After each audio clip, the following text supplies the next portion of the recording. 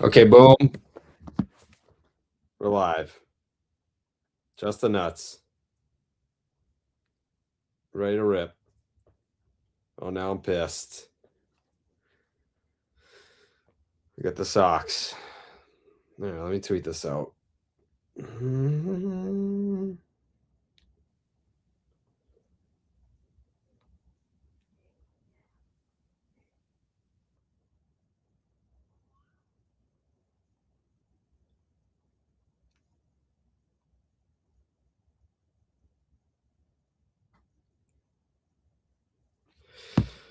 Hello, everybody.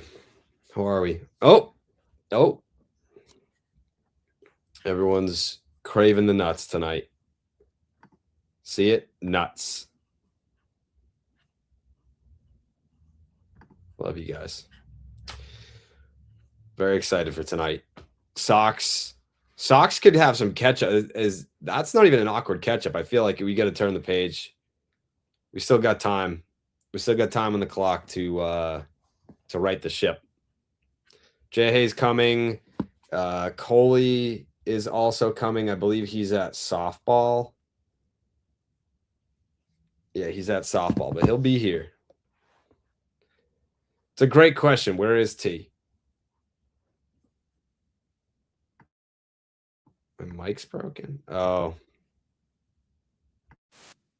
Now it's selected. Did I ask you?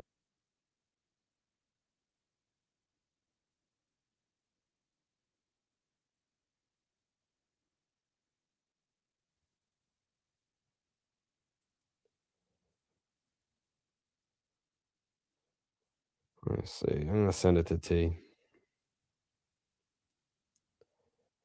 Should I fire T? Just sent it to him. Whatever I did make the mic worse.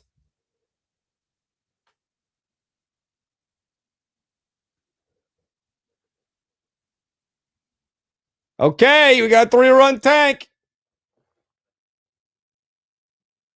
He's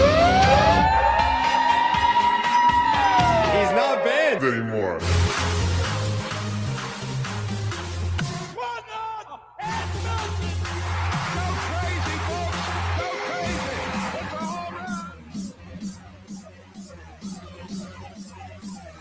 Hit the fucking horn, Jerry.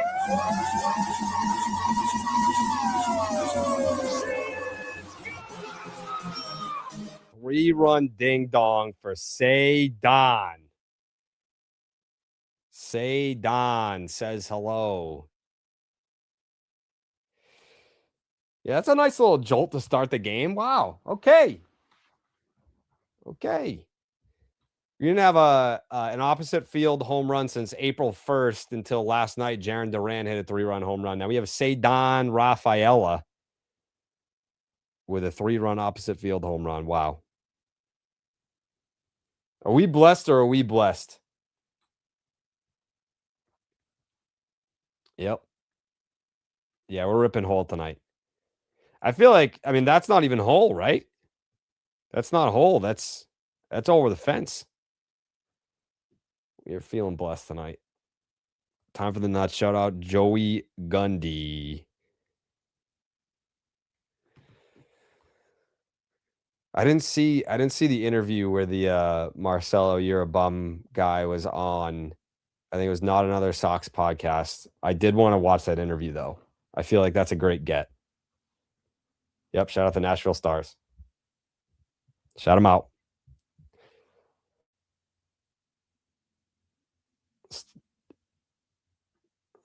Have you heard any rumblings about potential roster moves? No.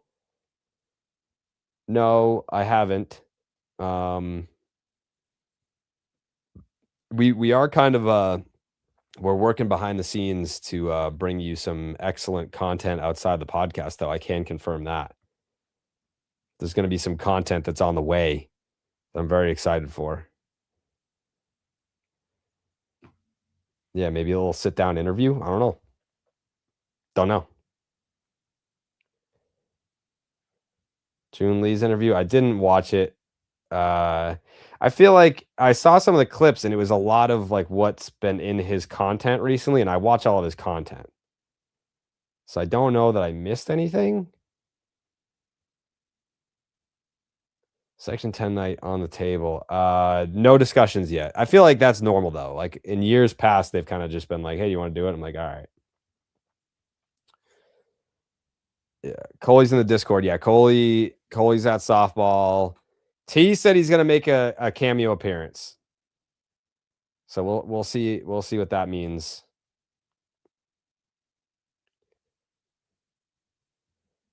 I had to turn on the AC. It's like 80 degrees out randomly.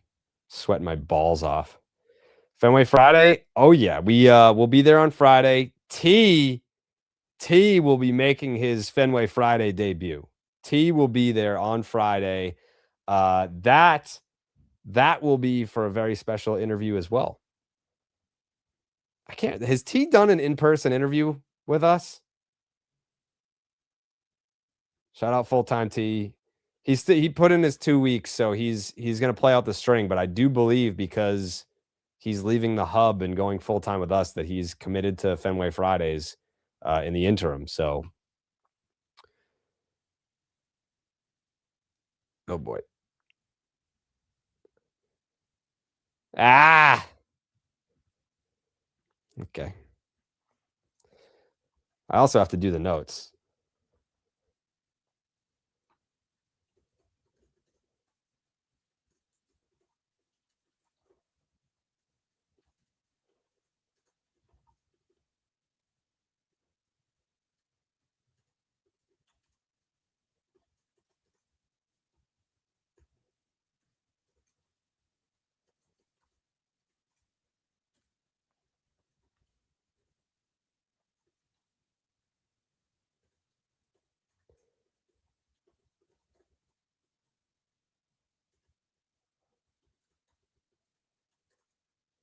Uh, 3-1 Sox, bottom one. Okay. Might as well have Bayo start. Yeah, I know. How's my week going? It's a stressful time. I'm moving. We're selling this house. We're moving into the new one. I was at the new house today to set up the internet and the cable. Moving the gym is going to be a fucking nightmare. That's going to suck. A lot of business stuff, scheduling interviews. Yeah, we're going to get there. I think I just got to get to June. We get to June and we're going to be cooking with gas. May is going to be a nightmare. Will you apologize to Breslow and say you were wrong about Devers? He's terrible. It was a great trade. I mean, he statistically is very, very bad this year. He typically does start slow, but like you can't say it's a great trade when none of the pieces that you got for Devers are still here. So like kind of a bad trade for everybody. It's a lose-lose trade. The Views commercial, it's next week. I thought it was today. It's a week from today. I don't know how that's gonna go. I've been wondering how you're going to set up all like the custom stuff. You have the new house. So like this is a real brick wall behind me that I did. I'm probably gonna have to, because where I'm gonna be probably for the next year is gonna be like a temporary setup. So I'm probably gonna do like kind of like a backdrop that you would see at like a photo shoot. I don't know. But I think when I do like the new studio, when like I'm gonna build like a new studio there, I kind of want to do something different. I don't know if brick wall's the move. Maybe we do something different. Giolito and I still share the same cable guy. He's great. Shout out Paul. He's been helping out a lot.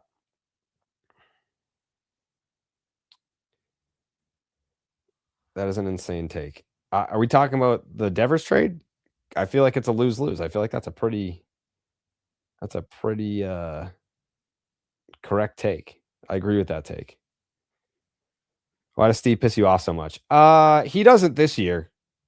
He hasn't pissed me off this year. Steve's been great this year. I've said that. I'm one of the first people to come out and say Steve's having a breakout year. Steve's having a career year. He's been doing awesome since the move to independent. Now that he's full time, you got to get him in the Rocket Performance Center. Yes, he agreed to that. He said he wants to do workout content, so I'm definitely down to make it happen. The Red Sox got $300 million off the books after Devers' best years are behind him. I don't know that Devers is washed, though. I don't know that, like, is Devers just done? Like, I don't think that that's the case. You guys are just talking about how Devers' contract isn't movable anymore, and if he really just sucks and he is an asshole, it's addition by subtraction. I don't know who had the take on the podcast. Someone said, do you think he would be this bad if he were still here? And I don't think he would be. But I don't know. It obviously doesn't help if he's refusing to play defense for the Red Sox still. So, yeah, I agree. How much is Scooble losing this offseason with this injury? Probably not a lot. I would say if you lose, if you go back to back Cy Young and then you have 1 year where you have surgery for loose body, it's not even TJ. So he'll be back probably in like September, maybe. And I don't know that he loses much. I think it's just like, all right, yeah, thanks for getting that cleaned up so that we don't have to pay for a lost season. That's how I would look at it. Yeah, Steve with the stash is just different. He's absolutely built different. Just bought an Aura frame for Mother's Day. Shout them out. Shout out the moms. I gotta buy some flowers. I gotta get on that. I have no money, but I'm gonna just put it on the credit card and hope for the best. 6 million for IKF is worse than 300 million for Devers. It's not great. I think what happened was they paid IKF, and then when the Monasterio trade, or Monasterio being part of a trade, presented itself, they were like, fuck, I wish we didn't do that. But we're not going to say no to Monasterio. On Just the Nuts tonight, you will have Justin Havens pretty soon, I would imagine. Justin Havens is going to be joining us, Coley Mick, and I gave the link to Tyler. I think he's eating dinner right now, and he said he was gonna pop in. So we will have, yeah, here he is. Steak tips for dinner. There he is. Yeah, the Nessun audio is not doing great. I agree with that take. Yep. It's a great take. Yeah, I'm excited. Now that T's full time, I'm pretty excited to see him do content that is outside of 10. I want to see him do stuff with Jay Hay. I want to see him do stuff with Dallas. He's got the Down on the Farm with the Mick Man on Patreon, patreon.com/section 10 podcast. I'm excited. It's a great show. It's the only show that I'm not on, which I enjoy being able to just sit down and watch content that my pals are creating and not have to worry about being on it. It's great. Yeah, I want to get T down there. Yeah, once we get T down there, that's going to be generational content. I feel like that's its own series. We need to get T to move closer. That's what we need. Because him getting in the car and still having to drive 2 hours back and forth is not what I want for him. I want him to not have to do that. Dallas and T interactions, that's going to basically be like if T played for the A's in like 2010 and Dallas is the veteran in the clubhouse and T's the rookie who just is wide-eyed and trying to soak in all the big league experience. We need that. Would you rather get a ride from Tyler or have Ace piss on everything in your car again? Well, that was Train's car. So if he pissed in my car, I probably would have felt differently about it. Oh, here comes Bayo to save the day. Thank God. Bayo getting hot in the bullpen. I feel like if Ace pissed on everything in my car, at least I'm not going to die. Whereas if you go in T's car, you are taking your life into someone else's hands. Need T to do a round of Family Feud at least once. So here's the thing. I want T on Baseball is Dead kind of like all the time. Like kind of filling that Joey role. That would be great to see T in a national baseball realm, and he can do Family Feud. He can give his takes on the rest of the league. He can be a great foil for Dallas. I feel like that's an idea that I'm going to keep pushing. Yeah. Tyler walking Dallas through a mic setup and do nummies. It's usually his headphones. Like Dallas, I guess there's a setting for the producer on the back end where you can go in and like turn someone's headphones on or off, and he would always blame Jake for that when it was just like, no, you just select your own, and he would, yep, see, he turned them on, so it was his fault. Yeah. Yeah, I agree with that take. T on Baseball is Dead full time would be great. That'd be great. BID needs to know. He needs to get to know T more. Listen, preaching to the choir. T on BID will be fucking awesome. I agree with that take. Are you brainstorming a name for your enterprise? Yes. Oh boy. Oh boy. All right. What are we going to put in the notes for that? Moran wants to get Bayo into this game immediately, and I feel like that's not a good decision on his part. 3-2 Sox. Bottom one. I'm sorry, I type out loud. I know I don't want to reveal the notes in real time. Brainstorming a name for your enterprise. Yes, there's been some names thrown around. Some of them are trademarked. The ones that I really liked were trademarked. So the one that I landed on, like it, don't love it. So probably going to continue to workshop it. There's some other shows that I want to add, like ultimately to build this thing out. I think we're looking at like not counting like the sub shows like Down on the Farm, but yeah, I think we'll probably end up with like 4 or 5 podcasts and then some YouTube specific shows. So yeah, maybe like 10 total properties. That's kind of where I want to live. I don't want to like make it this huge thing, but it'll be good to have a Red Sox fan on BID since you're supporting the White Sox. I agree. We're going to need a little bit of East Coast bias. We got Dallas on the West Coast. We got me in the Central, and T will be the East Coast guy. Jay Hay, just the blanket national guy. Yeah. T will either be elite at feud or even more of a mess than Dallas. Yeah. So like Dallas and I's brains are broken because once upon a time we did have the clock. So we were timed. I think we have to bring back the clock to create chaos in T's brain. We're just kind of programmed to answer as fast as possible. I want to do vlogs going to Portland and Worcester. That'd be cool. I think we should absolutely do that. Whatever you want to do, T, you just let me know. T on BID is awesome. Also want an occasional sprinkle of the McMahon there too. I agree. I think that'd be great. Like there are some games that Dallas has like a late flight in, and like the schedule is, we'd have to record at like 5 p.m. I think those are the days that you just have McMahon in that seat so that we can still record early and then get the pod out. T on BID would be awesome. I agree.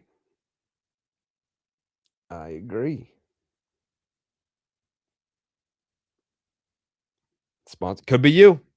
We actually are talking to a sponsor that we're in the red zone on closing out that deal, and they would be a pretty big sponsor to bring in for the Notebook. I'm pretty pumped about that. Is Mixtape one of the shows you're trying to get? Yes, I can't get in touch with anyone at Mixtape though. That's the thing. Mixtape would be a great add to the network. Yeah, trying to get mixtape. What ideas for other podcasts? I don't want to. I guess I can tell you guys.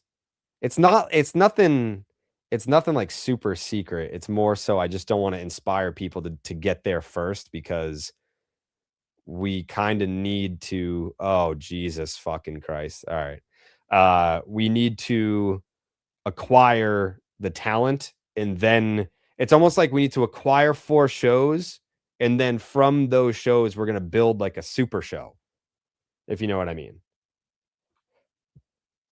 Yeah. The name redacted baseball group goes crazy. That's why you're the man, Rail John Anthony. Yeah, I think we're not married to just baseball. You know, if people like it and I like the people, that's really all it is. Like I'm not trying to like bring in shows that I don't at least know somebody on. Like I want to work with my friends. Maybe that's not the best business strategy in the world, but I like lifting up, helping and elevating my pals so that we can all win together. That's what I want. Yike. All right. Leaves them loaded. What if T has Bobby Dahlbeck slander on BID? See, that's something I hadn't previously considered is like, does suspensions work on BID? I don't think so. I don't think they do. So does that mean that like T can just run wild and say whatever he wants? I don't think he can. So we're going to have to come up with something to kind of police him.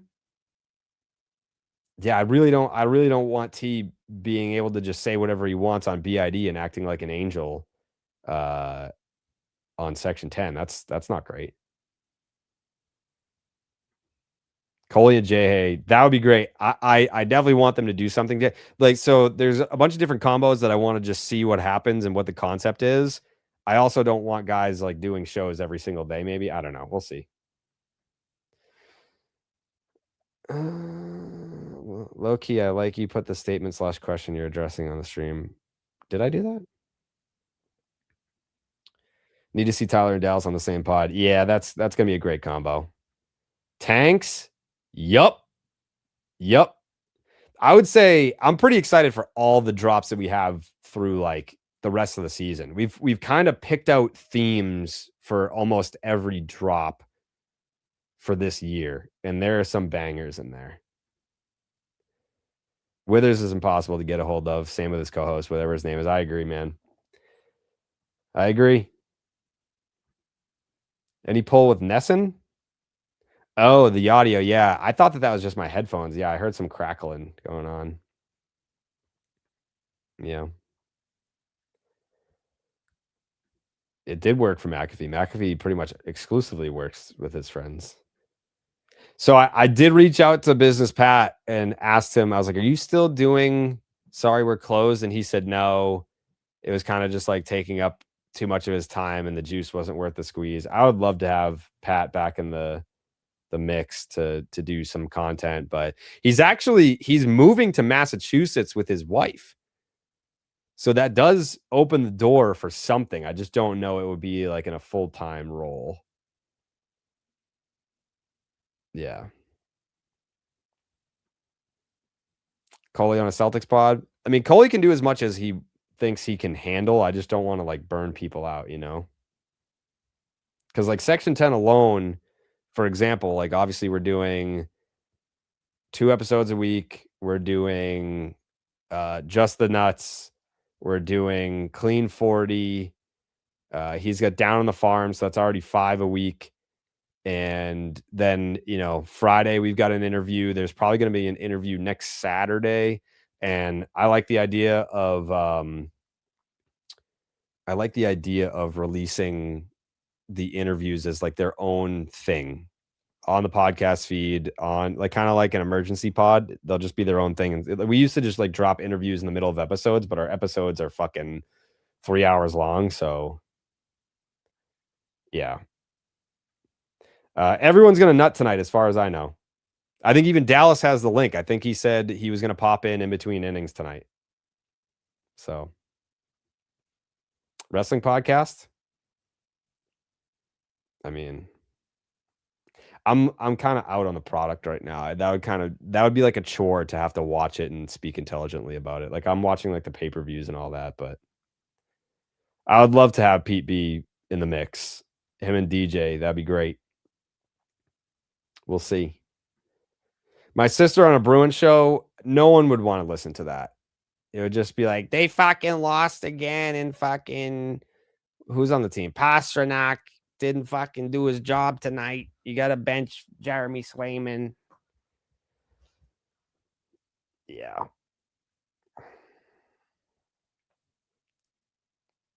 I always have the suspension within my reach. Has to be. Are you gonna make everyone move to Boston like John Boy does, making people move to New York? I can't make anyone do anything. It would obviously be better and easier if people were closer, but I hope T at some point moves closer, but I don't envision a world where everyone lives close, which sucks.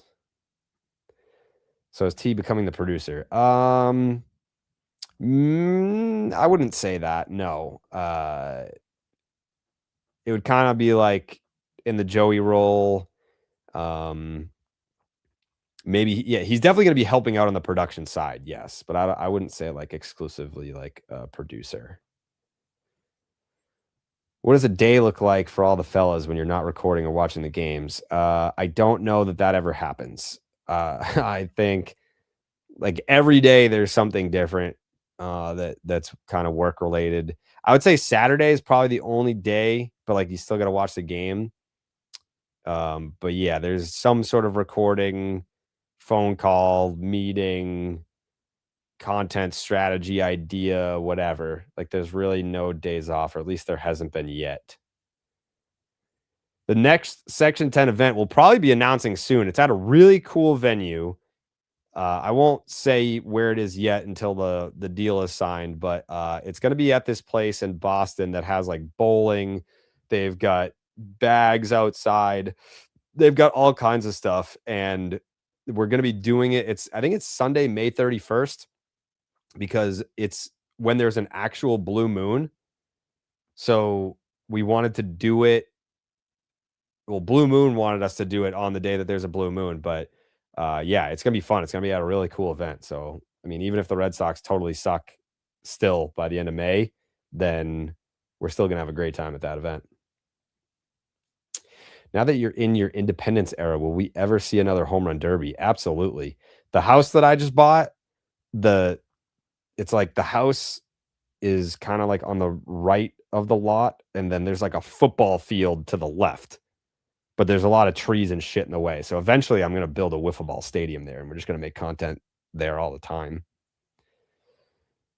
When will the merch discount codes for Patreon tier members? That will be, so we had that meeting, what's today, Tuesday? We had that a week ago yesterday. So like last Monday, we had that meeting. So that'll probably be, if you're in that tier, you'd either get like probably an email, and you would be getting it once a month for a discount each month. And like the code, it'll be like GYX123. Like, so it'll be like, it's not gonna be like promo code Dallas, because then people will just put it on the Reddit or whatever and everyone will be able to use it. It's like a one-time code that you can use once, and then you'll get a new one each month. Yeah. Dallas mentioned sleeveless hoodies as an idea for BID. I think he mentioned t-shirt hoodies, which I don't know. I think I'd rather have a sleeveless. Yeah. We do need Pete B and Pat L together again. I absolutely agree. Have Steve vlog while being a door dasher. There could be something like that. I'm not going to rule that out. When's the Cora interview? I don't think he's going to do one. That's just my guess. He hasn't said as such, but that would be my guess, is that he's probably not going to do some sort of like tell all kind of thing, because I mean, he's either going to take a job in August or September, and not want to be a distraction. Like day one, he's going to be hired, and then there's going to be like Boston media there asking him questions about stuff that he said in an interview with us. I mean, the door is open. I said as such to him, if you want a place to air your grievances, you know who to call. But I don't think he's going to do one with anyone. I'd be surprised. I'd be surprised if he did one and it wasn't with us, but I'd be surprised if he did one at all. I feel like he's gonna just take the next gig and keep it moving. He's not just playing it up, trying to like play nice guy. I think he genuinely is just like grateful for the opportunity and thankful for everything that happened, and now he's gonna move on.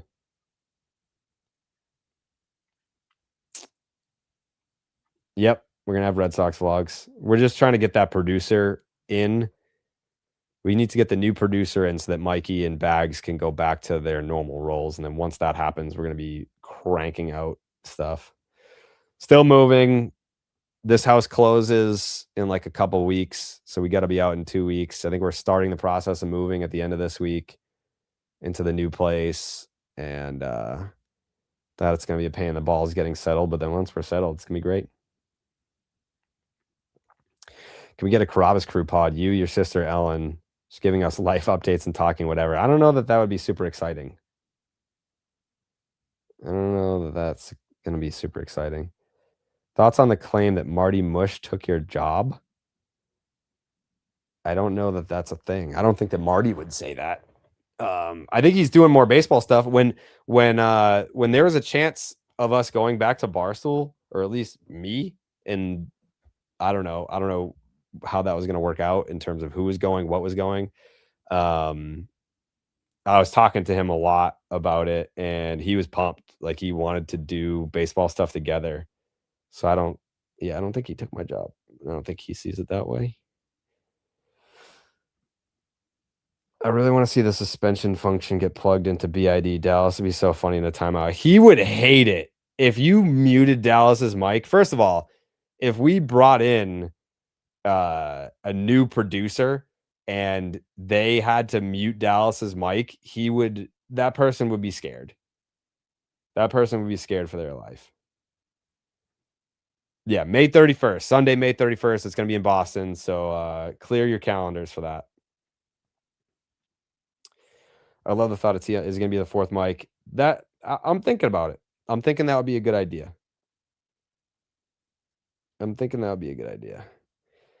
Who'd you put your money on being the next Red Sox manager? I mean, I'd love Rocco Baldelli to get that gig.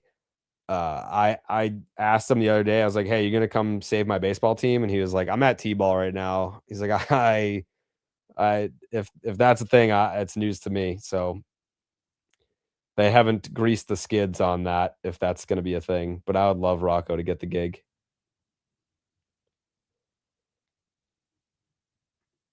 Skincare. I don't have one. I have like a face wash that I use.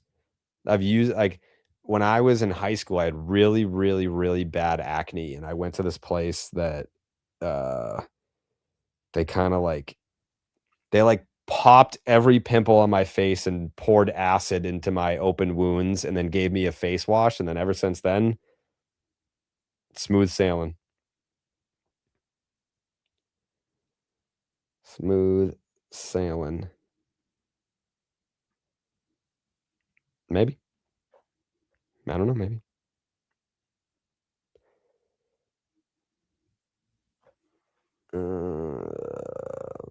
Are there any other Boston beat reporters you want to have on the show? Yeah, there's a few. Tim Healy I've never had on. I like him a lot. Chris Smith's never been on. Jen McCaffrey's never been on. I know she doesn't like Barstool, so maybe that was a thing then, but we could do it now. Who else am I missing? Chad Jennings. I love Chad Jennings. I would like to have him on as well. How close are we to getting the new producer? Are we in the red zone? There's been a lot of really good candidates. We're kind of in the process of narrowing it down to where some of them are sitting in on the shows to kinda it's see what it's like, and then I think we're giving them the audio and video track to it's almost like a ghost production where it's like, "All right, do the audio. What does that sound like?" Like, we're, like, kinda, like, testing people out.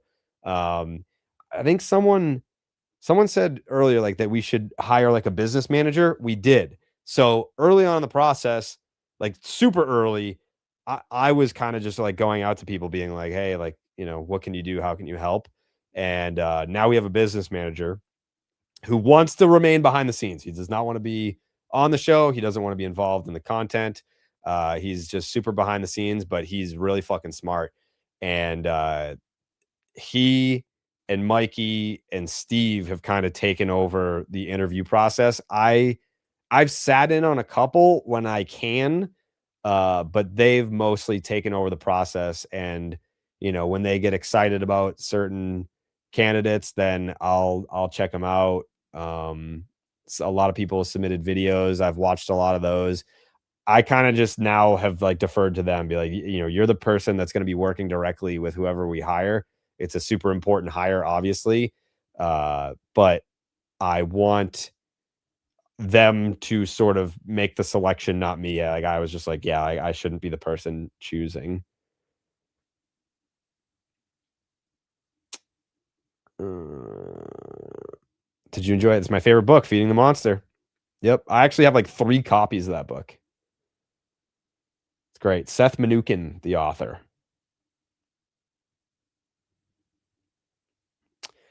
Speaking of Barstool, those baseball guys over there don't know shit, huh? I think that it's WWE. They know ball, but whoever I think what Marty had the Yankees as the best team, which the Yankees are the best team in the American League, but the American League sucks. Like the Braves are very clearly the best team in baseball right now. But he's a Yankee honk, so he's gotta play that character. Where do I think Cora's going next? The Phillies. I think that they're keeping him that seat nice and warm for him. When he's ready to come back, that's where he'll go. I would be really surprised if he took a job somewhere else. Like, even if the Mets job became available, I think he loves he loves Dave Dombrowski so much, and obviously he would talk about the vibes at Fenway all the time. I think he would fucking love the vibes in Philly in October. I've been to a lot of playoff games at Fenway, but being at those playoff games in Philly in 2022, that was something different. I'm not saying it was better, but it was electric. Electric.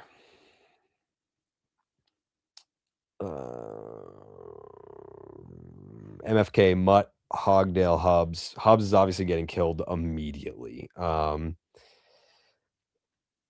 Mutt's gonna be a one night stand. I love Mutt, but Hogdale's the best. I love Hogdale.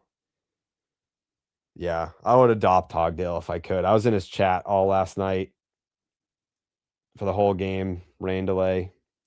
June Lee, I would love to have June Lee on the pod. I know he's been making the rounds. I see, like, I'm not always like thinking about guests. It's kind of just, if something happens, I want to have somebody on, and he's been making the rounds. So I don't want to like hop on the bandwagon. And, he's been on a bunch of podcasts recently. And I'm like, all right, now we're going to have him. But I've known June Lee since 2013. 2013? Yes. We worked together in 2014 for a blog called Sports Real Boston. It was me, June Lee, and I believe Chris Cotillo. We wrote for the same blog. Would you do a Section 10 fantasy baseball league? I was going to put that as part of the Patreon, but we were trying to get it off the ground so fast. And I was like, I don't know how to do this. Like we put it out on opening day. So I was like, maybe next year when we have more runway to figure out how to do like a Patreon fantasy league. I don't know. That's above my pay grade. I do not know how to do that shit. Yes, I would like to. No, I don't know how to do it. Are we ever going to hear what happened with Jake? Jake, he left. He is pursuing other opportunities. Same thing I said on the pod. I hope he's doing well. I wish him well. And You know, wish that it worked out here, but whatever he does, wish him the best. We wouldn't be in the position we're in without his contributions.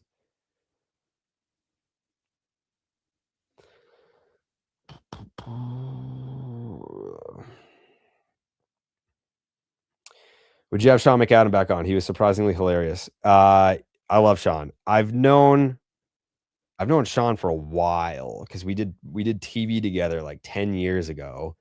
And I don't remember if I said this on the pod or not, but like we never talk baseball. Every time that I talk to Sean, it's always about music. It's always about what he's been listening to, what I'm into right now, concerts that he's been to. Um, I let him know that I don't like Bruce Springsteen every time that I see him. Yeah, Sean's the best. I feel like, someone like that, him and I, like people only want to talk to us about baseball. So like when we have the chance to talk about something else, we're just like, yeah. So like we talked about like Allison Chains, the last homestand. Yeah. Fleming just said he's never been to Kowloon. I'd love to take him. I would love to take him. Heyo. Look at that. Say Don. Yeah.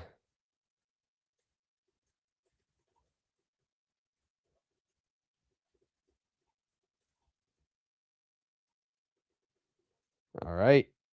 Okay. Look at Sadan proving me right. Todd Benedict is not the new producer. He's out. Out. Is this a solo stream? It certainly looks like it right now. Oh, more hole. Hole. Yeah. Look at that. 5 runs.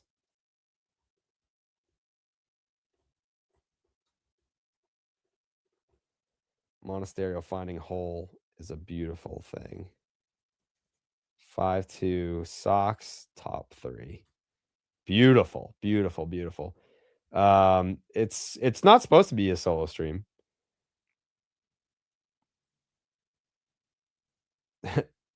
Cigarette reviews would be great. Do you think there's any chance he goes to the Yankees if they fire Boone? I wouldn't say 0%. I'd be surprised if he went, but I wouldn't say he wouldn't go. Like it's not like, oh man, I'm Red Sox to my core, and I wouldn't do that. I think he would consider it for sure.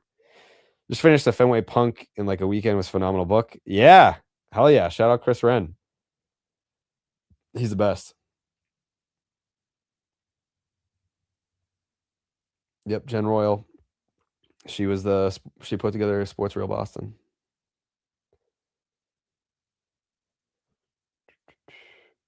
Devers has been one of the worst players in baseball. Current favorite musical artist.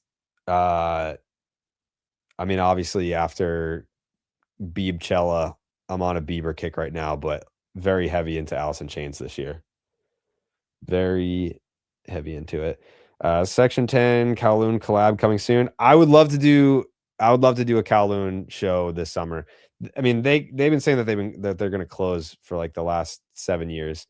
But you never know when that news is going to drop where it's like we've got 1 month left. So I definitely want to do one more. We did one in 2021. It was awesome. But yeah, absolutely have to do that again. You think Will Fleming has seen Bone Tomahawk? No, I don't think he doesn't strike me as like a gore horror graphic guy. Yeah. Wow, that's a hot take. Is the team better without Roman? I'm going to say no, but if Caleb Durbin does something here, then you might have a case. If Home Run Derby checks in, oh my God, he did it. Oh my God. All right, maybe the team's better without Roman. I don't know. Home Run Derby just with a poke through the left side there. Home Run Derby.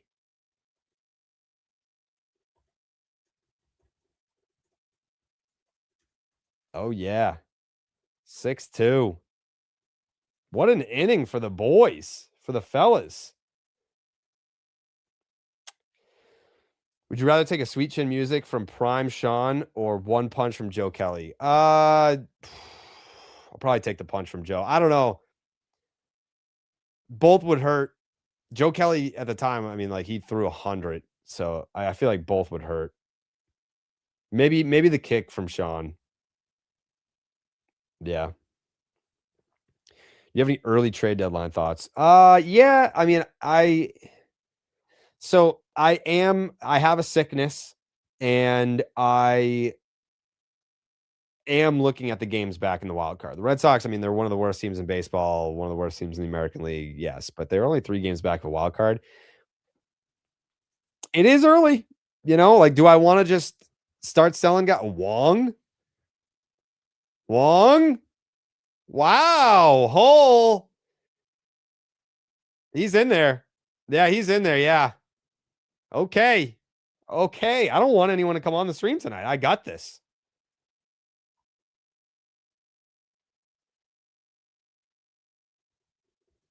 Wong fiending for Hole. RBI knock. Makes it 7-2 in the third. Okay. Yeah, I like the Beebs. I do. We do have a Kowloon. Oh, and now it's Justin Havens. It's the J. Hay kid. Your mic's muted for sure. For sure. Welcome, J. Hay. I think it's on now. Do you think you would ever re-release copies of your book or possibly write another? I started to write the second one, but then I was just like, man, there's a lot of work that goes into it, and then I think the real story, I would have to change so many names.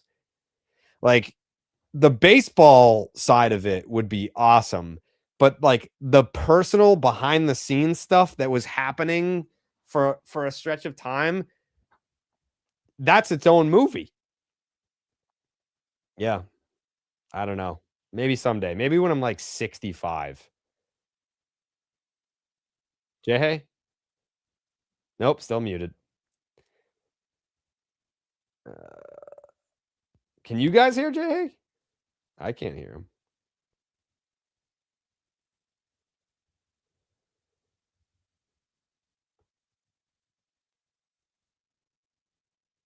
Yeah, no, okay. Just making sure. Just making sure it's not me and my headphones. Dallas Braden. Oh, here he is. Dallas! Dallas! Oh, bye. See ya. What an asshole. You think you see another Red Sox World Series in your lifetime? I do.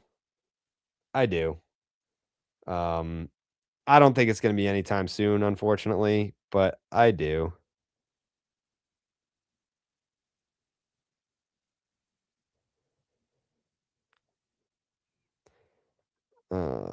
Okay. There goes Justin Havens. Back to solo nuts. Solo nuts. Oh, nah. This is great, man. We're going to get ketchup. Tomorrow's the views. I might be in a good mood. I might be in a good mood going into the views tomorrow night. I did not anticipate that happening.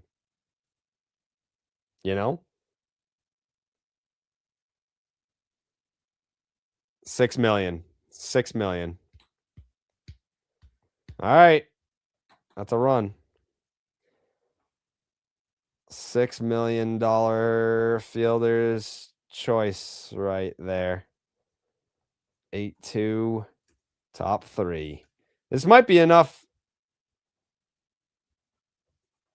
This might be enough for Bayo tonight.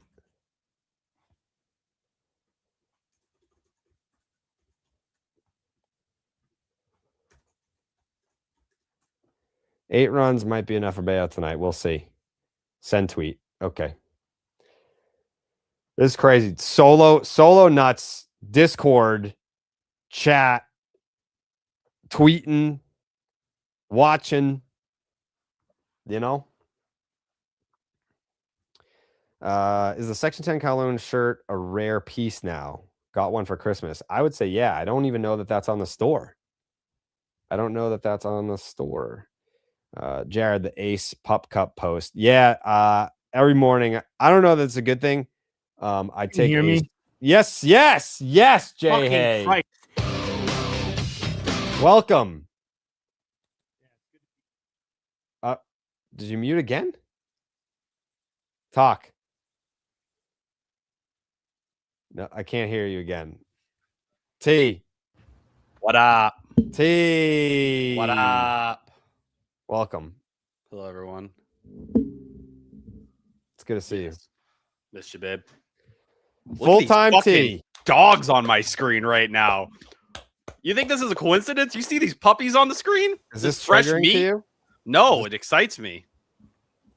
Tweet the live. Tweet the live. Oh, I'm going. Tweet it out. Who sees the pups on the screen, baby? We all do. Yep. I'm gonna be real. Be real. Where do they shit during the game? On the floor, and then they pick them up with bags. For real? That sounds like a bad experience. Like, I'm very pro dog. I like to hang around with dogs. If I showed up to a ballpark with a dog, I'd be concerned it was going to shit everywhere. Yeah, I mean, like that. They obviously shit. Hello. Jay Hay. Oh, Justin Havens. We had you for a second, Jay Hay. We had you for a second. Oh, no, he's gone again. Yeah, you passed. Jesus Christ. We got like 4 words out. It was a crispy 4 words, too. You sounded good. Yeah, sounded great. Yeah, but nobody feels like a bigger loser than when you have your dog at PetSmart and it shits on the floor. Dallas! Like, you feel pathetic. Dallas. Milky! Hi, Dallas. What's up, brother? How you doing? I'm good. You look beautiful. I'm going to send you a welcome basket. Not that you weren't a part of the family before, but I think anytime we adopt a stray off the street, I like to make sure that they're as welcome as they could ever be welcome, my brother. Thank you, Dallas. It means a lot. I feel like I have a new dad. He can't hear me. I couldn't hear you. Repeat that. It's okay. I feel like I have a new dad. I feel like you've adopted me. You've taken me in. I'm under your wing. My life it's to you now. If I die, it's on you. That's a lot of pressure. Look, I'm willing to look the other way. I'm willing to let you grow as a human being with a little bit of sex guidance. with my mother, Dallas. Just consider me like the rails on a bowling alley. I'm here to just kind of bump you back in the right direction. But we get your ball rolling down the alley, my friend. Unstoppable. Unstoppable. I got to go. I'll be right back, Milky. I got a job to do. I love you. Jesus Christ. You said was Dallas crazy. was going to have sex with your mother? He fucked my Pikachu. That's worse. I mean, T. Jay. Do you tweet the live? Shit. That's what I was doing. I got nervous. Dallas showed up. You're getting really close to getting fired, T. I'll be honest. Right now, this quickly? You got to tweet that live. It's Tweet already it out. tweeted.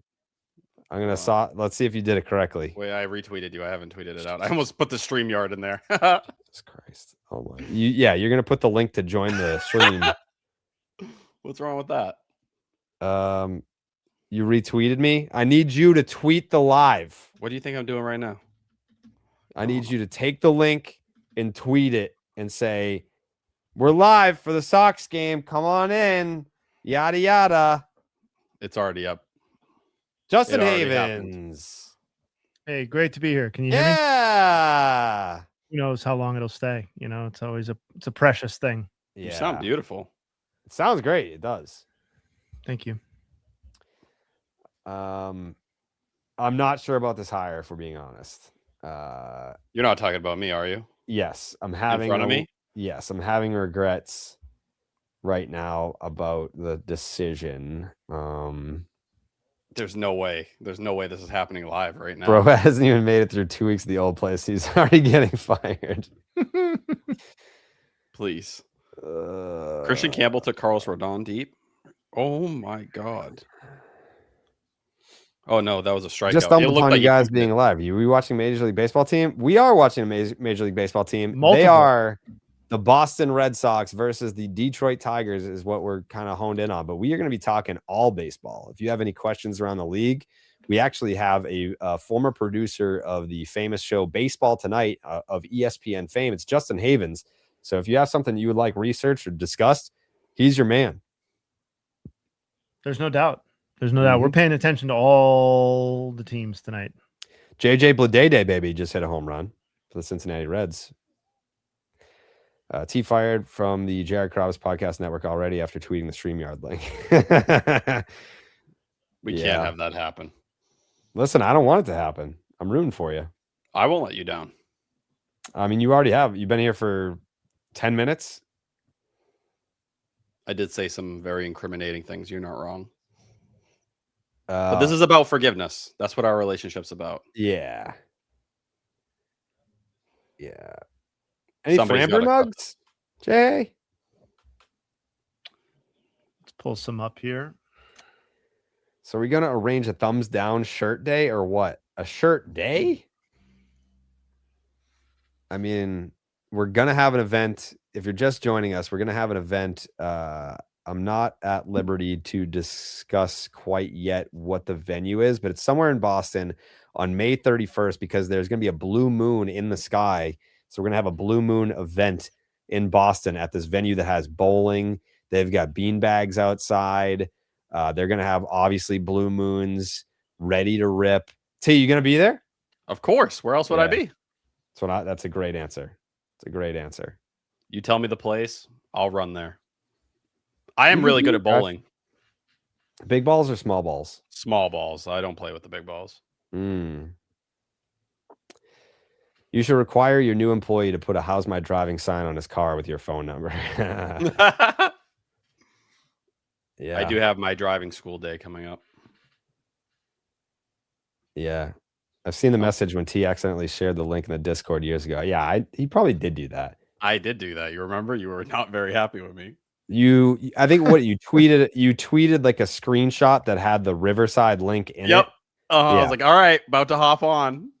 And everyone was like, please delete this. Please delete this. Nobody joined. They were nice. Did T have an agent negotiate his new deal? Yeah, I was his agent. I was his representation. Thank you. You're welcome.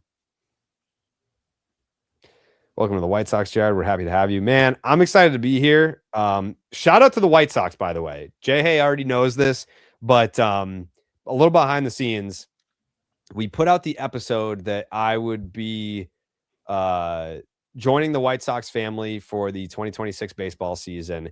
And that night, I had a text message from none other than White Sox Dave asking me for my address because the White Sox wanted to send me a care package.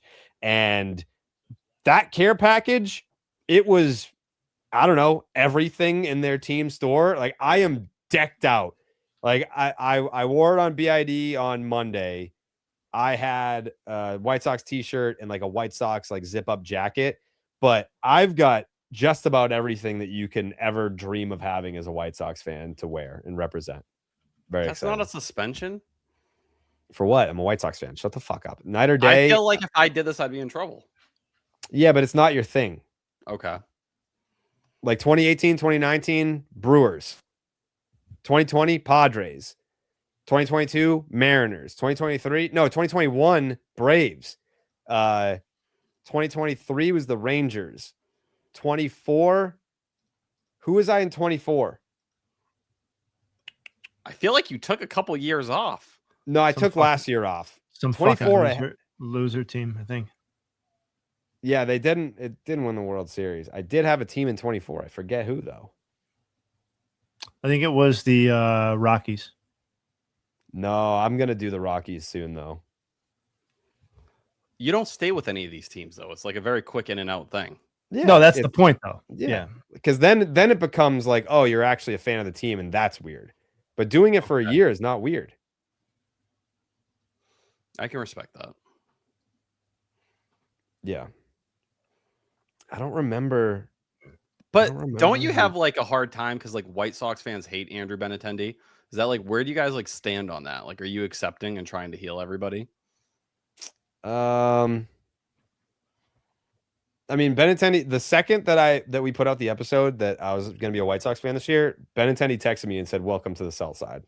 Well, that's the So, right move. He needs allies. Yeah. I don't have a Benny jersey. I don't have. So Seattle was 22. Seattle that 20 like late 21 and then full 22. That was when I did America's team. Yeah. It wasn't the Brewers. Brewers was 18 and 19. I don't remember who 24 was. Who the fuck? Who the fuck was I riding in 24? There's just so many Red Sox vibes on that team. It's a shame everybody's hurt though. Chris Murphy's dead. Kyle Teal. I think my drop is still sub 700 OPS over there. What year was the Kid Rock year? That was 23. That was the Rangers winning the World Series.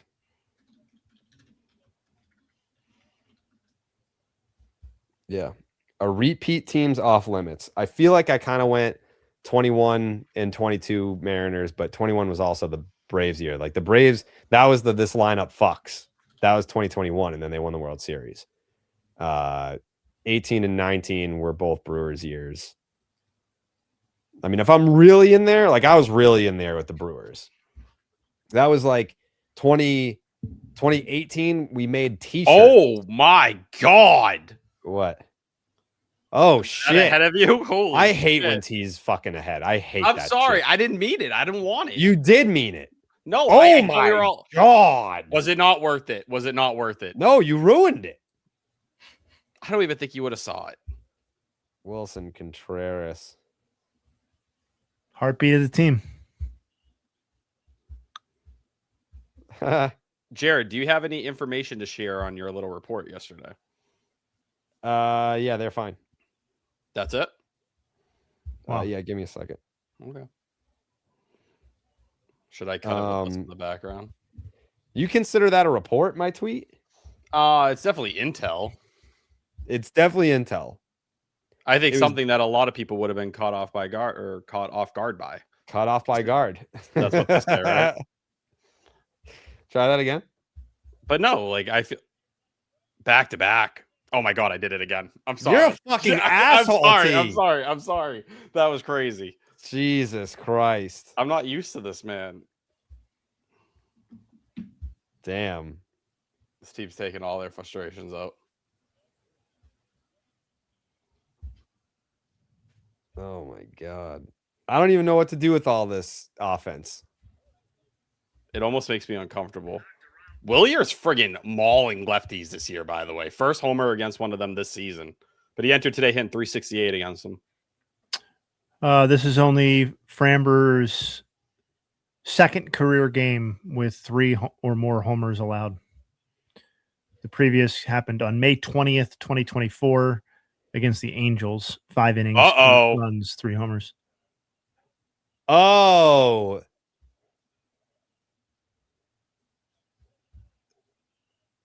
That's such a fucking Framber thing to do. Way to tell on yourself, bro, all over again.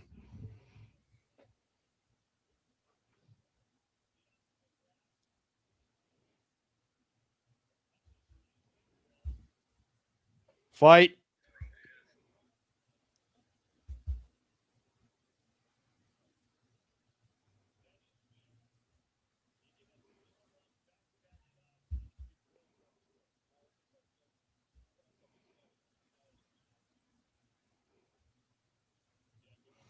Back-to-back Willie bombs.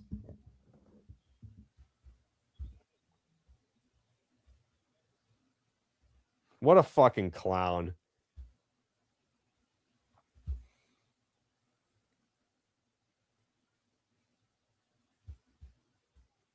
I kind of love Wilson.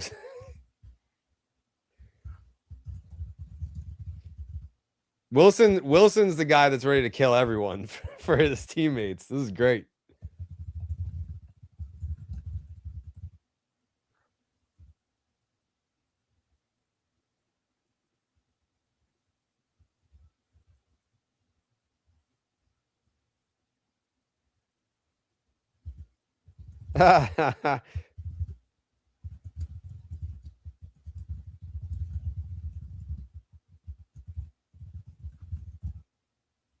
What a loser.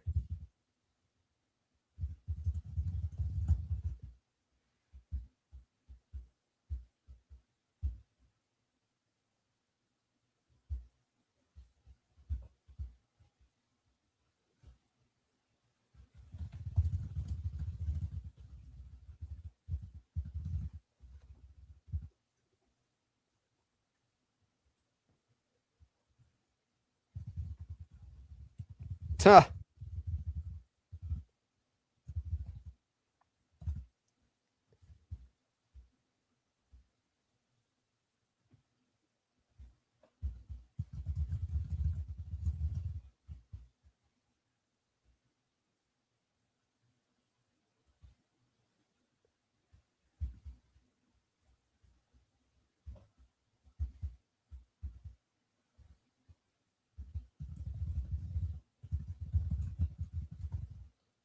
What a loser, dude.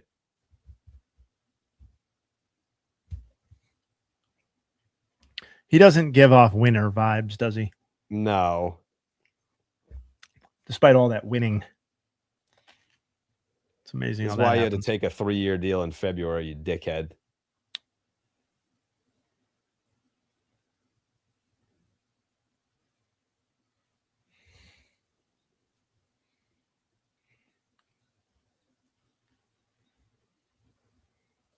Give up 10 runs and then get fucking drilled Trevor Story, who is the worst hitter in the league.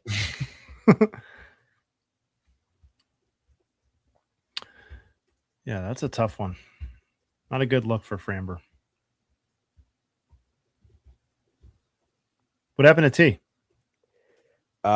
He probably went somewhere to make a video, I would imagine. Oh, yeah, not hating on anybody for cutting out. Just while I was looking stuff up, he apparently disappeared.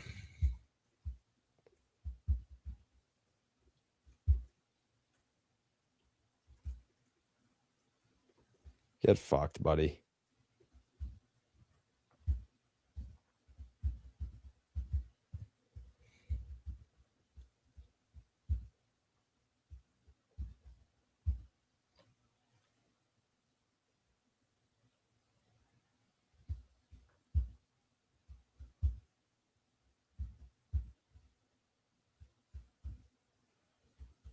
What a loser.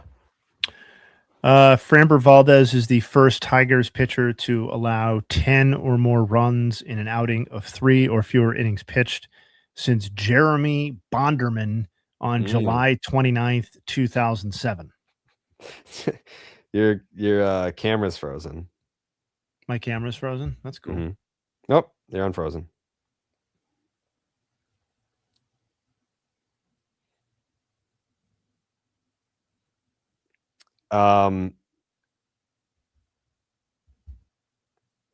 See, I'm not like a big like throw at him kind of guy, but you kind of have to hit someone now. Like this is what sparks a team.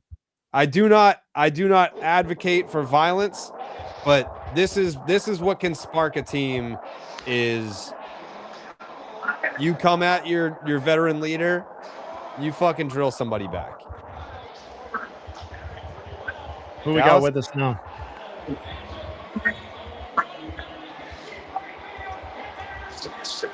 How we doing, folks? Just want to put you on notice. If you're not watching this Phillies A's game, I'm sure you've got a favorite team you're watching. Totally respect that and understand that. Unfortunately, what Christopher Sanchez is doing right now is special. Special. I'm not talking, no hitter PG stuff. I'm not talking that. I'm talking just absolute harbinger right now. You want to fall in love with a pitch? Fall in love with this dude's changeup right now. It is absolutely disgusting on its best behavior. Jay, hey, I got a lot of nugs that I can drop on you for this thing. Just do a little digging, my dude, and check out what sort of a weapon this is and contextualize for the people, because this thing is an absolute bastard. It's a bastard. Wow, that's crazy that you would tee me up like that, given that 5 hours ago in preview for this evening's slate, I tweeted out that Christopher Sanchez has a 48.4% whiff rate with the changeup this season. Of the 55 MLB pitchers to throw at least 100 changeups this year, that's the second highest whiff rate behind Tarek Skubal at 49.5%. Rest in peace. I came in and Dallas died. It's all right. He set me up for a nug. That's really all he was good for.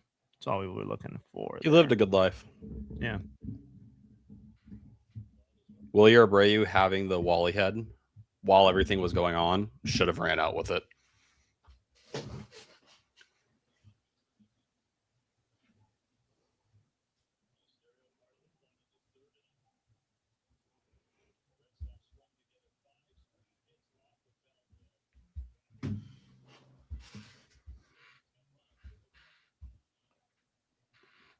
Ty, thoughts on Framber being a hoe?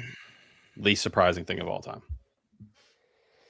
Brian Bayo has to smoke somebody. He's been asked all year. The team has been lifeless since opening day. The Tigers are giving you a free invite to ignite a spark for your own team and unite the players. Got to do it.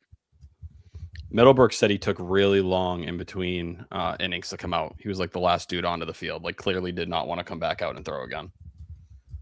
Bayo? No, Valdez. Oh yeah, he was done. He was mad they sent him out there. I said a few minutes ago that Framber Valdez is the first Tigers pitcher to allow 10 or more runs in an outing of 3 or fewer innings pitched since Jeremy Bonderman in July of 2007. Would you believe that he's the first Tigers left-handed pitcher to do that, 10 or more runs in an outing of 3 or fewer innings pitched in over 100 years? A guy named Bill Bailey on June 29th, 1918 was the last Tigers player to do this. So pretty crazy. We're seeing history once again on Just the Nuts.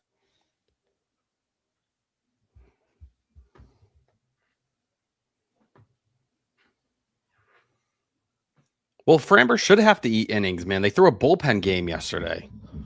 Go out there and eat it. It's the bare minimum. Yeah, they got to do it. Is that wrong? Is that the wrong take? Tigers broadcast is defending him very heavily. Defending, I don't know how. Who? Valdez. For what? I don't know. I guess everyone was saying it in the chat. For being just a dumpy ass bitch. Is that what's up? Just look at the body language, man. Not an ounce of remorse, nothing.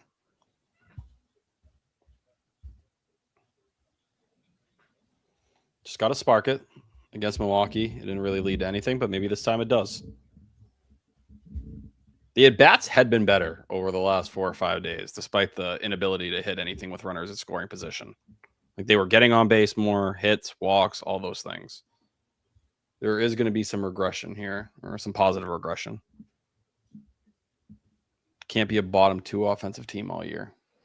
Someone said Bayo can't hit somebody because he's pitching well. It's like it's an 8-run ball game. Like I think you can do it.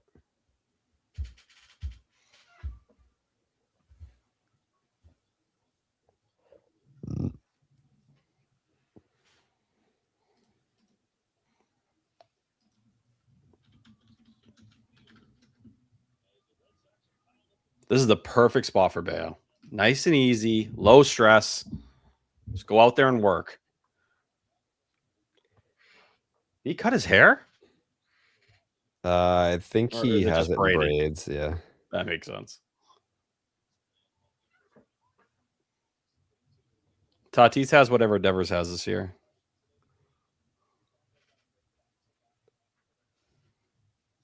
Also, shout out everyone who has hit me up about the Red Pandas. Really appreciate it. If you got any videos, please send them to me.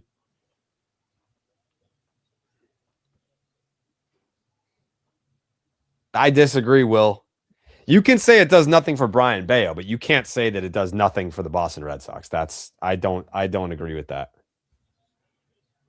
To be fair, they do have multiple arms sitting down in AAA right now because the bullpen's so cooked. I think they have Eduardo Rivera and Jack Anderson both like not even eligible to pitch in games. If Bayo doesn't have to be the guy, but you do it tomorrow, like that was bullshit. Send Alec Gamboa out there and let him do it. Who? He's on the team. You're not a Gamboa guy? The boa? Who The the boa? fuck is What do you that? call that snake? A boa constructor? What is it? A boa constructor, T? What do you call it? What do you call it? Figure it out. Oh my god. Hold on. Construct J. Oh, I see. I see the guys. There's not even snakes. Oh, he left. Wow. You just killed J. Damn. Yeah. I didn't go to the zoo a lot as a kid, man. Like maybe 3 or 4 field trips. I don't think you need to go to the zoo to know what a boa constrictor is. I really don't think. Are these in North America? Did I hear boa constructor? Dude. Boa constructor? You know snake types off the top of your head? I mean, I know the boa constrictor. I don't know. I know the python. Yeah, that's everybody knows that one. Listen, Boa constructor. that's not fair, man. Yeah, I have been having some animal issues recently. That is true. Hey, I do feel like Trevor Story has a lot of anger inside of him. wouldn't you? Middlebrook's taking shots at like everyone on the Tigers roster during it. Fire.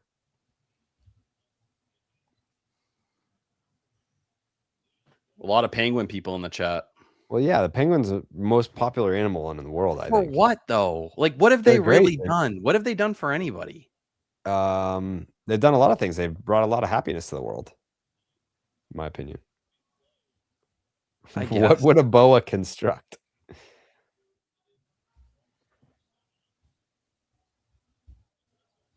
Jared, grade the T stream debut thus far. I mean, he's brought some entertainment value for sure. Happy Feet, great movie. I agree. What would you All right, what would you though. say is a better animal than Red Panda. that's not? Yeah.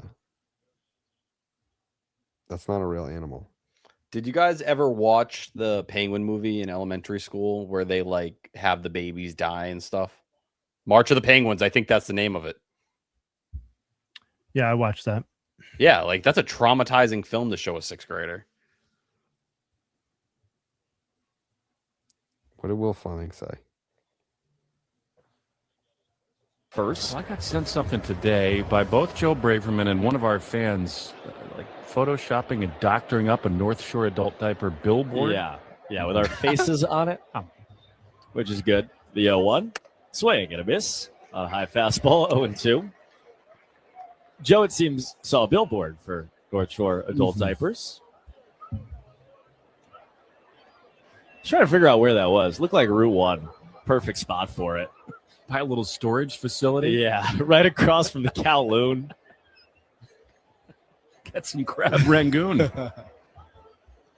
Man off first, and Valdez throws over, checking on Contreras. You know, it's a major void in my New England life that I've never been to the Cowboys. Got to make that happen. I know.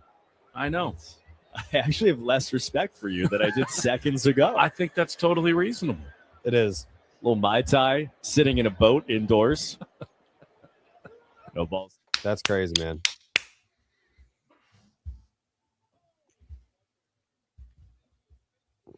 I need to pull up the Nesson stream. Bayo is firing 4-seamers, man. Like way more than he has all season long. It's looking like Man. 2025. That was an aggressive clap, T. I'm just gonna throw that out there. In a good way. I like it. I like it though. We need that fire. I We need that Bayo fire. looking like Bayo. Give me something. I like Jake Bennett. I don't need him in the rotation every 5th day.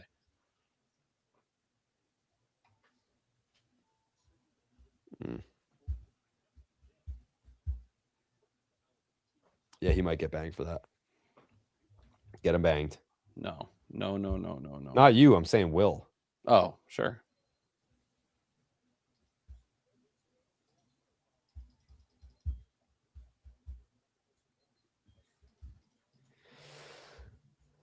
Oh, now I'm pissed.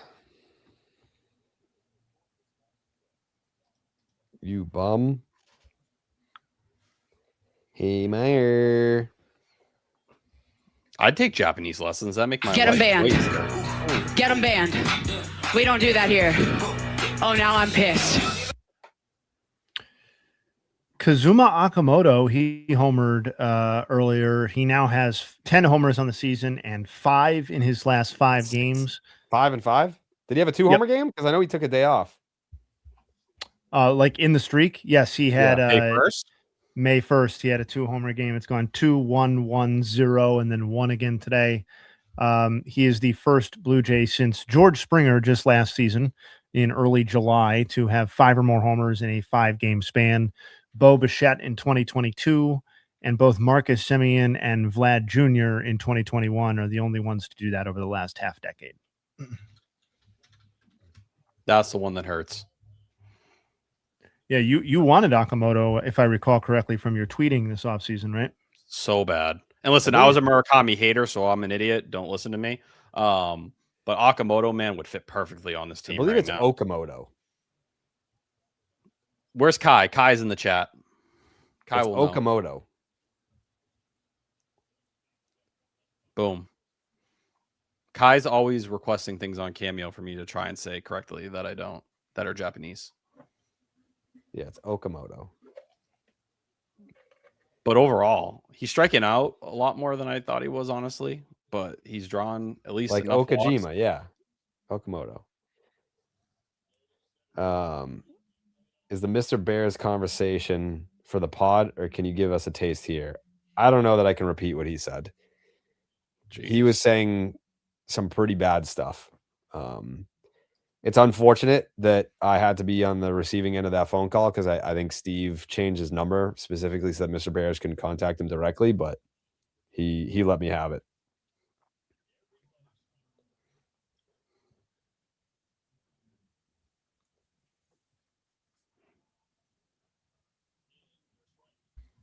T, Kai is calling you a liar. What did I do? He said he sent 1 cameo. He says he doesn't have the money to be spending on tons of cameos on you. Mm-hmm. I believe that. I'll be honest. I've done a lot of cameos. Not to flex. Wow. You worked that back to yourself pretty fast. Listen, that's what you got to do. Lift yourself up, and then others can see you. Mm-hmm. That was deep. That was a bar, man. That was off the top. I think I have the cheapest cameo of everyone. Mr. Bears, I believe he's from Brooklyn. I do remember your fiance recommending that. I haven't watched it yet. Honestly, I'm watching less anime than ever. I'm going to be real. Just about every part of my life right now is dedicated to ball. Wow. That's not changing.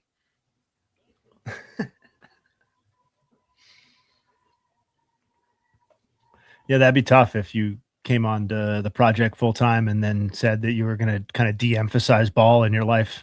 Yeah, I'm just switching up, man. He's just putting his feet up. Getting back more into anime now. The Detroit announcer said that there's no way Framber's hit by pitch was intentional. That is fucking insane. I'd be like Have one of some those shame. rappers that just got an advance and never made an album again.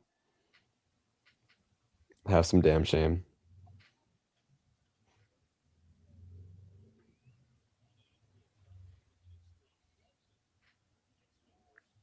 Look at that. Is my hair that bad? Jesus. All right, it is that bad. Timeout. Yeah, you look disheveled is the word.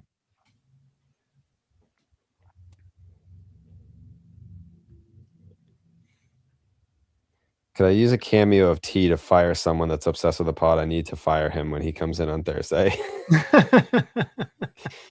Yeah, absolutely.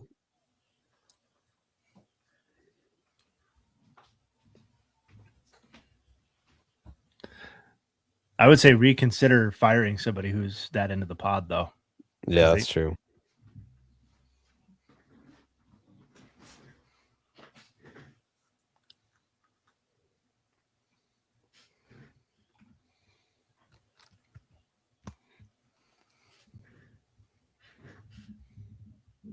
This would have been a great game for the views.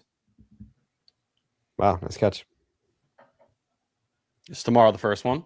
Well, solidarity with Vrabel. Is that what's going on here? Whoa. Actually, no, Brandon LaFell. Oh, Patriots Live. If you know, you know. It's looking like a ringing endorsement for infidelity. Guys. That's how I interpreted it. I don't support that. I'm a family guy first. Cheating. You go to hell for that, man. No, you go to rehab, actually. Yep, that too. In Utah.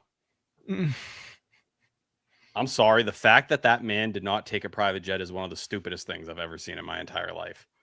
Whole Kraft sends jets to people for fun, just for an activity, for a nice weekend. There's like years of stupid in that story. There's a lot of stupid being built up over the years.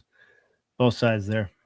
Just imagine like telling your wife, like when you first get caught, you're like, man, like it's been a rough 6 months. I've been really off track, kind of lost myself. Then the pictures drop from 6 years ago. It's over, man. Just pack it up. Just leave. Go do something different with your life. Yeah, maybe stop lying all the time. That's court 6 years, man. You don't come back from that. 6 years.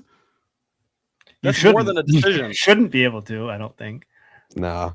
You can't pull it was a mistake. It was a one-time thing when there's a 6-year track record of at least of an established timeline.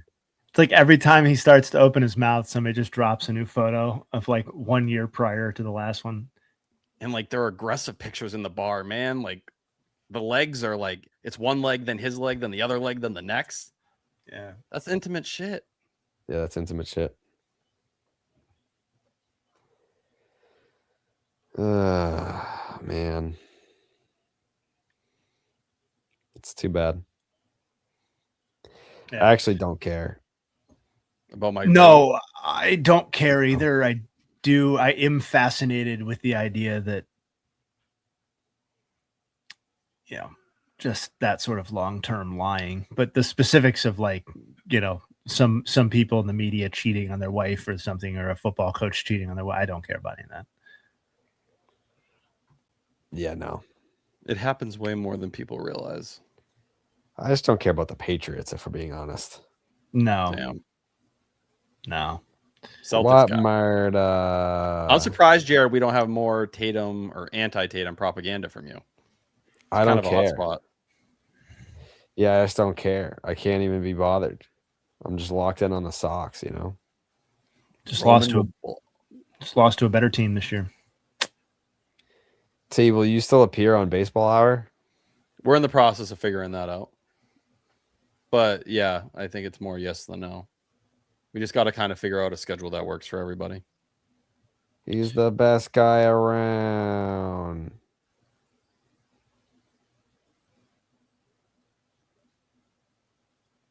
Jay Hay's married. I am married. Who asked? What's with the wedding ring? Oh, I'm not even wearing one, but I'm not wearing a ring at all. But I am married. Yeah. Are you an anti-ring kind of guy, Jay Hay? I just don't love having like stuff on my hands and all that. Yeah.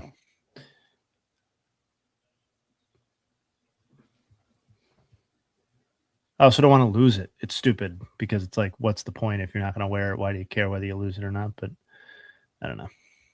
But I am married. Yeah. Yep. No photos of me 6 years ago either. No. He's the best guy around. I just got another Okamoto highlight.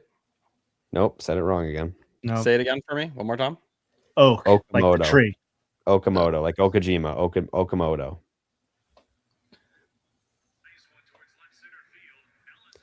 Coley's coming. I thought he'd be here by now. Ooh. Oh my God. Oh, you got to see this. Jesus. What the hell? He took out his legs.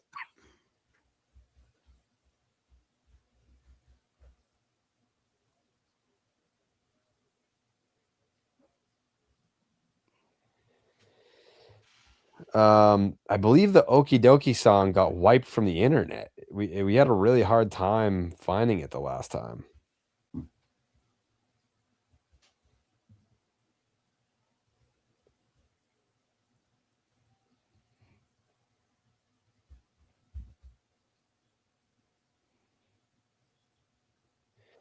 Is $100 for standing monster seats a good deal? No. It's really windy. You can't see shit. And there's like maybe a hot dog stand up there. Like the concession option isn't fantastic. The view is horrendous. You'll probably get yelled at for standing in like the stairway to get a better view. And if it's like a cold night, it's super windy and you're going to freeze your fucking ass off.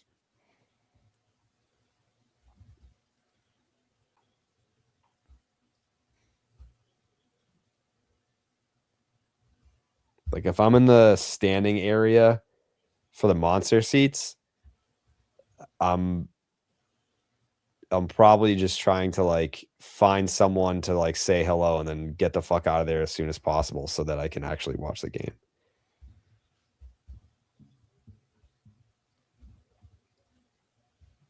The Aura Club is the way to go. Swings? You seeing these on the timeline right now? What? These Christian Campbell swings? No. Roughly how many Sox games at Fenway have you been to? I mean, it's been peaks and valleys. I would say like from 98 until 2000,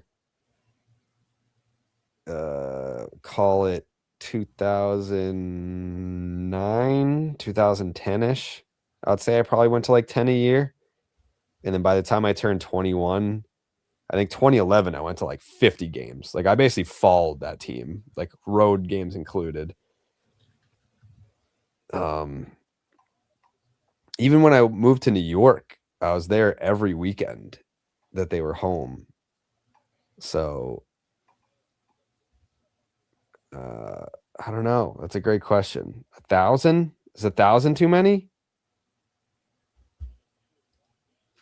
I've been to a lot.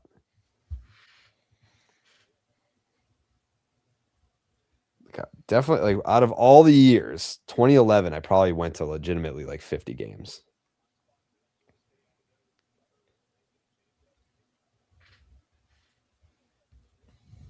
Jared, you have a standing ticket at Fenway? I have a press pass. Sam deck is cool. I like the Sam deck.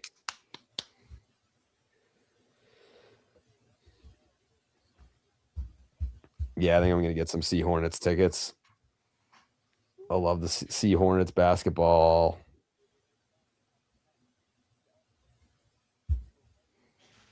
$1,000 feels right for 30-something years. Yeah. 30 years, we're talking road games, we're talking playoffs, we're talking season tickets, and then the press passes era. Yeah, I mean, I've probably been to like 50 playoff games alone. I think I have to be less than 40 games all time. That's crazy.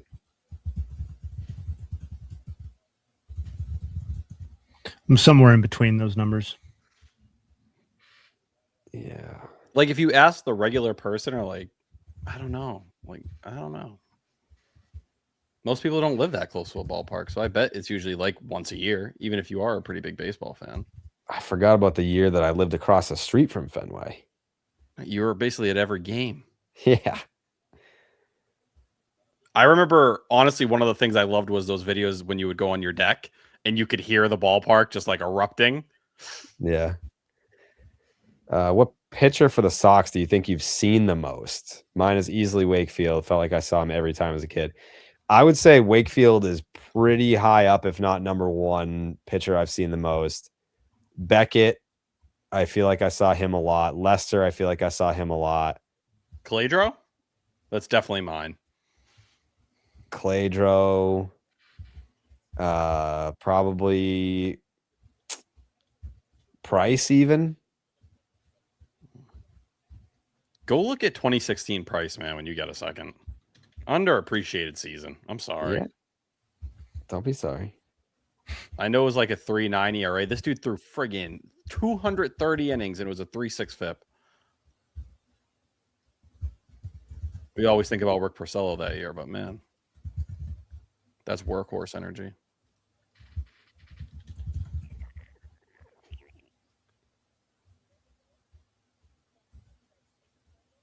Damn. You got 543 combined, or no, 443 combined innings between Price and Porcello that year. That's how this team was supposed to win. All-time favorite Red Sox player? I mean, David Ortiz, Dustin Pedroia, Pedro, Manny, Nomar. Those are all my guys. No one on the team and for a while has felt like that. Do you think someone could still make you feel that way? Is it possible? Is it still in you? Nah, probably not. Like, I think you need another era. Like it would require like a 04, 07 kind of like stretch, something that goes beyond just a year or two. That's the only way you can have that kind of love. like an all-time legend. Like we went from Babe Ruth to Ted Williams to Chat's right. to Tolle Rice. might be able to do it to you. Yeah, but like, is Tolle gonna be better than Pedro? No, All right, that's a ridiculous way to do this. It's not, because like, yeah, like, yes, like these are all guys that were great when I was growing up, but they're literally the best ever at what they did. But just because no one hits quite the peak, it doesn't mean you can't like. And we're not even talking peak. Like Pedro was one of the best pitchers of all time. Papi was the best, if not the second best DH of all time. But like, there's you no like way. Pedroia. There's no way that a bunch of dudes who are younger than Jared, now that he is a professional in the industry, is ever going to make him feel like Pedro and Papi did when he was fucking 20 years younger. I think It's it all never depends happening on again. you, It's Chris. never happening. I'm sorry, it's never No. happening. Oh, No. Like even like Pedroia, it's like best second baseman in Red Sox history, should probably have his number retired, in my opinion. And they just don't make them like that anymore. Like now the Red Sox just have like some guys. They don't have legends. Like who the fuck is a legend on this team? you got to win. That's the No, that's it's not game. about, you have to win and also be a legend. It's Yes, both. it all comes together. Yeah, like But even if like you had Aaron Judge on the Red Sox right now, do you think you would feel that kind of love just because he's an all-time probably, great? yeah. He's a even if you don't have generational playoff moments? all-time great player. Like it wouldn't reach the levels of like Papi, because Papi That's did what it I'm in saying. October. Yeah. You got to do both. Yeah, like Nomar, like I love Nomar, but you notice how he came in kind of like last on that list because he didn't win here. Like I still love him, still a superstar. He was still kind of like Ted Williams prodigy, but Pedro won here, and the 99 All-Star game and the Cy Young Awards.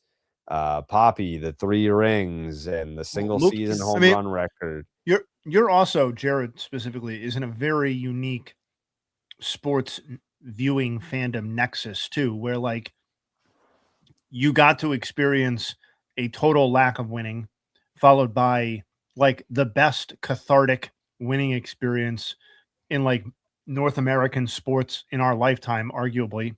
And then you then subsequently saw 3 additional versions of championship teams above and beyond that were all unique and had their own personalities, including one relatively recently that was part of your professional career as well, like above and beyond being a fan. Like I know you rode, I mean, I was obviously in touch with you in 2018. Like I know what that experience was like. And I just like, I don't think it's like negative Johnny Raincloud to say that Jared specifically might never experience anything like what he's experienced to this point, because what he's gotten to experience to this point is like the best sports fandom experience that you could probably draw up for a baseball fan. Like it really is this era, this window. Yeah. So that's not going to be replicated. Even if they win 4 more titles, those can't possibly mean as much as the first 4 that he got to witness, even if 1 or 2 of those are very interesting in their own right moving forward. It's just never going to be replicated.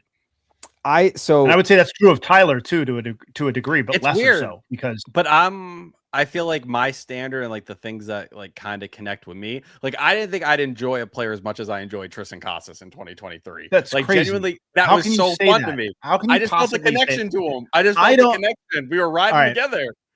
that's fine. I'm In not a going to time sit where there here and wasn't a lot diminish your happening. But you connection. weren't though. Like he doesn't know that you exist. I didn't need him to know that I existed. I I enjoyed think rooting you for the saying player. that about Tristan Casas actually answers the question on its own, because the Yeah. fact that that's the experience you point to, or the peak of your like parasocial fandom with a player relative to the people like Pedro and Pedroia and Poppy and people we were just talking about, maybe like your best experience might yet to come actually. that might. If that- I'm also Tyler, like just the that's way such I a look at loser ass thing to things. say. No, let me explain. because Let me explain. Tristan Casas was good for half a season in a forgettable year for the team. If But that's no. your like peak fan moment, then what are we doing here? That's not my peak. What I was saying was that was a moment where there wasn't winning, and I still felt that strongly, that passionate about a player where like every single time something came through for him, I was losing it. I was so happy. All those guys, like I don't have the Pedro connection. I certainly don't. I'll never pretend to have that. But for me, it's like the Pedroias of the world. I talk about Clay Buchholz all the time. Just like that era of baseball, John Lester. And then Mookie and Xander for me is also extremely meaningful. I think even beyond like anything for me, It's I like can't holding pretend on like to before. Pedro Siriaco. Thank you. But those are guys to me too that like are my baseball fandom. I love Speaking the of, weirdness. Pedro Siriaco. I do yeah. love Pedro Siriaco. Pedro I like the weirdness. Siriaco was hot for like 3 months in a year where they finished in 3rd place. Like I that's love Tristan Bryce Casas. Brent. Like Bryce Brent was like one of my favorite guys. Like I got excited over. He I shot followed for himself Miners. in the leg Yep. by an act. He cheddar bobbed himself. And I tweeted him when it happened. I was like, hey, man, heal up. Shit happens sometimes. I get it. We'll be rooting for you back on the field. I just sometimes your favorite players don't have to be like good or winners, at least for me. It's No, not but weird. Don't they have to have like we're a not, career? We're not saying Sometimes we're not it's a journey. hating on T for who he enjoys watching. We're like he saw You love Bob. 07, Bob sucks at 13, baseball. 18. Like he saw 3 worlds. Like he has memories from 3 World Series teams, and he's like the pinnacle of my fandom was that half a season that not this pinnacle. failed prospect had for a 500 team. Like that was the good You shit. like Bob. You like Bobby Delbeck. Why do you like him? Is it just because you're friends? Did I name him in my favorite players list? No. You always say he's one of your favorite players. Did I name him on the list that I just gave? Are you telling me Bobby Delbeck isn't one of your favorite baseball players? Was he on my list? Yes or no? I'm Answer my asking you to question. answer my question. I asked you a question. Was he on the list? No, he wasn't, which would tell No. me he's not one of your favorites. He's one of my favorite people. Is he one of my favorite players of all time? No. There's no Rockhold. agenda here to hate on T. I did not come on this stream thinking that we were going to do Tristan Casas talk. No. What about Brock Holt? One of my favorite people. But like, see, that's the kind of guy who would be on my top 10 favorite players ever. And I'm sure he appreciates that a lot. Maybe I'm just like, I want to be hipster and I never want to pick like the top guys. But like Pedroia, Manny to me is like my favorite guy to ever watch, like come up to the plate. Are we talking Manny Ramirez or Manny Del Carmen? Yeah. Manny Ramirez. I just want to be clear. Manuel Valdez. Could have been anybody. Yeah. Crazy, dude. He'll never forget that half season that Tristan Casas had. Dude, it was 5 months, man. It was 5 months. Who could forget the 3-month run of Tristan Casas for the fucking 82 win Red Sox in 2023? It was him right and now. Fucking Justin Turner that summer. They put him on their back. Carried him all the way to not making the playoffs. We ran out of gas. What ended up happening when Justin Turner hit the bag after the trade deadline, his ankle was never the same, and we couldn't hit after that. He hasn't hit since, and it's been 3 years. Yeah, he's also Casas or Turner? Because Turner's just yeah. I mean, the amount of ink spilled and angst created over a player versus actual production, we are trending towards legendary status for Tristan Casas right now. Who's been paying attention to what Justin Turner's been doing down in Mexico? That boy's No. raking right now. Go look at those numbers. I think you are the answer. Maybe If you've been paying attention, the answer is you. he was hitting like 280 with like an 800 OPS. That's not that good. In Mexico, man. An 800 OPS? Don't you have to? I feel like you got to kick the shit out of the Mexican league to come back. He's old. I feel like he's on like a retirement tour. tour. That's the point. Yeah, okay. We're saying this for all of his fans in Mexico. He would be a great Red Sox manager, but I don't think I agree. Would mix. They would not. They would not. Hey, Brennan Bernardino was pitching in Mexico. Let's have some respect. Is he really? That's where he came from. But yeah, ultimately, I do think that there's a chance, depending on, like I could see myself being 58 someday and done with doing all this, just sitting in my rocking chair, watching the Red Sox, and like they've won the division 3 out of the last 4 years, and they've got this, not a deep, maybe like a shortstop that is the truth, like a Bobby Witt, and he's a 40 homer guy, and it's like, or like a, not even like a Shohei talent, but like maybe Shohei's bat but plays shortstop. And it's like, dude, Conrad Kaysen, that's your guy, huh? Conrad Kaysen, 8th round pick in 2024. While we were in Texas, recently hit 2 homers in the FCL. He had Tommy John last year, so he can't pitch. Oh, let me send you video. Rocking chair, it's wild. I got a rocking chair now, brother. Let's see if we can get you in on this. Yeah, I just I leave.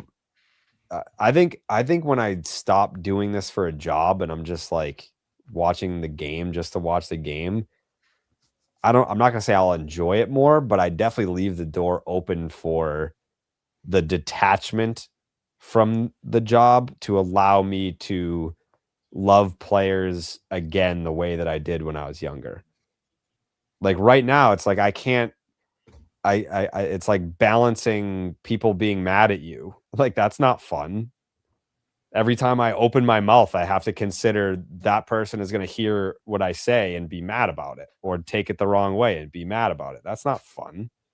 But if I'm just chilling, retired, watching the game, I can say whatever I want on my couch. See that video I sent you? Watch the second homer. Where did you send it? I don't have. I DM'd it to you. Where, on Twitter? Yep. The second homer will make you feel something. Okay, was this filmed on a potato? Yeah, it's the Florida Complex League, okay?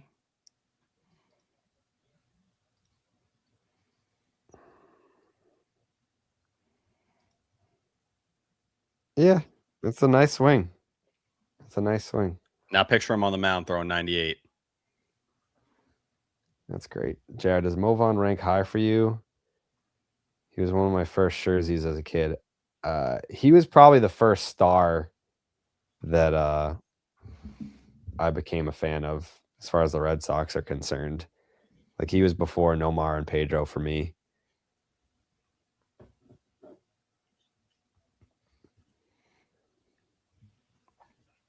But like Nomar was like my first like true love. Movan, like I have like vivid memories of his me and my dad went to the game, his first game back at Fenway with the Angels, and I remember my dad asking me if I was going to boo him, and I was like, "Why would I do that? I love Movan." And he's like, "Because he's not on the Red Sox anymore." I was like, "Well, why?" That was my first lesson in what free agency was. Like, when Ortiz first started popping off, like for someone who grew up during the Movan era, was like your direct comp to him, where you're just like, we have like the next generation, the next version of it, or was it just two completely separate things in your head? Ortiz? Yeah. So when he first got here in 2003, I was like, we have the other Giambi. I want to see that guy because Mhm. Jason Giambi's sick, so his brother Jeremy. must also be very good. He wasn't, and then Mm. Millar became popular. Rest in And peace. Millar's still alive. No, Jeremy. Jeremy, yes. There was a game. It was like a West Coast game, late night, super late in Anaheim. And Poppy, it might have been his first home run with the Red Sox. He hit an opposite field home run to win the game. And I was like, this guy's got something. I don't know what it is, but he doesn't play a position, and they have too many DH type players. And then by like the end of the season in 03, he hit a walk-off against the Orioles, and it was, I never see the highlight of it. But it was like September 03. He hit a walk-off off of Baltimore where he basically like turned his back to the pitcher to like flip his bat and do like a 360 spin. And I was like, I fucking love this guy. And that's where my love for Poppy really started. I try to go through those 2003 games sometimes because there's just not a lot of film of like early David. Like you get the Anaheim homer, which I know was the first one. Yeah. You never see much beyond that. Yeah, that go back and watch that September one. What are you going to name the production company? Stick to Section 10 or something completely different? Something completely different. We're workshopping it. We have ideas. I don't love anything. Well, the name that I loved, it's someone already has it for like a different, it's not like a media company, it's like a media services company almost, and it was too close. So I don't want to get sued. So we'll keep workshopping it. I got it. Was it at Camden, Jared? No, it was FMA. Oh. That's a good suggestion, actually. Have you considered Crab Rabbits Productions? Hey. Yes, I do. I went to the David Ortiz estate sale, and he had a DVD of every home run he ever hit, and I bought it. Have you ever used it? Like you watched it? Yeah. Yes, I remember I was living in New York. I bought a DVD player that connects to your laptop so I could watch it. How long is it? I don't know, an hour maybe. Oh, I was hoping it was like 5 hours, like the full at bats of each one. Just sit there and do like an 8-hour stream, taking it all in. Yeah, it's pretty sweet. Like out of all the things to come out of his house, like I literally saw people walk out of there with like laundry detergent. I got a DVD from David Ortiz's personal collection of every home run that he ever hit. It was so sick. Is he there for something like that? No. It's just someone who's there and they're like selling things off like a yard house or like a yard sale. You got to walk through his whole house. You got to go in his house and walk around. It was sick.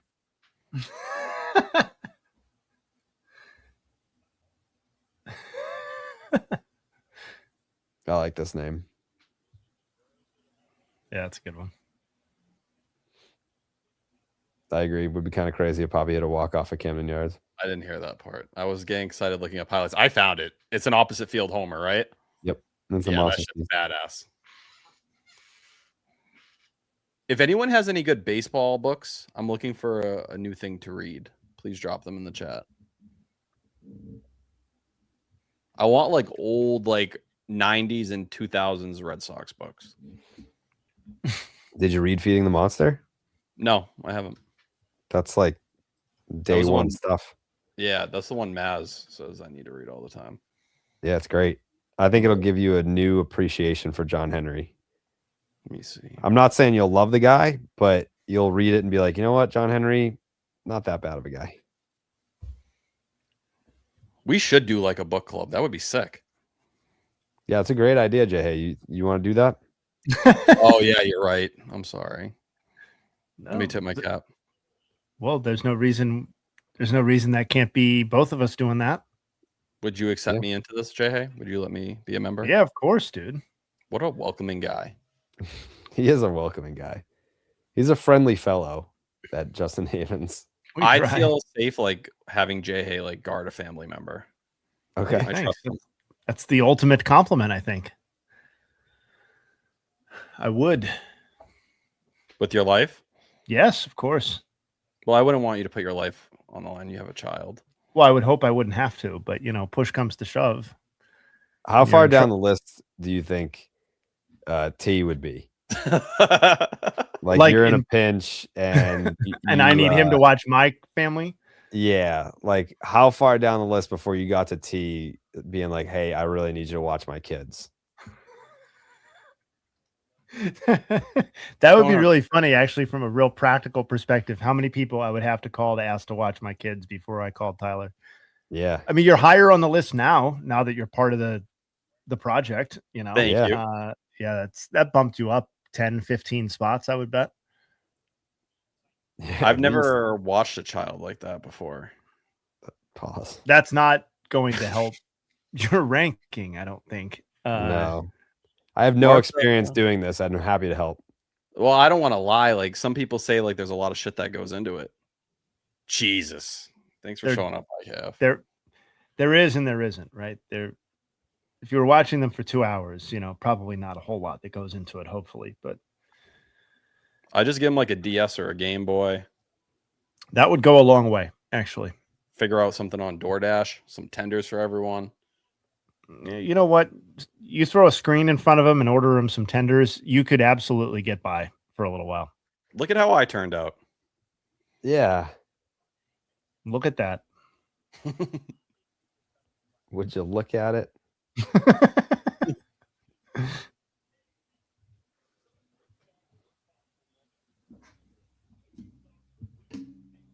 This is the pencil I lit on fire during the last pod. What prompted that? I think we had a rally fire pencil during Tied in the Eighth. That It didn't work, I don't think. Zach Kelly didn't get the memo. That's Or good Raphael. innovation, though. Thank you.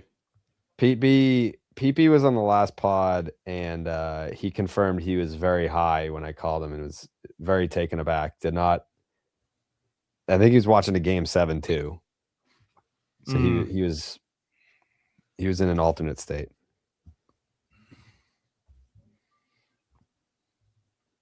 The quote card went very hard when I saw it. Yeah. I could just hear it in his voice. The fact that we got Pete back before Pat is insane. Where is Pat Light? Why can't you get us in contact with him? I feel like he's blocked the rest of the world off. It's business, dude. Dude, well, I never get to talk to him. I feel like I got banned.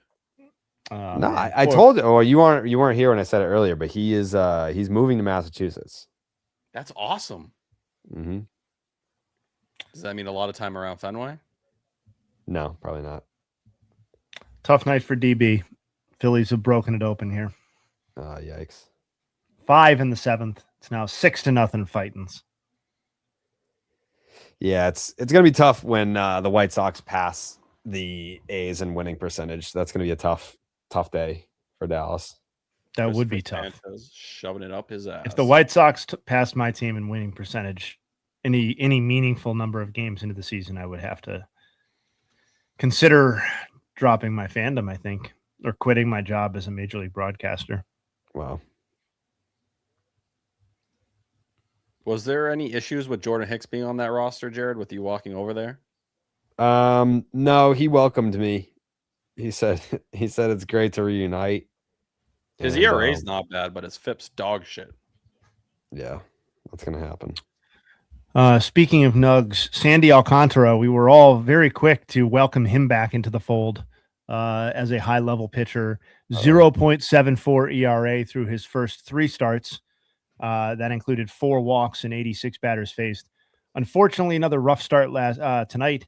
Over his last 5 starts now, he has a 6.92 ERA in 27 1/3 innings pitched. That includes 14 walks in 132 batters faced. So including 3 more in 4 1/3 tonight. So very unclear whether Sandy's actually back or not. We'll see. Did we ever get the second interview that was supposed to happen the same week as the Tolley interview? No, we didn't. That was I guess it was supposed to be Brian Abraham, but we can still deliver that. I want to interview him more than anyone else.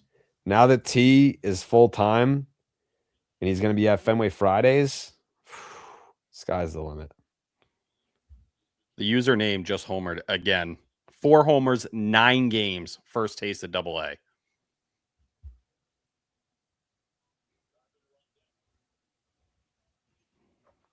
Favorite player on my new team, Murakami.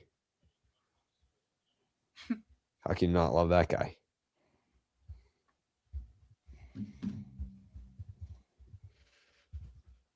First Fenway Love Friday this week. Yeah. I was fully in. We moved the baseball hour around. Maybe tomorrow we make an appearance. I think that's the plan. Mm. I think they have me pinch hitting for you.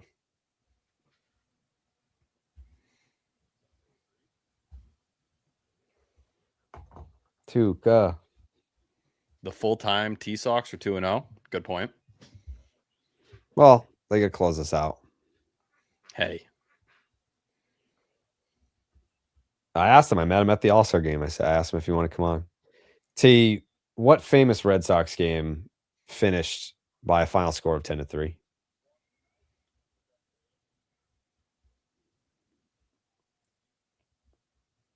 Game 7 of the 2004 ALCS. That's correct.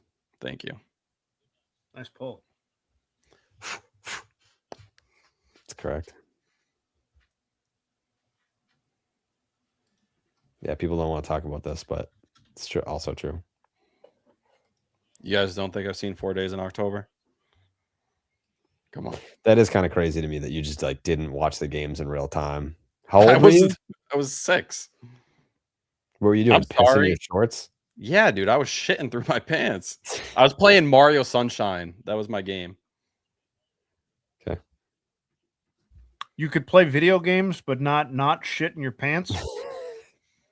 Yeah, I couldn't read when I used to play them, so I was just like spamming the buttons over and over again. It doesn't take much just to let it fly while you're sitting down. Yeah. Our new intern at the hub right now was born in 07. Like, what do you even say to that? Do I have something on my face?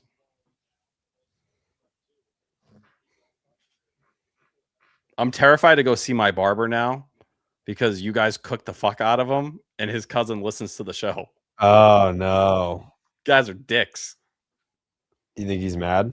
I hope not. That's my guy. All right. I love what he does to my hair. Tell him that I apologize on behalf of Steve. Steve made fun of him. Ever since he had that mustache, man, he's changed a lot. Yeah, he's different. He's a different guy now.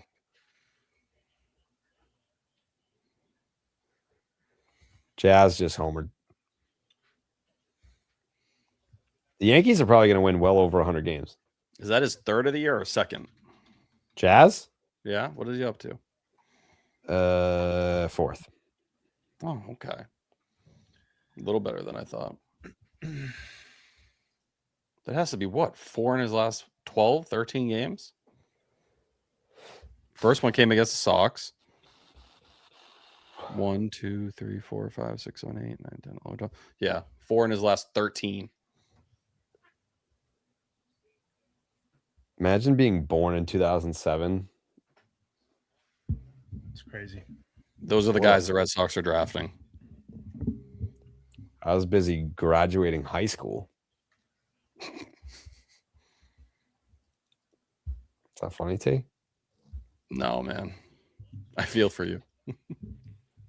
Why? I Feel for it. don't feel for me. I got to experience the greatest period of time to be a Red Sox fan. I like That's fair, had minimal suffering and all greatness. I'd be your age to experience what you experienced for sure. Yeah. But I don't know. I'm always hopeful of the future. Who knows? Yeah, I mean, Maybe there's I'll gonna be watch other. Roman Anthony might become the greatest baseball player of all time in front of me after Shohei Ohtani. He won't. Got but him. Wow. Great play. Sox play defense, man. Except when there's a tsunami. There could be extremely talented Red Sox teams that win 110 games in the World Series, but nothing will ever compare to 2004. Ever. Yeah, that's 2018. You got that. You experienced it, and it's like, yeah, it was fucking awesome. I went to the parade. You're still like, yeah, I'd pick 04 any day of the week. Of course. Like, you had the closest experience to like playing on the team. Yeah, I basically what did I see? Jonathan Lucroy did like an interview recently, and he was talking about how like he got a ring with the Tigers. No, not the Tigers. The Rangers in 23 because he was on the team, but like he wasn't on the roster or anything. I certainly was not on the team at any point, but like there were not Jonathan Lucroy signs in the crowd for the Rangers parade. I basically got to experience what it would be like to be like the fucking cleanup hitter for the Boston Red Sox who just won World Series MVP. It was fucking unbelievable. If they win again, are you definitely on a float or a duck No. boat? I wouldn't say definitely no. But you would want to be? I mean, who wouldn't want to be? I don't think I wouldn't angle for it. I wouldn't like ask. But yeah, I mean, who knows? I would say unlikely.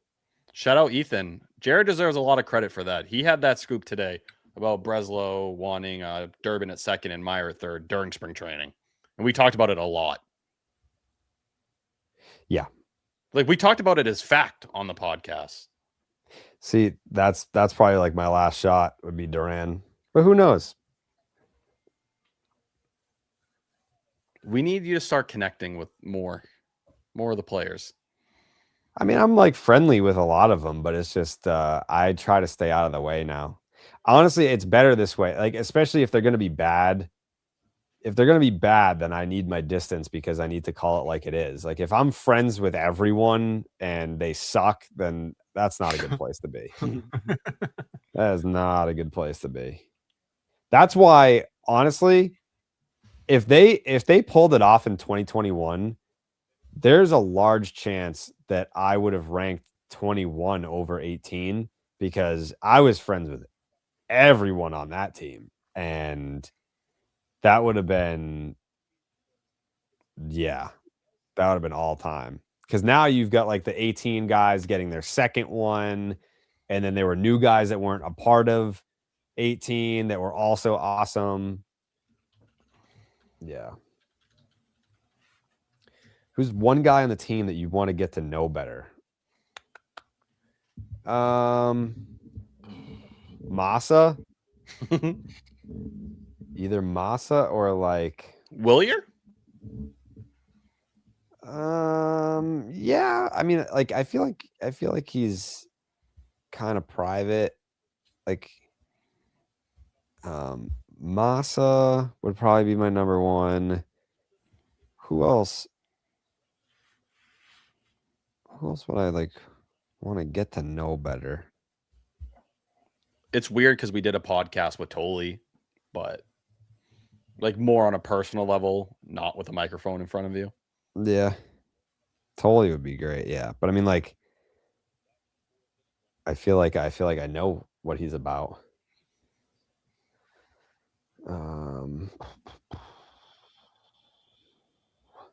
Meyer, yeah. Meyer's always been cool. Like we saw him in spring training a couple of years ago, and he just like stopped and talked to us about the weather. Man,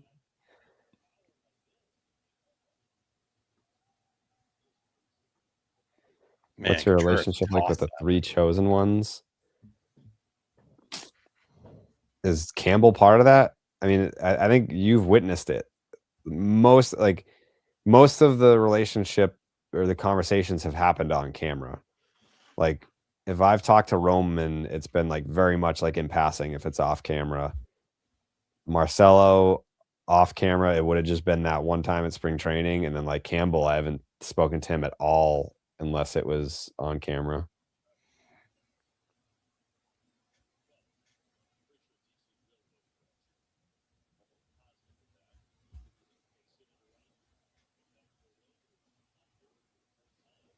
People feel Yeah. good about Campbell down in Worcester. Very good right now. He was very nice. He was super polite. I want to say Campbell. So we got Campbell when he was in AAA. We got Roman, Blaze, Meyer, and York. Did you say Yorkie? Yeah, that's what they call him. Okay.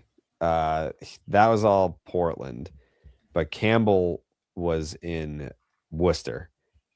and he was cool. Like, we talked to him like off camera for a little bit, but that was like our only interaction. I mean, granted, he wasn't here very long. Hit a home run off Carlos Rodon tonight. I miss Blaze too. Blaze was the That man. boy is going off. Does he still have like a 1200 OPS or whatever it is?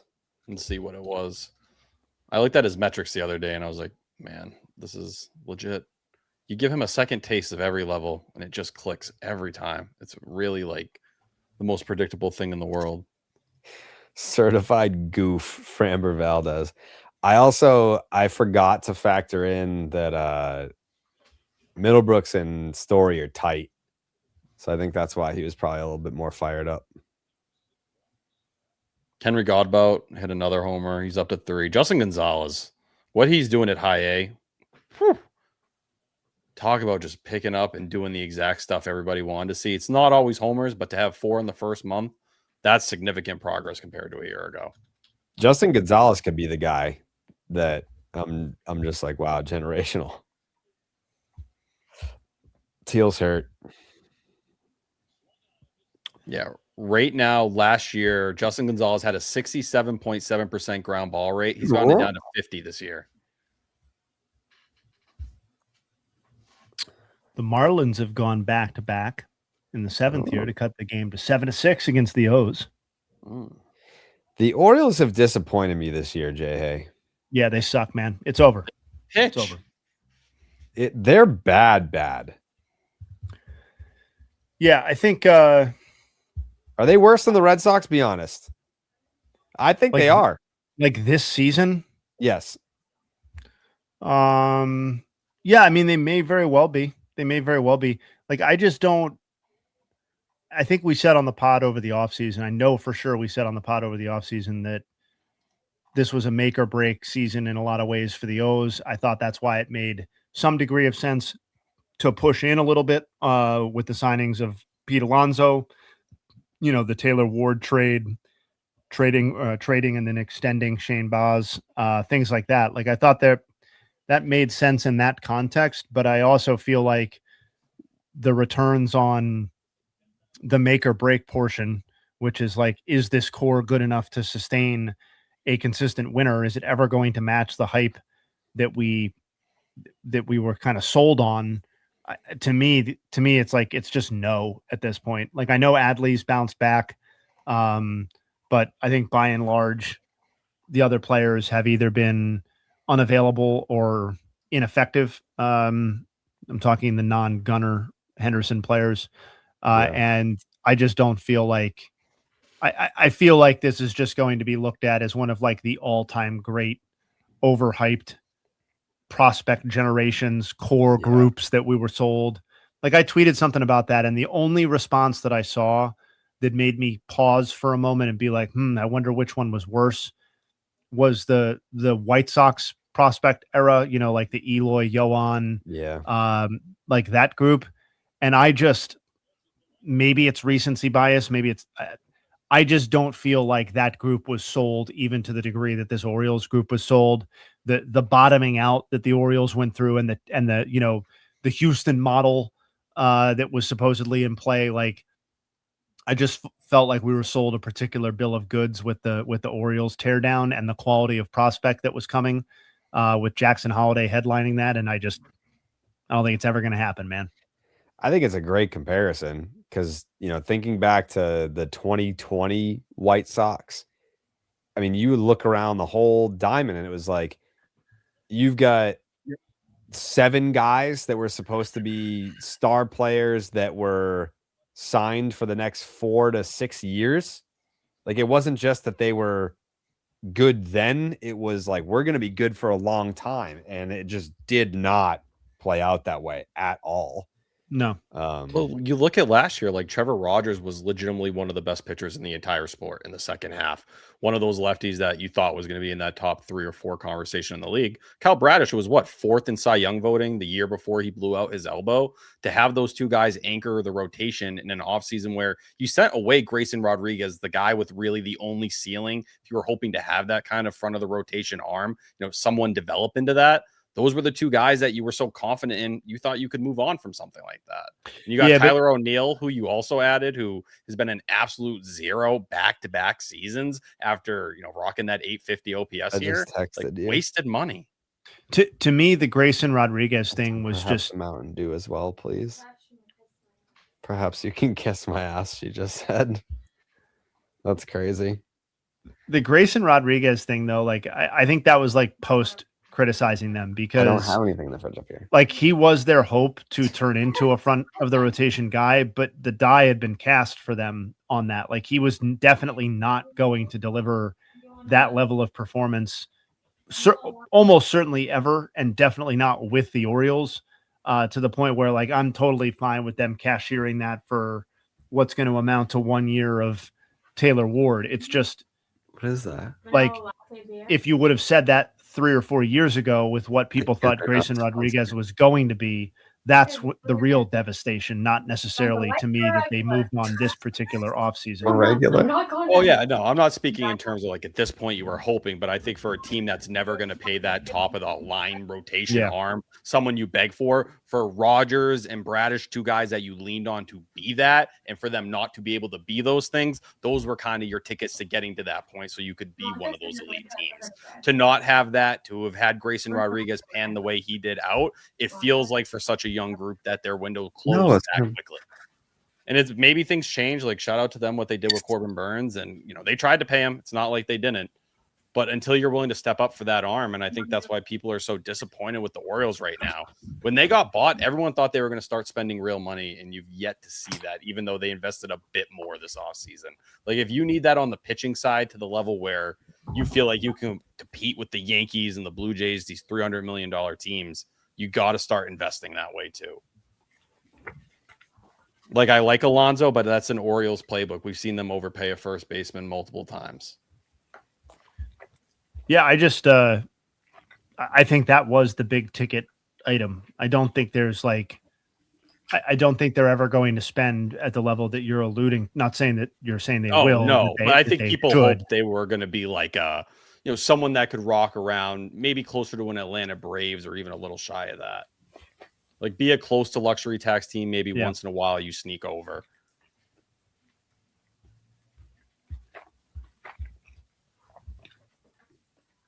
We got tacos.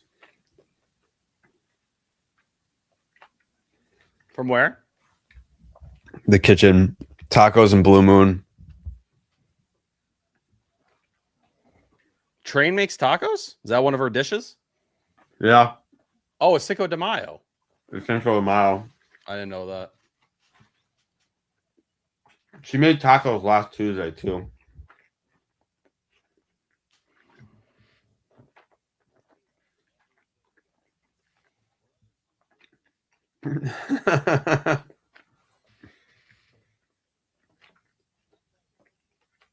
I need to start working on this haiku. Yeah. You see that people want gym content with us, T? I want to do that. I think that would be so much fun. Oh, I got a bar here. Can you hear me? Mm-hmm. Great. How do I want to do this? Bryce Harper again. Oh, a home run, a multi-homer game for B Harp. Mm-hmm. 9 homers before May 10th. Is that where we're at? Mr. Hopper? Oh, yeah. A third of the way to his total from last year and only 35 this year, or 35 games this year compared to 132 last year.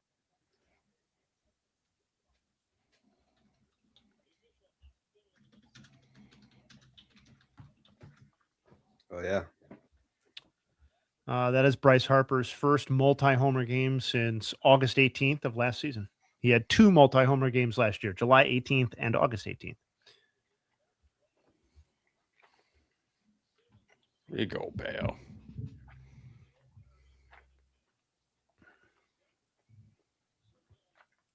Oh, wow. Bayo is good, man. Bayo boy's back. Yep.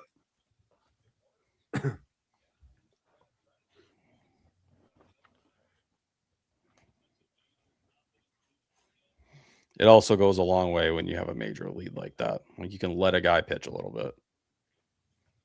Oh yeah. I do think there's something to like a lot of this staff has had no wiggle room all season long.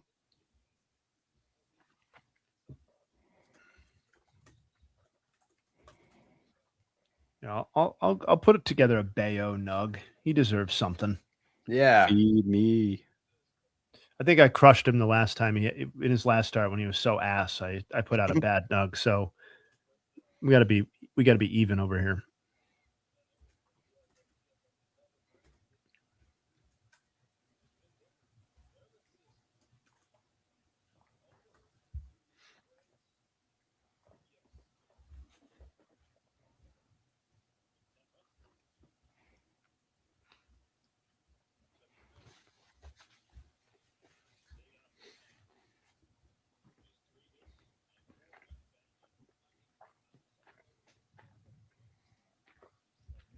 Top 3 Pokemon, T? Ooh, all time. Umbreon #1. Got my little homie right here. My little sister got me this last year. Number 2, let's go Venusaur. Number 3, we're gonna go with Rotom. Shout Scrotum? out Rotom. He's an electric Pokemon. Shout out Game Boy Luke if you watch him on YouTube.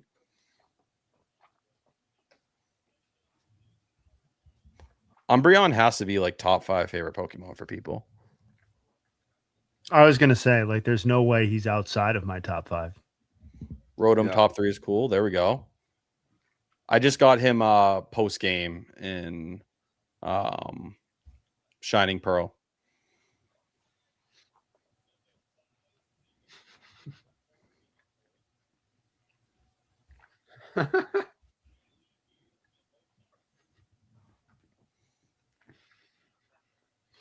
All right, here's a Bayo nug for you. Would you guys believe that he is the first Red Sox pitcher to go 7 or more innings and allow 1 run or fewer in a relief appearance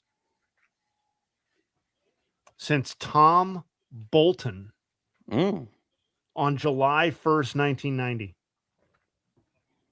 I would not believe that. No.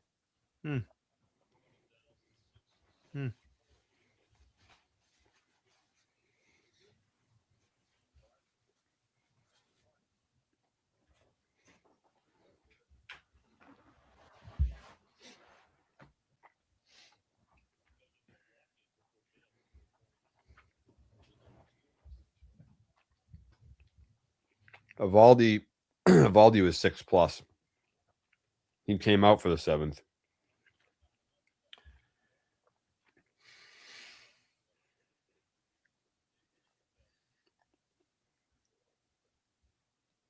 Bark at the park, man.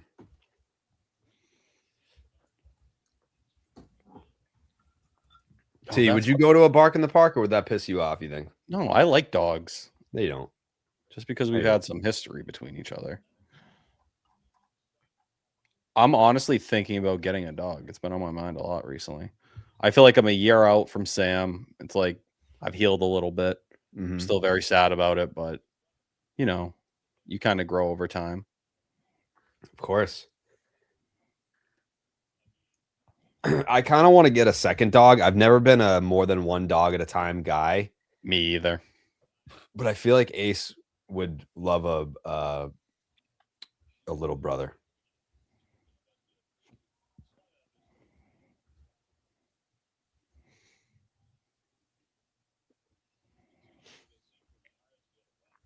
Yeah, we had a trained sister. Got a puppy, 12 weeks old. His name is Rusty, and he's smaller than Ace. And Ace loved him. Is he like scared around them, or is it more like just super comfortable? Yeah, he's like, I love this guy. Kept following around. They were buddies. They were fast friends. What kind of dog? I don't know.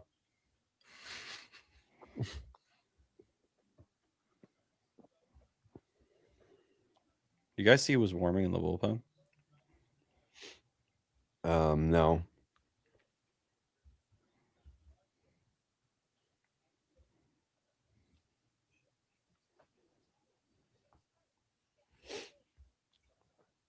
Yeah, Ace is a fucking maniac.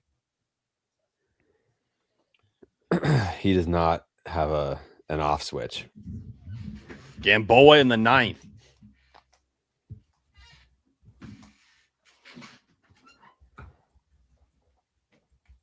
The boa constrictor.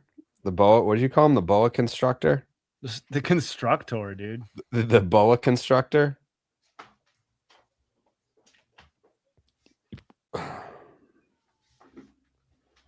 You got to constructor.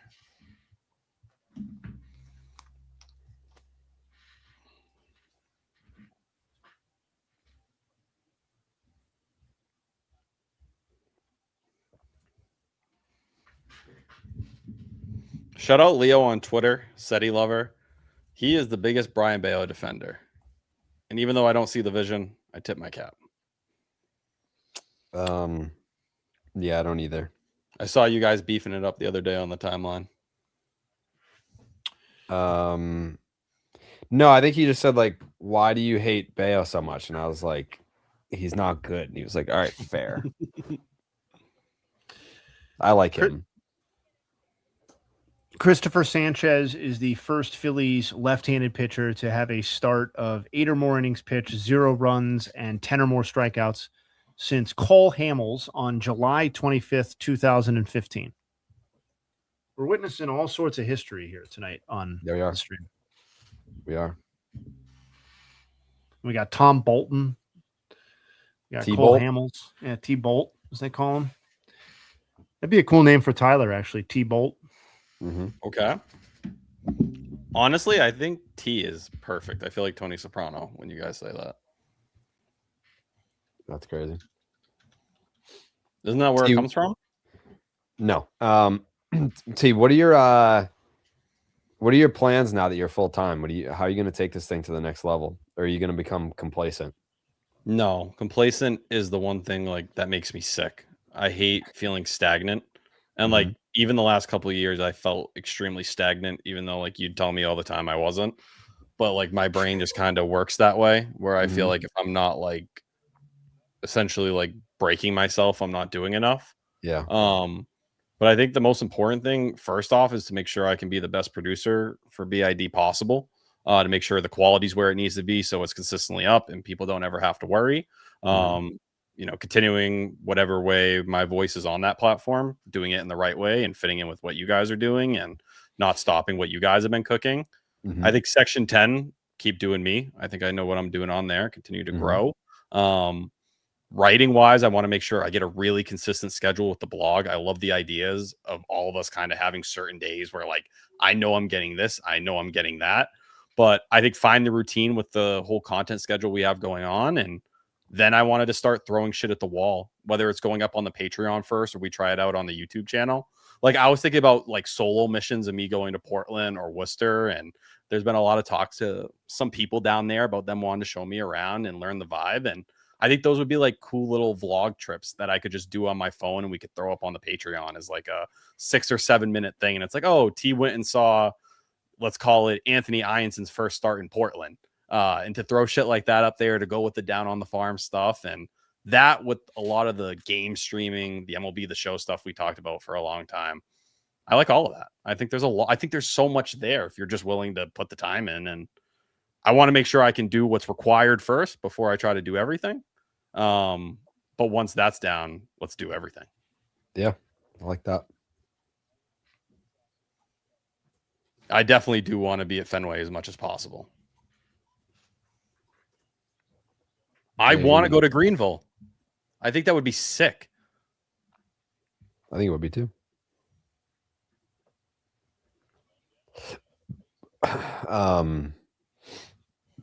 Yeah, I think your ideas about going to the different minor league places and having them give a tour, those can be free for YouTube because then they can also promote. Yeah, I think it's just feeling that stuff out. I want to do the gaming streams. I've talked about doing that forever, and it was just impossible commuting 2 hours each way back and forth to work. But I don't know. I think the projects we have going on are awesome, and I want to keep feeding those. But it's also time to like experiment with some stuff. And I think it'd be good too if there was some stuff that could stand alone without you needing to be in it as much or having to be dependent on other people. Because then we can keep creating stuff even if people are tied up or other people are working on things. And I don't know. I think it all kind of feeds each other at that point.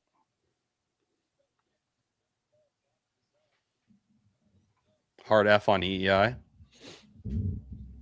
What's this guy's story, T?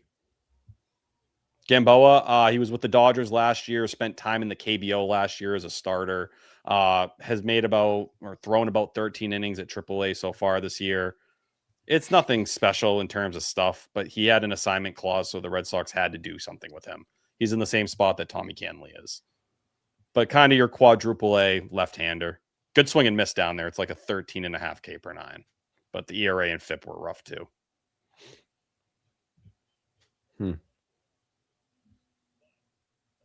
I'm starting to wonder if Giovanni Moran might get booted for a day. They might let him go reset down in the minors. Or wait, no, I don't think he has options. I don't think they can do that for him.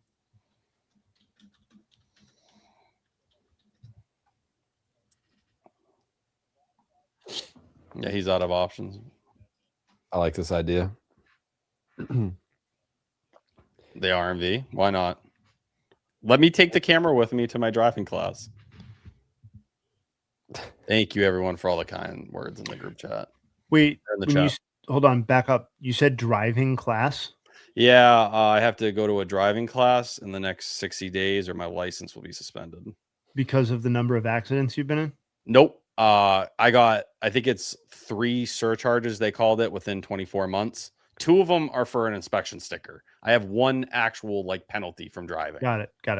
Okay. So I got to go for either 10 hours one day or it's like a Monday and a Tuesday, 4 hours. So it's not really about quality of driving. It's not a reflection of that. You've just been delinquent on some bureaucratic stuff, some paperwork type things. Exactly. You're an asshole if you challenge a strike 3 call with the bases empty in a 10-3 game. Well, they say you got to use them. Yeah, right? get the fuck out of here. Pitch and strike, game's over. Go fuck yourself. Oh man, that was great.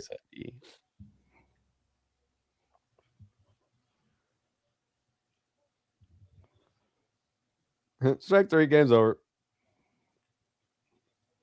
Oh, those are Gamboa's parents crying. Yes. That's really sweet. Did you think it was just an emotional moment for the Red was Sox fans in attendance? I was like, what does this game mean to them? It's like they finally are winning a game. They're gonna win a series. They're doing it. That's crazy.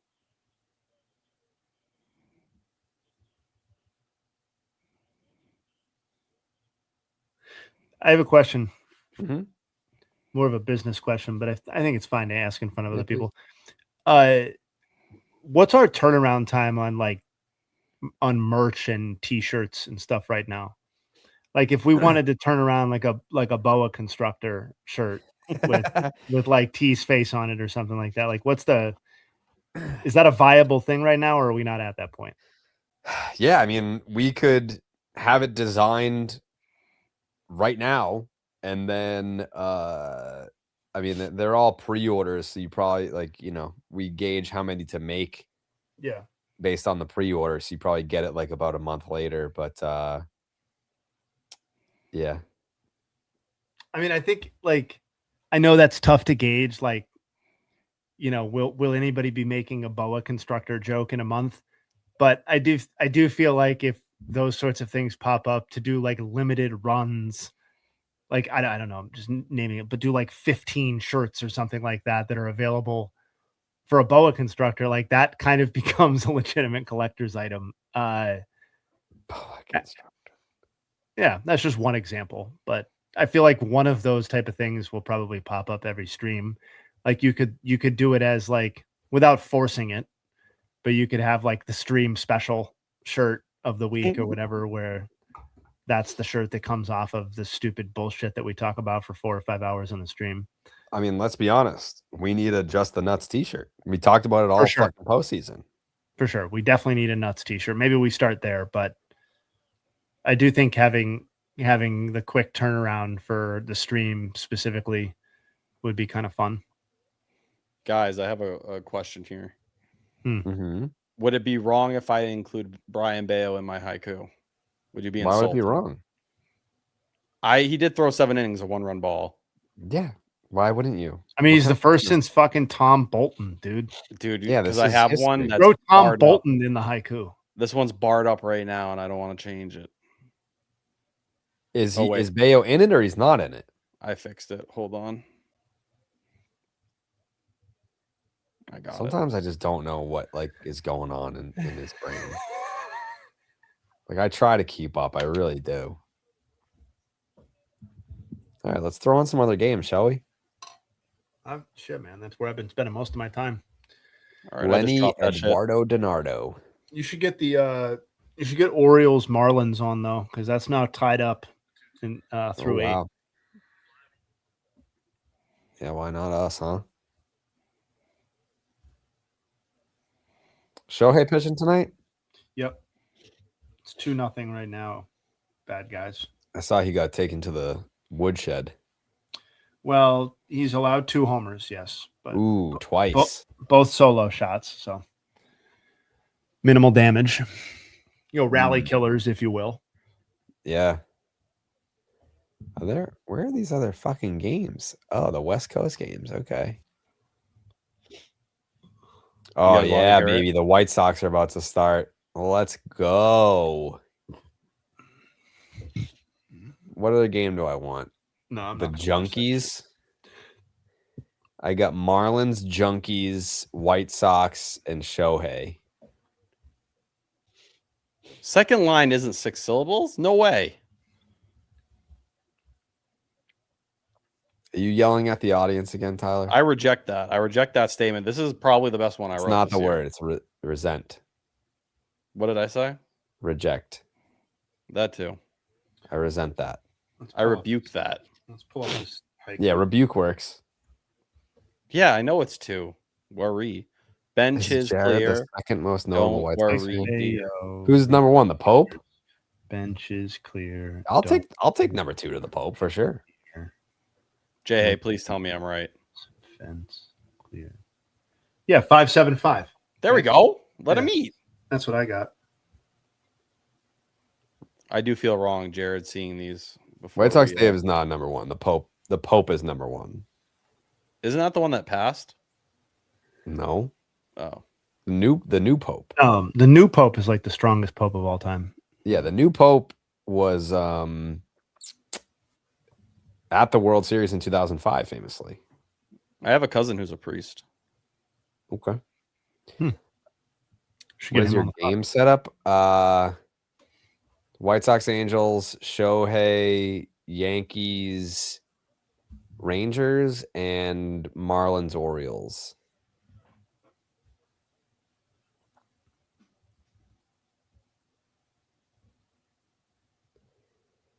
Yeah. Has White Sox Dave accepted you into fandom yet? Yes, almost immediately. Almost immediately he welcomed me. If you missed it earlier, I said the White Sox asked White Sox Dave to get my address so that they could send me a care package. Get the Angels broadcast out of here, dude. White Sox broadcast. Yeah. I only bang with the White Sox broadcast.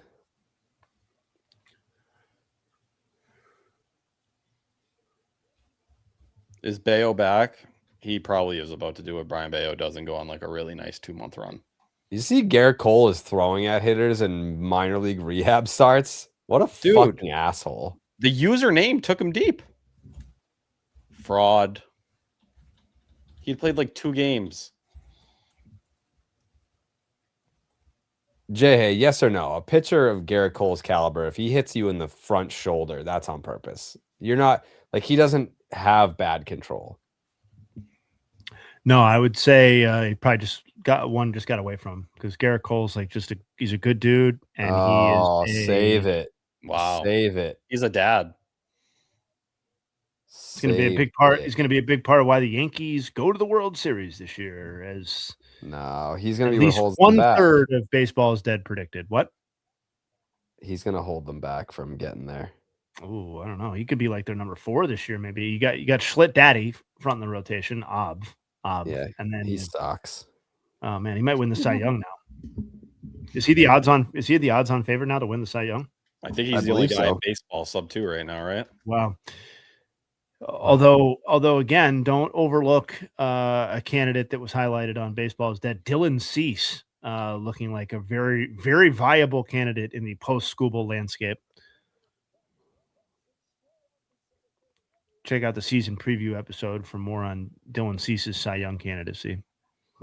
I just, I mean, for Pete's sake, it's This is mean. What's mean? Why can't I find? Let me cook. Don't cry. I think Schittler actually can win the Cy Young. Yes. I think he can too. Is T going to be on BID now? He has to. If he's going to be on BID, he has to at least get 3 questions correct of the 10 questions that Jay is going to ask him right now. There are trivia questions. Oh God, what? Yep. If you're going to be on BID, you need to get 3 out of 10 correct. That's a pretty low bar. 3 out of 10 questions. They do say that if you get 3 out of 10, you'll be a Hall of Famer. So if you can get 3 out of 10 of these Jay Hay trivia questions right now, then you can have fourth mic on BID. Are they baseball related, or is this going to be just anything in the world? That's a bad first question. They are going to be baseball questions. Okay. Yep. Yeah, I mean we're gonna drizzle them over the remainder of this stream. So Yep. I don't want you to think you're getting all 10 right away. Oh, Yeah. I'm here for max 15 more minutes. Oh shit! Wow. Well, we're probably. I mean, I that got to doesn't do production work. I'm sorry. It doesn't sound like you're going to get the fourth mic on BID tonight. Don't Wow. say that. Do not say Oh, that. I mean, I just said tonight. Well, I mean, Jay Hay, if you think about it, he's saying I only have 15 more minutes for you people because I have to go do work for the job that I'm leaving in 2 weeks. Yeah, so I- he's right. prioritizing you the gave job that 2 he's weeks. quitting. You gave 2 Yeah, weeks. he's prioritizing the job that he's quitting over the job that he's going to. Also, What was the Jared text tonight? Hold on. Can I read this? Also, before we started recording the last episode, he goes, we were like, "Hey, are you gonna announce that you're going full time?" And he was like, "I haven't said it on Zolak and Bertrand yet." I was like, "Definitely give them the scoop, the show that you're leaving." Instead of the show that you're going to full time to have the scoop. I could see how that makes sense. There's His just brain is broken. complicated relationships to work through here. There's people that may be offended or hurt if they felt like maybe things were sprung on them or put out publicly that hadn't been put You out. put publicly in yet. your 2 weeks. That is quite literally That's behind the scenes. That's not in the front. It's not like I put in the 2 weeks and we open the show and it's like, "Hey guys, Tyler's leaving in 2 weeks." Well, that's their decision to not do that. Yeah. You putting in your 2 weeks is public. Once we said it on the podcast, yes. Correct. Yes. Mm-hmm. Mm-hmm. All right. So you have a very limited amount of time for us this evening I'm gonna on shine. on this particular podcast. I have a question for you though. Yep. In 2004, Okay. big year for the Red Sox, obviously. Massive, they say. Kind of at the beginning of your fandom, I feel like probably right.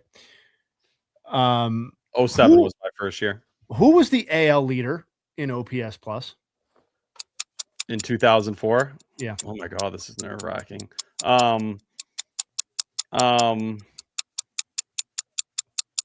There were You said 5 American people- League? Yeah, there were 5 people in the NL ahead of him, but he was first in the AL. Let's go Alex Rodriguez. Unfortunately, we're 0-1. We're Oh. 0 for 1, so you're going to have to Is it go. Vladimir Guerrero? You're going to have to hit 333 over your remaining 9. I started you off with a tough one because I didn't love how you put a time frame on us right away. You're Okay. like your new best friends. Yeah. Travis Hafner is the answer. Travis you're looking Prong? for. I would have never Yep. got that. Yep. Wow. 162 OPS plus. Wow. Vlad Guerrero, to Jared's credit, 157, Okay. which was in the top 10 overall in Major League Baseball. So not far off there. But yeah, Travis Hafner Pronk was the guy we were looking for. Okay. Was not getting that one. I'll tip my cap. Damn. All right. That's one. 330, 3 for 9 is absolutely viable for a guy like Tyler. you can That's do what they 3 for say. 9. Yeah, you can do 3 for 9. I'm not really sure whether you're going to get a second question before you leave. It's really Best of three. Best of three. It's really kind of whatever I feel like here. I'm horrendous at stuff like this. I'm Like not a what? good trivia guy in general. I think you can handle it. I'll get better. You're doing great. That's what they say. I've heard at least one person say that a great segment that doesn't feature Jared that we could build out would be you and me delving into baseball that existed before you were born. Yes. And walking through some of that and getting some reactions, mostly your reactions. I think that, or like even specific season, like lock in on like 2007 Josh Beckett, or like just kind of a deep dive, two producers kind of just like getting in there and getting dirty with it. And like, you bringing a lot of the historical context, me kind of diving in, and just I think that's a winner framing for that sure. whole era. It'd be a lot of fun. I think that's a great idea. I heard you might get involved in Feud in some capacity, which I think there's a lot of potential there. Wherever you guys will have me, I'm happy to be. Yeah, with Feud, you got to know what you're getting into, it's a war. Dallas terrifies me. I know he's been traumatized quite a bit. All right, I got a second trivia question for you. Are you ready? Yep. Barry Bonds famously is a 7-time MVP winner, right? Yep. Greatest player that Jared and I have seen, certainly in our lifetimes, at least pre-Ohtani, maybe ever. Of those 7 MVPs, how many were won with the Pirates and how many were won with the Giants? Oh.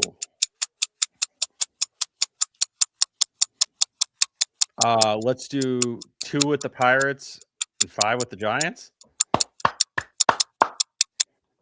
You got it, baby. You got it. Victory! We needed that one. That was, a little tougher than maybe it meets the eye because basically all of that action was pre what I would expect Tyler to have a firm grasp on historically. I mean, when did you really start watching baseball? 2007 was like first as a kid. Okay. Like actually locking in was 2012. Okay. So Barry Bonds' last season was 2007. His last MVP season was 2004. Mm-hmm. And the Pirates MVPs were 1990 and 1992. So obviously good pull from Tyler. We're now 1 for 2. So that's big. That's big. You didn't want to start off with an 0 for run. All right. I feel good now. Feel good that we got it. Have I earned enough? No. Well, we have to do 10. Oh shit. 10. I'm sorry. Yeah. You're 1 for 2. Now, Well, see, this next question I feel like is going to have to be hard. I don't like that. Okay. Hey, You whoa. asked- Whoa. Yeah, he basically said, "Get on with it, stat boy." No, I didn't. No, I didn't. Yeah, let's get some 2023 Casas going here. Well, let's get some 2023 Casas going here, he says. Careful what you ask for. Okay. Jay, Saddam Hussein's is out for blood when it comes. Yeah, to there's this. there's been some people in here who says T doesn't know what he's getting into with Hussein's. No. Oh Yeah, no, trust me, I fear. You gotta watch your tone with Hussein's. Even with all 3, you guys really do operate from a much different space than I do. What does that mean? Yeah, what does that mean? You guys have just seen a lot more baseball than I have. Like that's I just thought you were saying we're much more mean-spirited. I thought. no, not at all. No. But like, I can't live the years you guys lived. I wish. No, I could you say. can't. That's for damn sure. All right, let's see here.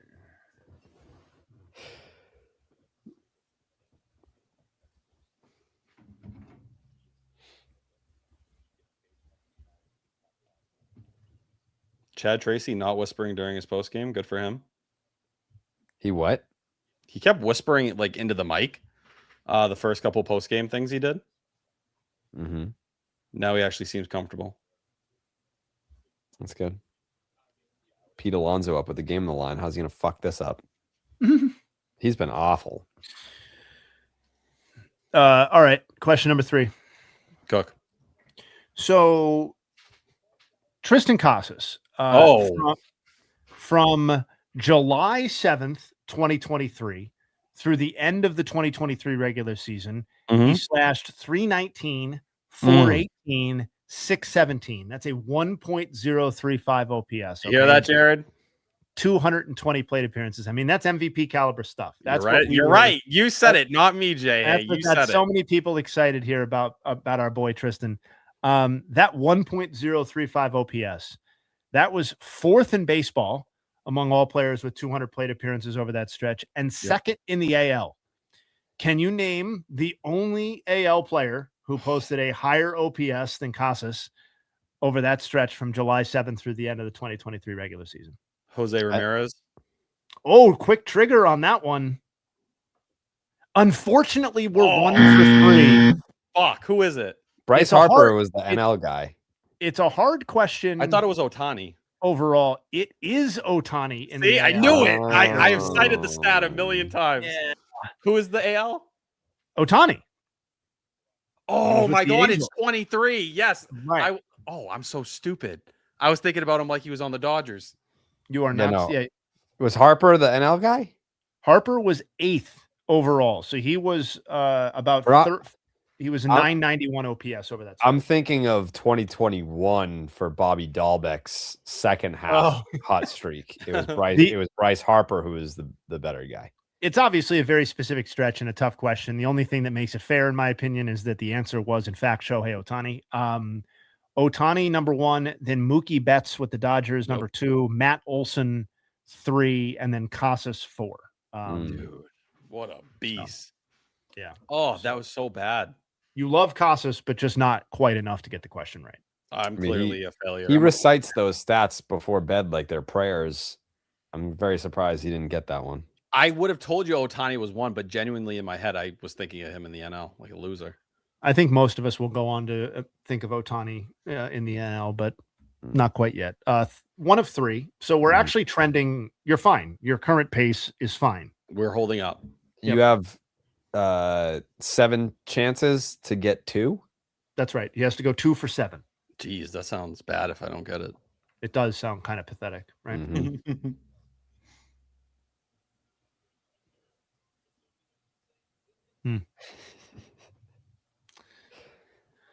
And you got to go soon. Yeah, that's true. Can I throw in a request, Jay, for like an era? Yeah, of course. I'm thinking.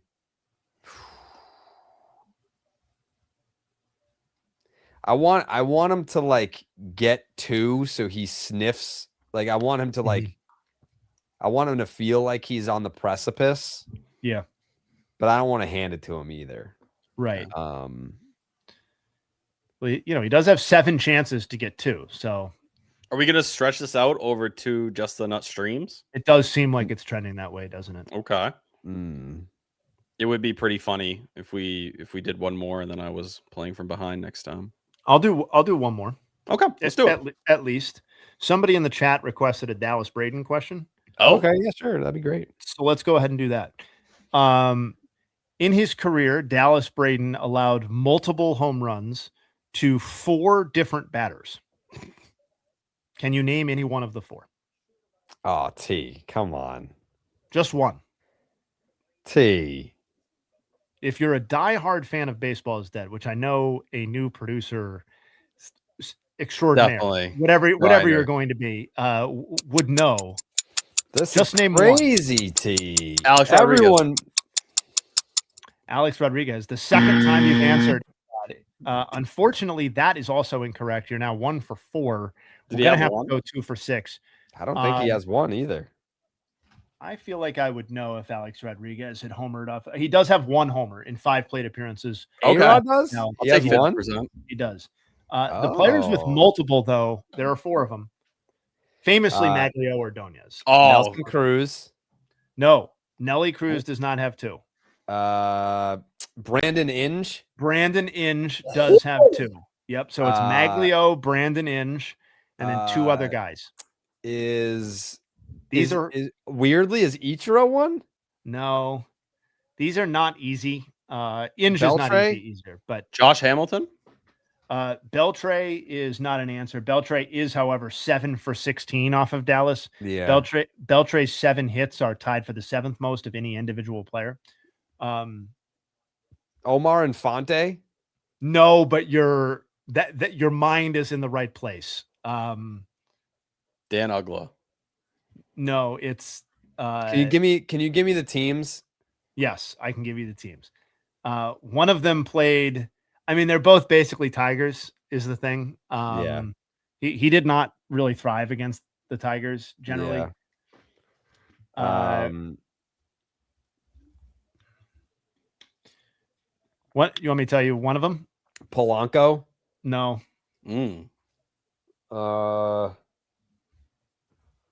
Tigers.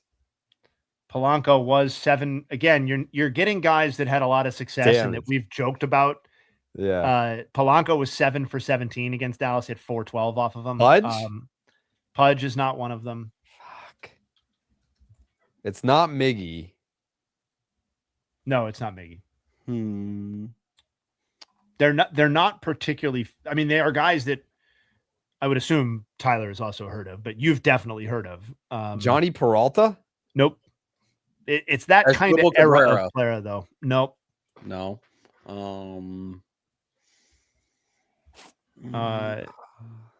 So one of them, I stand corrected. One of them was with Detroit.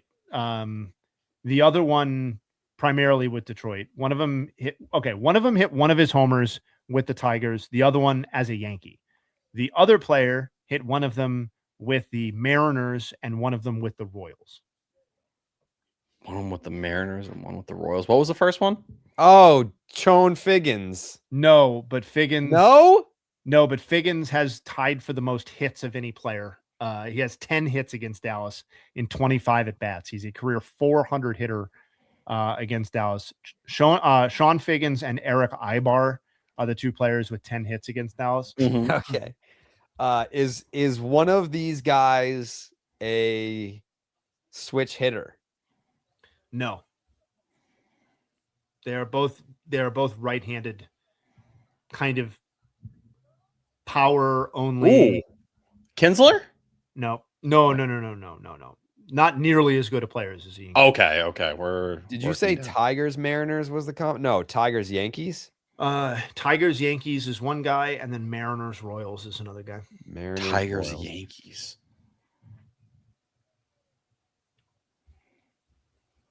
Meiser, not Meiser. No. He was with the Angels. Not right? is Turris is the answer. Meiser, Cesar. No. Oh, wait, no, you said second baseman, right? No, I did not. If somebody thought I was saying second baseman, I didn't. Tigers Curtis Granderson? No, not nearly as good as Curtis Granderson either. Less. I can't believe I don't know this by heart. That's super disappointing.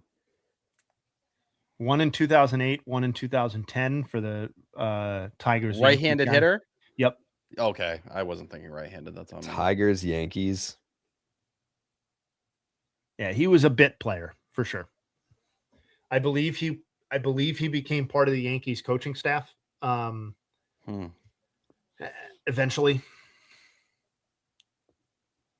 I don't think he's still there. Give me his first initial. M.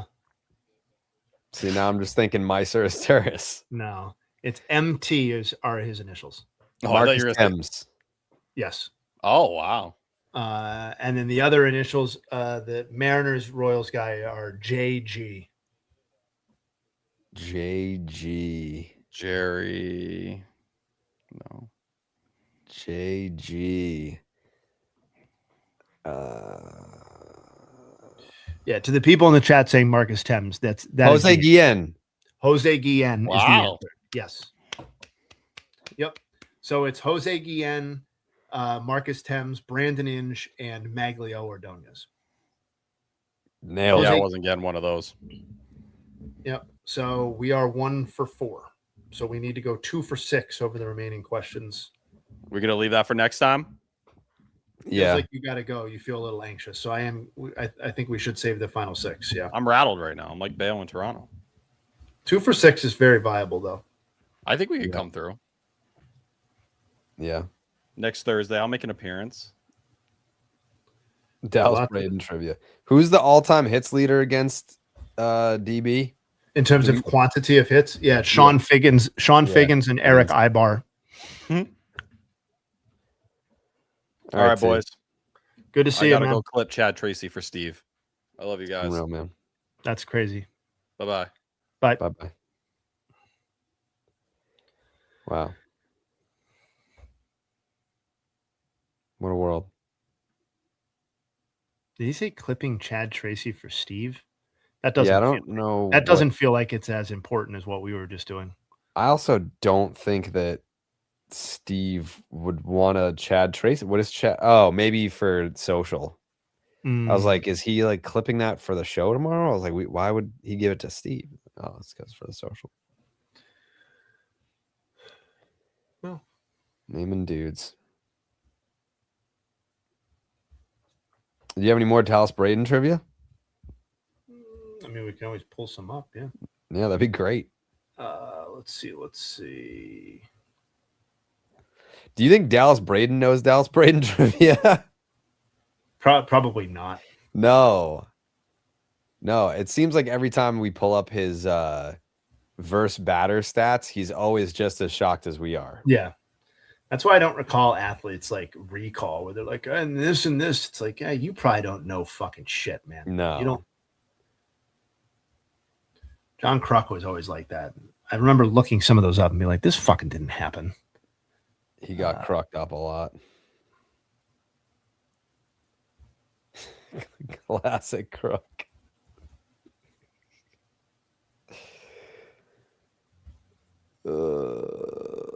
That's going to be funny to make T sweat that out. 1 for 4. 1 for 4 is a good start. It's a great start. It's a great. It wasn't there, brother. DB.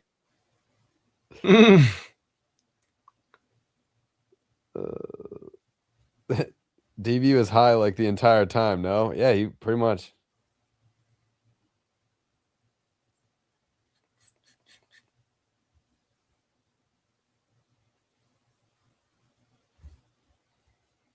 The more I think about it, the more Dallas is basically Hulk Hogan.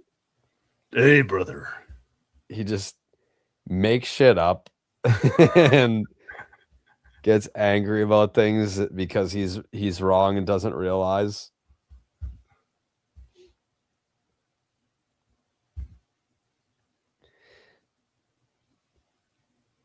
I'm excited to watch the White Sox. We're already fucking winning, man.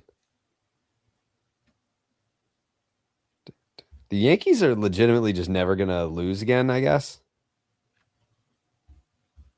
I mean, that's going to make it tough on the Red Sox to come back. Well, we don't want to win the division. Oh, you're out now? No. 2-0 White Sox.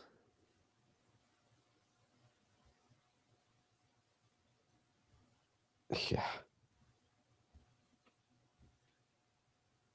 Whatever happened to Delino de Shields Jr.?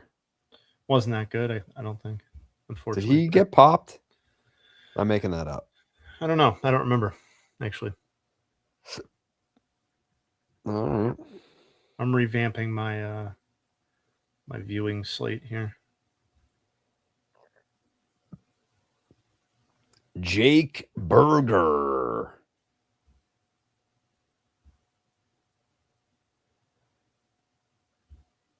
Yep. Hands as fast as Delino de Shields. No, he got it trimmed. He went to the salon. He is right. He is right, though. I do need to. We're gonna need to get it trimmed up. Why don't you? Yeah, like why don't you trim it instead of going baby face and scaring everybody away? Scaring everyone away. I feel like I recruit a whole new crop of fans every time I do that. Yeah, but they're just not the crowd that we want to be associated with, you know?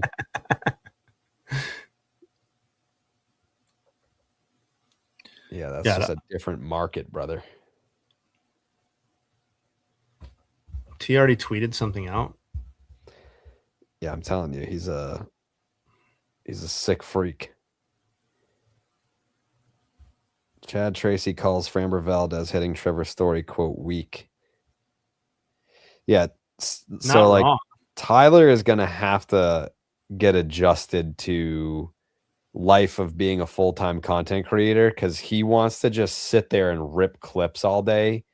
Like that makes us any money at all. And he was sweating bullets because he wanted to rip a Chad Tracy video for like 370 likes. Like that's why he was bugging out.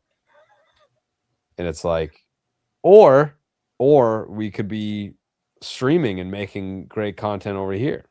So he's going to have to unlearn some things, I think. Well, I'm excited for him to get involved in the I didn't talk about it while he was on, but I'm excited for him to get involved in the BID side of things too, because I think he's got some stuff to give there, and I feel like we can use like some of his skill set too to better promote some of the stuff that's going on BID. So I think that's going to be good stuff. Yeah. Above and beyond whatever his on-air contributions end up being, which I'm sure will be great as well. Yeah. What about aggregating other people's content? That makes you money, right? Yeah, that's when he Portnoy quote tweets him frequently. Yeah, that's great. I'm not saying he shouldn't be tweeting, but he like if it were up to him, he would be on Twitter all day, every day, aggregating when it's like you are a personality. Like he's I'm not saying don't get your Twitter views and your $170 a month from Twitter, but like he almost puts too much time into it to where it's like you are above just being an aggregator. Like people want to hear from you. They want to see you. They want your opinions. But like he's like, I gotta post this Chad Tracy video. I'm like that's one of the reasons why I'm excited for the blog to get going is because like I can't wait to not put that stuff on Twitter. Like I just can't wait to like take an idea that I usually just fire off on Twitter and more or less forget about it and like actually make something of it that's interesting and digestible for the people that listen to us as well. Like there's so many things that I'm just like, I wish I could do more with this, but you know, that's what the writing's going to be about, which is cool. Yep. I definitely want to hear more of T's take on things and less so him aggregating other people's thoughts. I tell him this every day. Every day. I'm like, instead of just aggregating someone's article, tell me what you think about that article that you're aggregating that you found it so interesting. What is your opinion on that? But we're going to get there. We're going to get there. T's going to be a machine for us. Become the aggregatee, Zach says. That's where you want to be. You want to be the guy that something with the Red Sox happens and everyone's like, I got to see what Tyler says about this. And then you go to his page and it's Sean McAdam reported this. It's like, well, what does T think about that? You know?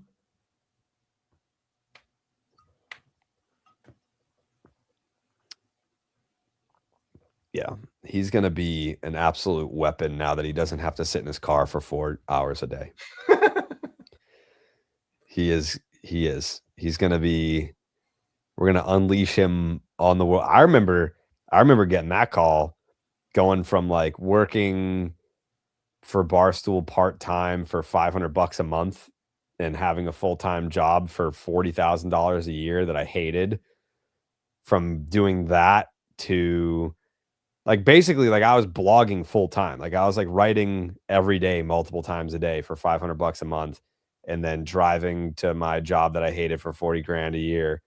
And then once I got hired full-time to just do that, your brain explodes.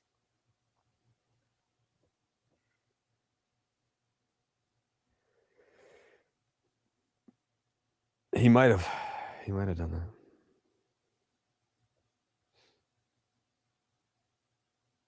He was making the most of that 4 hours. Yes, he was still YouTubing and tweeting and watching games in his car.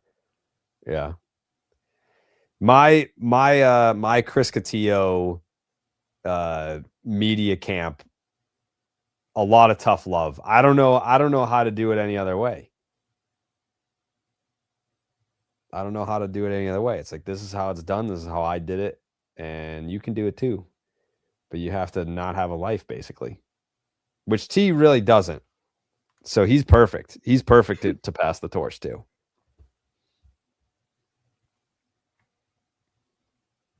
Happy to do it. Getting T off the roads saves hundreds of lives. Mike Trout just hit a home run. Shit. How am I behind on that? God damn it. Sorry. No, it's fine. It's just like I feel like I got to keep clicking go live for some reason on some of these. That's a internet speed thing. Is it? Yep. It used to do that all the time at my Fenway apartment. I would have to click live to like 17 times a game to catch up.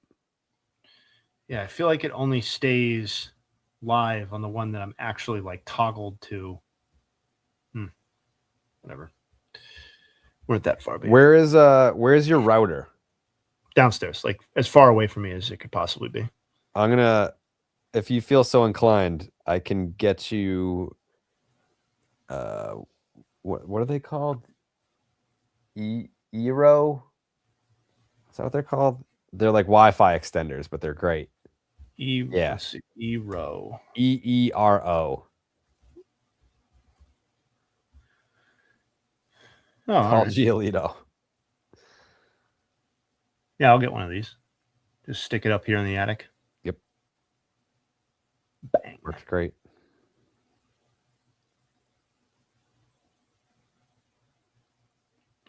Nice. All right. The way Wi-Fi should be, no free ads. Oh yeah. Wi-Fi extenders are a scam. I disagree. I mean, it depends on which one you buy. These are the Cadillacs of Wi-Fi extenders.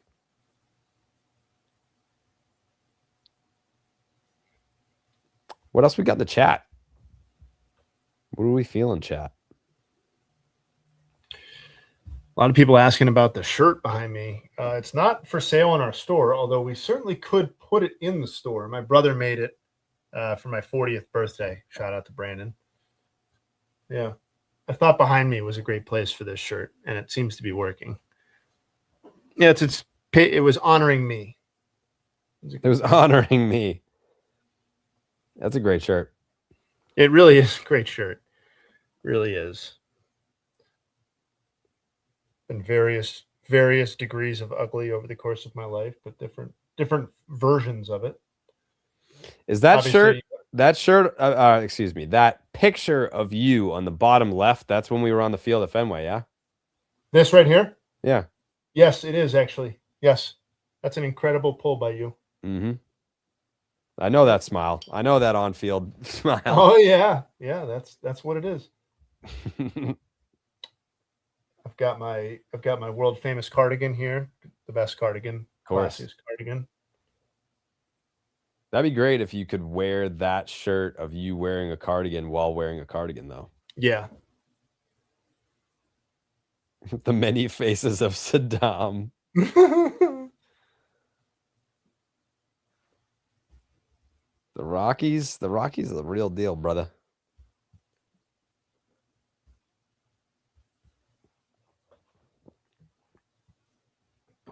Yeah. Wait. So basically, Wi-Fi extenders cut your Wi-Fi, get an Eero mesh network. Yeah, I think that's what Jared told me to get. Mhm. We're on the same page here. Yeah, that's the website I have pulled up. Yeah, it's good stuff. I have like 5 of them. We do need a cardigan in the store. Trust me, I'll keep Jared on that until we get a cardigan in there. Probably a few more rounds of merch before we get to the cardigan round. But Michael Bush, who has just been fucking dreadful this season, just went yard. Cubbies extend the lead. How'd you Sorry, feel tie it about up 2-2. How'd you feel about a BID cardigan dropping for Black Friday? It's a must. It's a must. I love the idea. I think it would go crazy. That and Baines meter merch are really my two passion projects as it relates to merch. Mhm. So it's a slow year for the Baines meter right now. Obviously, we're in May and we haven't had anybody yet, and it may just end up being a slow year, but eventually I'd love to get to a point where we're putting out Baines meter stuff for each guy or for the class for that entire year or some cadence like that. Did Devers just hit a home run? No, Bogarts did. I put on the Giants Padres game, and then all I heard was I saw a ball going into the seats, and I heard former Red Sox. I was like, couldn't be Devers. He doesn't do that.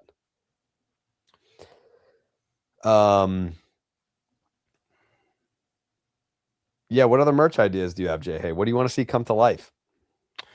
Yep. So I want to see the cardigan. I want to see Baines meter stuff. I want to see, like, I know we have the original one. I think we can expand on that. Like I said, I want to do, like, in a given year when the season is over, I want to do a Baines meter shirt that somehow celebrates the entire class of player or that got in that year. I think that would be super cool. I want to have the ability to do, like, shorter turnaround stuff for BID too on some of the inside jokes that we come up with over a given year. I think that's sort of unexploited at this point. I want to do for Cleveland specifically. I think it would be cool to do something with Jose Ramirez, just because I don't spend a lot of time talking about the Guardians on the pod, but I do feel like, as we have discussed, he's like he is one of the very few players in baseball right now who is going to the Hall of Fame for sure with the team that he's playing on, and has the potential to be a legitimate one franchise guy. So I think that would be kind of cool. I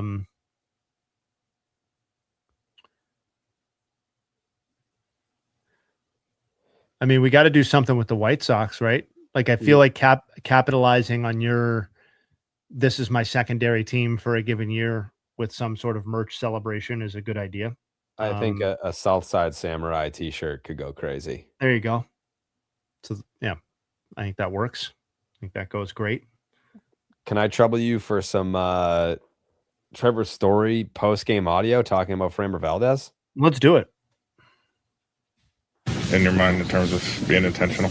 Yeah. I think we all know what's what, and it's pretty undisputable. Yeah. That happened last year with Sadan. Were you expecting that at all, or were you? I mean, yeah, you can kind of see, just from the past things that have happened. But yeah, I was in there ready to hit, and then it showed up way behind me and off the numbers. So yeah, like you said, I think we all know what's what. I mean, you're not a guy who tends to get hot like that, but you look like you're pretty hot. Yeah. I think we handled it. We said what we said on the field, and I think that's where it stays. How much teammates had your back? They kind of reacted quickly. How much? You like that? No, those are my guys, and it means a lot to me. Those guys are, we're in this fight every day, and they're like brothers, and we spend a lot of time together. And it's always good to see them have your back like that. Beanballs generally, like, I feel like they're not intentionally done as much anymore. Are you old school, or you think they have a place in the game? Obviously, probably not in that situation. Or do you think with player safety, it's just kind of just a no across the board? Yeah, it's tough, man, because it's a different game. It's a different game, and I think there may be time for it. I definitely don't think that was the time for it, but yeah, it's a different game, and you never want to hit someone and hurt them, and there's a fine line there. So, and I don't think you definitely want to hit someone in that situation. So, yeah, I'm of the old school kind of thought there, but it's it's a fine line because there's a lot of money in the players, and you want the best players on the field. What do you think is his? Interesting. Did you see, somebody brought it up in the chat. I had seen it separately. Did you? The Cespedes Barbecue Boys noted that it was the first four-seamer, at least as classified by Savant Statcast, that Framber had thrown all year. So if you're gonna dial up a pitch to hit it, I mean, I hate doing this because I didn't play baseball at like the professional level, so I hate reading into things like this. But to my eye of 20 years of watching baseball, that feels like it was very obviously an intentional hit by pitch. I mean, am I wrong? Like just with the way that he threw the ball, like it's A, the guy who did it, B, the situation that it happened in, and C, the fact that it was the very first pitch in the at bat. It's just disingenuous to me to come out after the game and say that it. I know you kind of have to do this song and dance a little bit, but like this feels like the second time in how many ever months where people have had to come out post game or have chosen to come out post game and just basically fucking lie in a really super obvious way because of Framber Valdez. And it's like, you know, when you're the Astros and maybe you have some equity there, maybe that's one thing. I know he had kind of worn thin on the clubhouse, but man, this Tigers situation has gotten, not to totally dovetail away from what we're talking about, but this Tigers situation now has gotten a little fraught. With this guy being a little piss baby and Skubal obviously being out.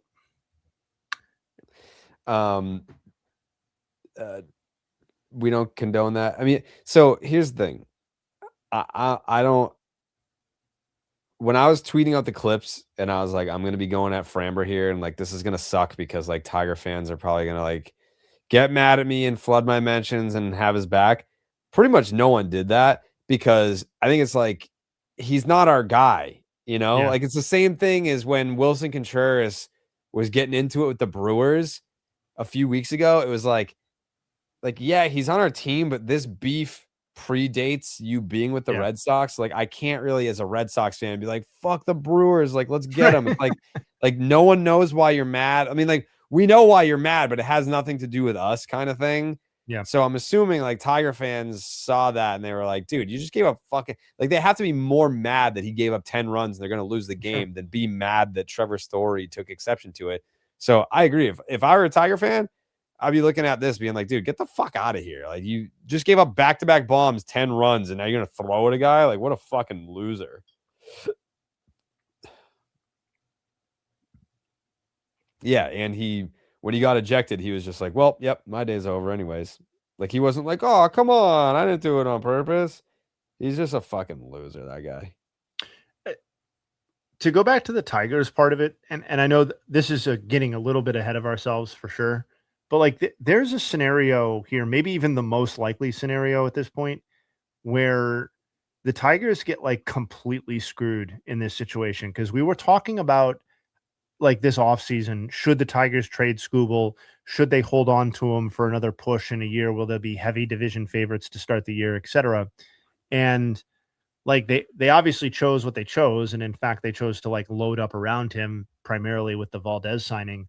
But like they may not get Tarek Skubal for a postseason push and not have reaped the benefits of trading him and still not be able to re-sign him come this offseason. Like it's possible they get nothing in terms of what their ultimate goals were out of this, which is really kind of brutal, especially because you have invested in Valdez in the present. And I know part of the thinking there was like, if they lose Skubal, at least they still have Framber Valdez.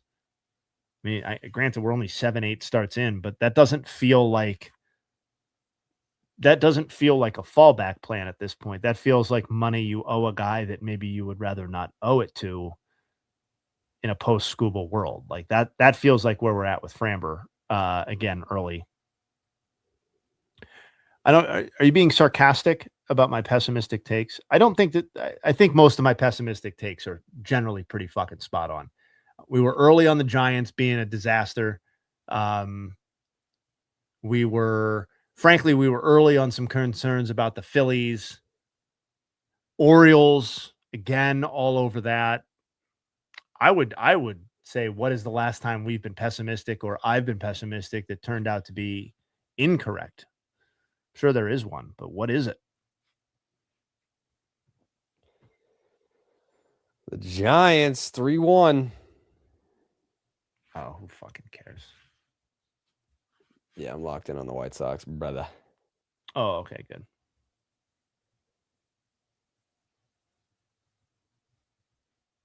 Thank you, Evo Riley.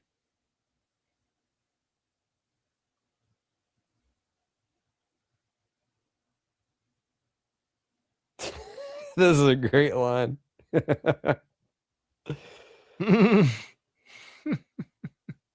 It's true. I get a pee. Do you want to answer some questions from the chat, Jay? Hey? Sure, yeah. You go ahead and take care of it. I'm gonna absolutely take care of it. I'll BRB. All right, what questions do we have, team? Now's your chance. I mean, you always got chances. We can always talk, but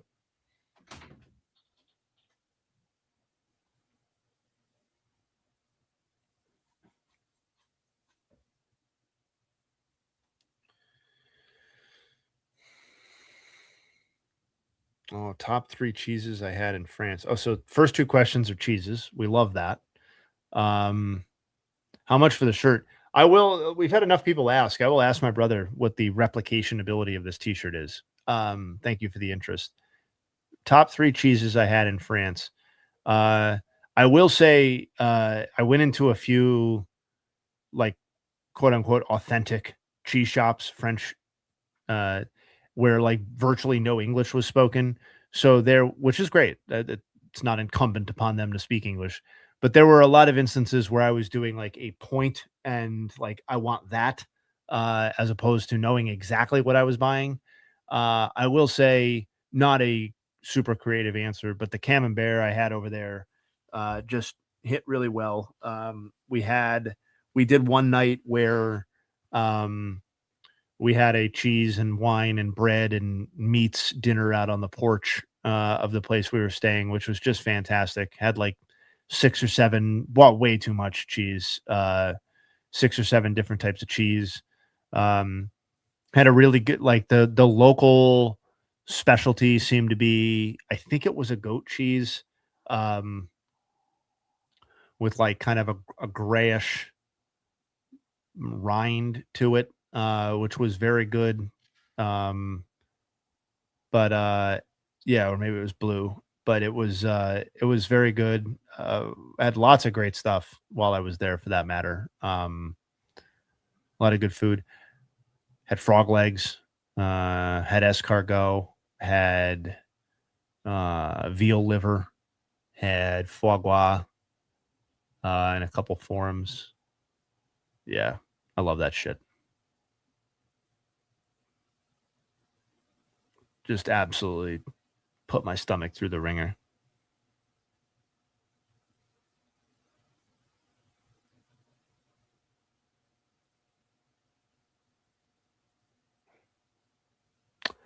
The frog legs were good. Cliche, tasted like chicken. I've had them before. Not in a long time. My mom ordered them at dinner, and then I had 1 or 2 of hers. She had not had them in a long time. I think they're good. I wouldn't pay the price that, like with any regularity, that we paid. I think they're pretty rare at this point, in terms of being on the menus or availability. The escargot we had were very good. I think when you get them in the States, they tend to be just absolutely drenched in garlic. And I love garlic, but I just feel like they just end up being bombs in your stomach. And these were definitely not that. They were much more lightly drenched or whatever. And they were actually served like on a bed of sea salt, which my parents didn't like, but I loved. I just kind of like right in the sea salt. And That was enough. That was good. Anything that I tried that's considered good by the masses that I didn't enjoy. It's so hard for me to try something that I just outright dislike in settings like that. There is basically no cheese that I don't like. So I'm sure you could find one, but I didn't have any, didn't order any. I had a trout burger, which was interesting. Not sure I would order it again from that restaurant, but it was interesting. It was good. Is this like trout the fish, or were you in Anaheim? No, trout the fish. People were asking. We did cheese questions right off the bat, and then that segued into France. So I was just talking about some of the food that I ate there. Okay. I would love to do Japan. I mean, specifically, I would love to do Japan. More likely, I'm Korea, given that my wife was born there and that my kids are half Korean. But that's one that I would have to mentally prep for and financially prep for, because I don't think I can do that length of flight, in like economy minus or whatever. So that would be an expensive, very, very long flight. I mean, the flight we just did to France was 6.5 on the way there and 8 and change on the way home, direct both ways. And that was very taxing on my children. So my youngest, or my son specifically, my daughter doesn't care, but I don't think we're quite ready for an Asia trip quite yet. Love to go though. You're never going to believe this, Jay Hay, but Framber Valdez has denied intentionally throwing at Trevor Story. Yeah, that's crazy. I wouldn't have predicted that. Yeah. I did try wine. We didn't. It was not a central focus of the trip. I don't like white wine at all. I don't really like wine. I like cocktails, which France was not big on, I found. Obviously, wine is the bigger thing. I had some red wine while I was there that was good. We had some champagne that was good. Enjoyed both of those, but usually like to try and have a cocktail with dinner. I will say one thing that was, I had a lot of good food. One thing that I did not anticipate coming home and talking about, but that was fucking outstanding. Pagan limping off the mound, probably just ripped his hamstring in half. Was the I had an amazing burger, like an amazing cheeseburger, one of the best cheeseburgers I've ever had in my life. And I would not have anticipated that. And everybody, actually, it was like a burger place, and we all had them, and they were all fantastic. So, but yeah, France was cool. Shout out France, man,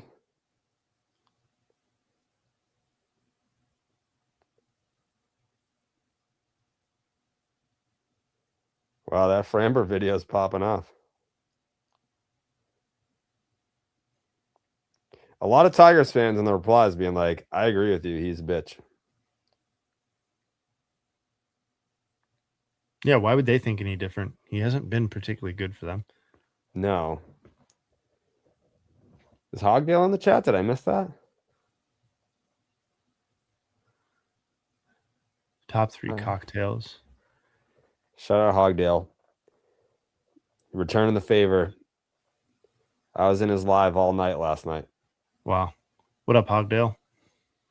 Shout him out. There he is. There he is. Trout doing it all. Offense, defense, baby. You think I would hate being in France just for the food alone, probably? I mean, my kids ate a shitload of French fries. They got by. Are they called French fries in France? It depends on the restaurant. No, I mean, not fries. Yeah, they're just. But if you ask for French fries, people will give them to you. I mean, a lot of them end up being like fresh cut. But yeah, I think you could get by. But like I said, I told you before, like I think part of my excitement or appeal was the good food that I would get to eat or the different type of stuff that I would get to try. So not having that, I understand why it would make the whole thing less appealing. I think there's a lot of cool shit. Somebody asked about if I went to Tim Richardson asked if I went to Versailles. We did go there. We did a tour of the palace. I agree, it rocked. It was one of the highlights of the trip. It was definitely cool to see. I had seen pictures and stuff like that, but somehow it was more, I mean, not somehow, it was more impressive in person, and I got more out of the tour and the experience than I thought I would. Yeah, Versailles would be one that I would prioritize. Mont Saint Michel, obviously this is all over the country at this point, but that's one I would say was definitely worth going to. We went to Giverny, shout out my hat, which I thought was pretty neat and not something that I'd really given any thought to anticipating before we went. What was I going to ask you? I think it was something that you said about the trip. Oh, you said that people in France were friendly? Yeah, we really didn't run into, for the most part, didn't run into any sort of stuff like that. And I had concerns, less because of like French people and more because of like the current state of the like perception of America worldwide. We just, if that stuff was going on, it was behind our backs. Everybody was generally very friendly. Like at the three places we've stayed, like whether it was one hotel and kind of one Airbnb and one chateau, and like the reception people at each of those things were very nice. I think we got great service generally at restaurants. And the one time that I would say we didn't get great service, I think was more on us because it was the last night. And my kids had just kind of, they'd given all they had at that point. And my son in particular was kind of melting down at dinner, and we probably shot a little high for the type of place that we were eating at for the last dinner. And so, you know, were they super friendly? Were they kind of trying to usher us out a little quickly? Yeah, probably. But from their perspective, I don't really blame them for that one. So yeah, I would say if you didn't think ahead of time that French people were going to be rude or had that reputation, then I would never leave the country having thought that.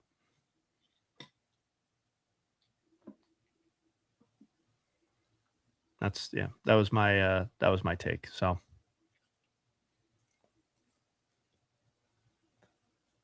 I will say, if you're thinking about going though, I would make time to get outside of Paris. For the most part, my favorite stuff was stuff we saw outside of. Although we ended the trip after dinner, after that kind of disaster dinner, going to the Eiffel Tower right as it was being lit up and sparkling and stuff like that, which is a pretty cool thing to see. And my daughter did her dance routine then from the dance class that she's in, like on video with the Eiffel Tower as the backdrop. And she's been talking about that a lot since and brought it up at her dance class tonight. So that's pretty cool. Like that kind of imprint and memory and kind of way to end the trip. But I would say that the stuff outside of Paris was just as, if not more, remarkable. And that includes Versailles. I was including that as outside of. Shohei lost.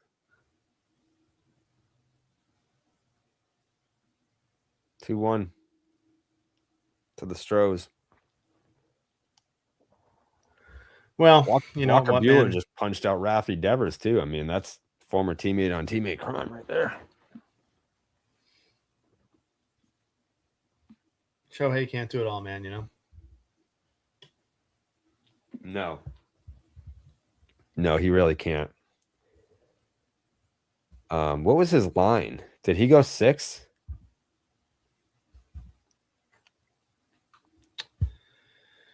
Sorry, I was switching my thing. Hold on. I got it. Shohei went 7. 7 innings, 4 hits, 2 earned, no walks, 8 Ks. The 2 home runs were where the 2 earned runs and his ERA stays below 1. Is that his 8th start or 7th start? 8th.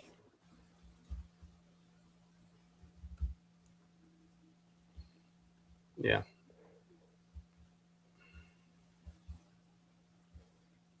That's crazy. Wait, of this No, season? 7th, It's his 7th. sixth. It's his 6th start. Yeah. What the fuck? Because he pitches once a week. Yeah, that's all right. It's fine. Get off his dick, dude. Yeah.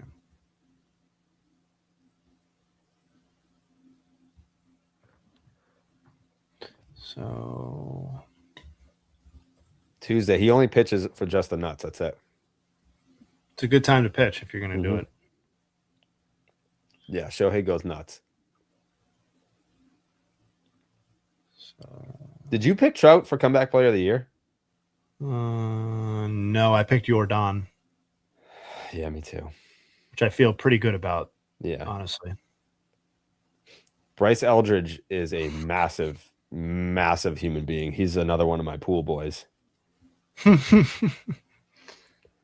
My cabinet of pool boys is pretty impressive. It's growing by the day. I didn't know that was something we were doing. That's a t-shirt. Pool Boys t-shirt. Yeah, my pool boys. Jared's Pool Boys. Jay Willie, Bryce Eldridge, Connor Griffin. I feel like there's another big one I'm missing. I gotta like go back and keep like a running list now.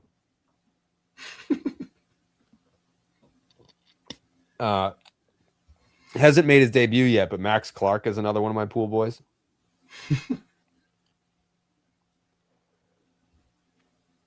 I hope he becomes something. Oh, Carson Benj is one of my pool boys. Yeah.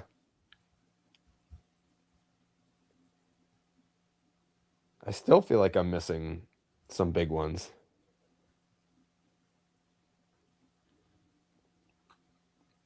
Let's see.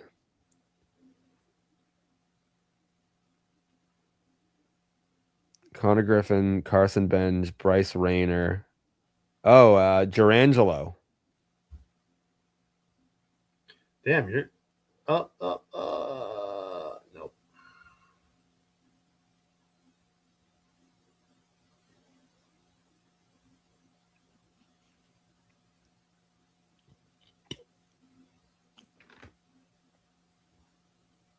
Who else?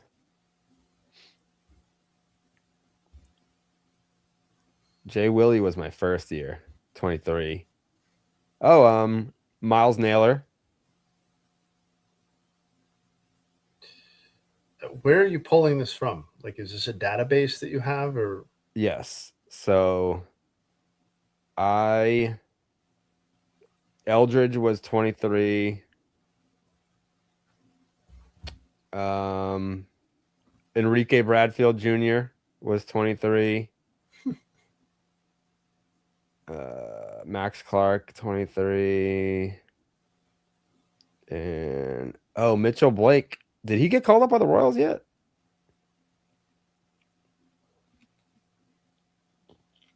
I don't know. But so when I interview those guys for the combine, they post the interviews as clips the day of.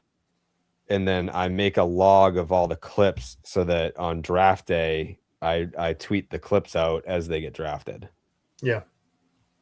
Because everyone's looking for something on the guy that just went. Mm-hmm. And that's how it's done, Jay. That's how it's done. This is pro shit, baby. Mm-hmm. It's the big leagues. That's where we're at. That's where Tyler's at now. Yep.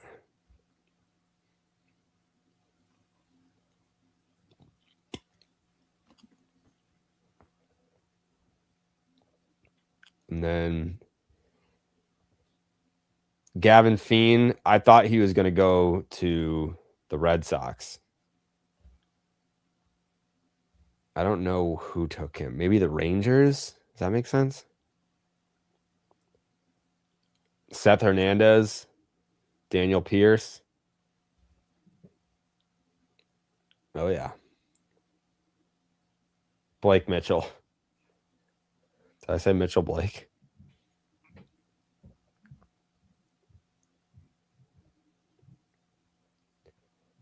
He was cool.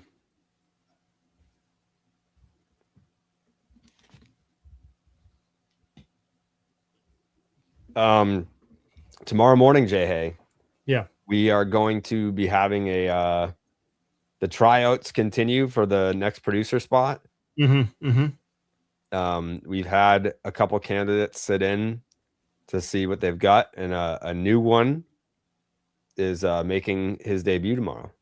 Wow. Behind the Wow. scenes. Behind the scenes. Yeah, it's exciting.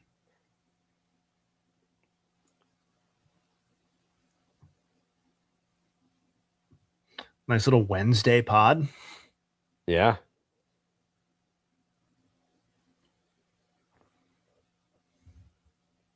Wonder if they're able to sleep right now. Probably not.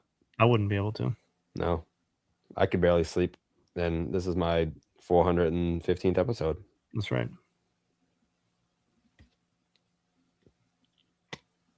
It is Alex Cora. That's the correct answer. He's sitting in to possibly produce. Mm-hmm. Is it blasphemous to say that Koufax is closer to Johan than he is to Bob Gibson?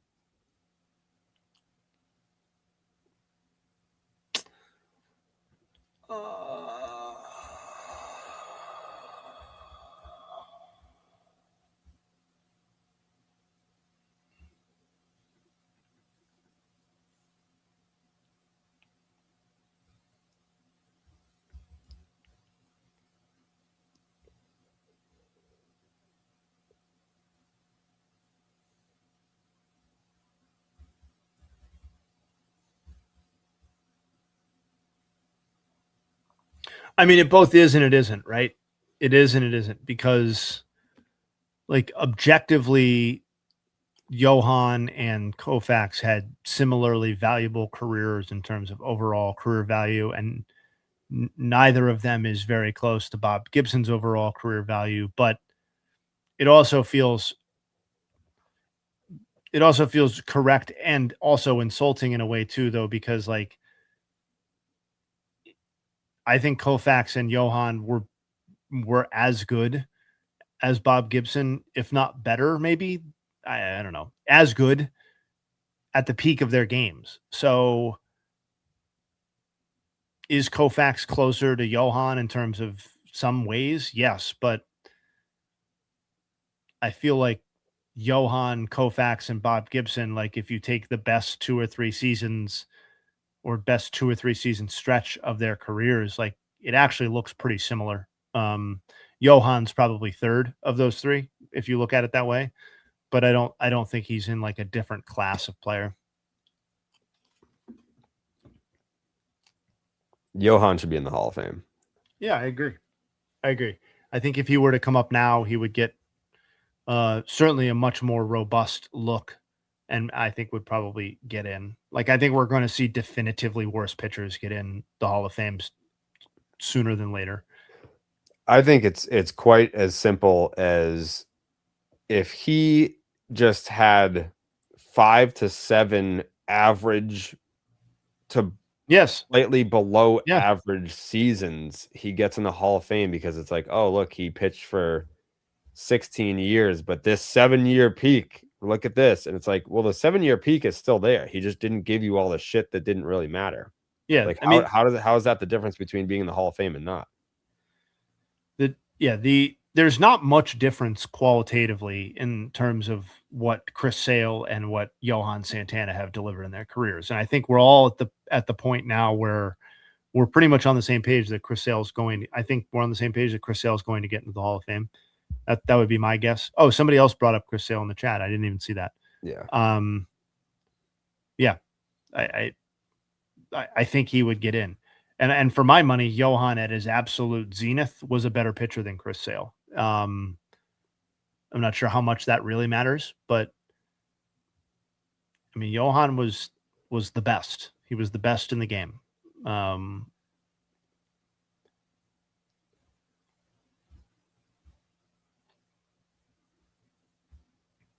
And I know some of the strikeout numbers like don't feel eye popping now, and I think that generation of pitcher has done something of a disservice when we look at their kind of stats in hindsight, because like, oh, you're like, he's striking out slightly more than a batter per inning in a lot of these seasons, but like that was leading baseball. Like Johan had world class swing and miss in his career. I mean, would you rather have had Johan's career or CC's career? Ooh. And I think it's debatable, but I don't like putting aside the postseason stuff. Like if we're not factoring in CC's ring with the Yankees or like. That's Well, really that's all it is, because Johan got 2 Cy Youngs. Yeah. Yeah, he's got 2 and should have 3. Yeah. He should have 3. What was it? 05 or 06? 05, he finished 3rd and should have won. That was Bartolo Colon's year. Yeah. So he should have 3, because there are plenty of guys that have 2 that it's like, all right, yeah, like you have 2 Cy Youngs, but you're not a Hall of Famer. Like Corey Kluber. Yeah. Tim Lincecum. Yep. But getting that 3rd one, I don't think that there's a pitcher that has 3 that's not in. So if he got that one in 05, is he in, even though he had the peak and that was it? I mean, you're talking about, at that point, you would be talking about 3 straight Cy Youngs, and 2 additional top 5 finishes, because he finished 5th in 07 and finished 3rd in 08. Also in that 08 year was the AL leader in ERA. Like, I'm sorry, NL leader in ERA. That was his year with the Mets. Like, I wouldn't necessarily argue that he should have won the Cy Young that year, but that's another year where you absolutely Lincecum was the winner, but you could absolutely argue that he could have won. So then you're talking about Cy Young caliber season. Yeah, he finished 3rd in the vote. Should have finished higher than Brandon Webb, almost certainly. But like, you're talking about 4 seasons where he like really could have or should have won the Cy Young. That's, I don't know, man. That to me, that I place a premium on a run like that over a half decade or 6-7 years where you're like unequivocally the best pitcher in the league or the best pitcher in the AL or whatever it was. Well, without looking, I'm pretty confident in saying that there's not a pitcher with 3 that's not in. Yes, I certainly can't recall one. Pitchers with 3 Cy Young awards. Let's pull up that list. All right. So, well, I mean, this comes with the massive caveat that Clemens is not in the Hall of Fame, but obviously there's different reasons for that. Randy Johnson has 5. He's in. Maddox has 4. He's in. Carlton 4. He's in. Verlander 3. He will be in. Scherzer, Kershaw 3 each. They will be in. Pedro is in. Palmer is in. Seaver is in. Koufax is in.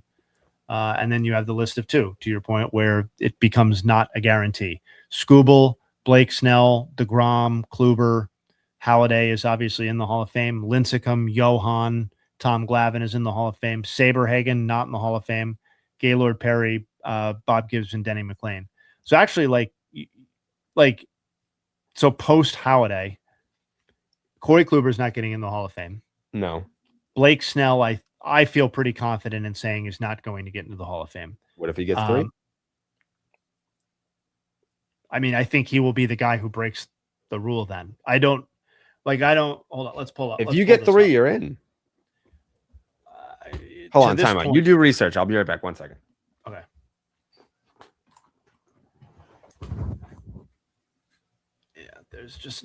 There's no way Blake Snell could win the Cy Young again and not make the Hall of Fame. I think that's true. I mean, he would be the worst, and it's not even close. He would be the worst of the 2 Cy. He's already the worst of the 2 Cy Young people, I would say. Right? Who's worse than Blake Snell on that list? Skubal, I think I guess you could argue is not as good as Blake Snell on the whole, but I think we're on the same page that Skubal's peak has been better, or at least more consecutive. He's not as good as DeGrom. I don't think he's been as good as Corey Kluber. Let me see if that holds up. He has not been as good as Corey Kluber. I mean, Corey Kluber, this is not the end-all be-all, obviously. Corey Kluber has 500 more innings pitched than Blake Snell in his career. 500. Whoa, wait. To the people saying Kluber is the worst, based on what? Corey Kluber has 1,600 career innings of a 3.44 ERA and 34 wins above replacement. Blake Snell, 1,100 innings, 3.15 ERA, 25 wins above replacement. Blake Snell doesn't have peak value over Corey Kluber, and he doesn't have consecutive year peak value either. Like, we all know that Blake Snell's great seasons are a half decade apart from each other.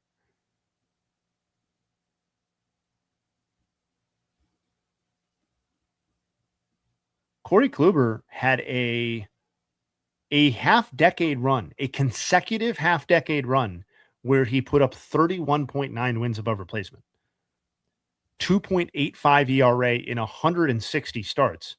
He won the 2 Cy Young Awards. Lest you forget, he had two other third-place finishes and a ninth-place finish in that 5-year run.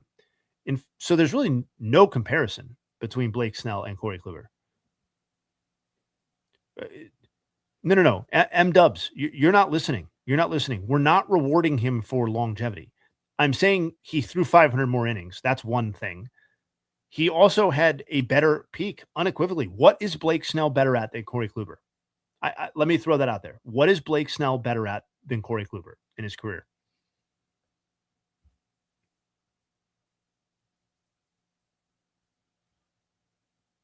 Because I'm absolutely taking Corey Kluber's 2014 over any season that Blake Snell delivered.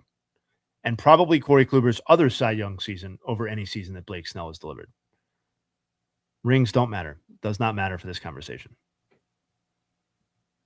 If we're already there, we're already done.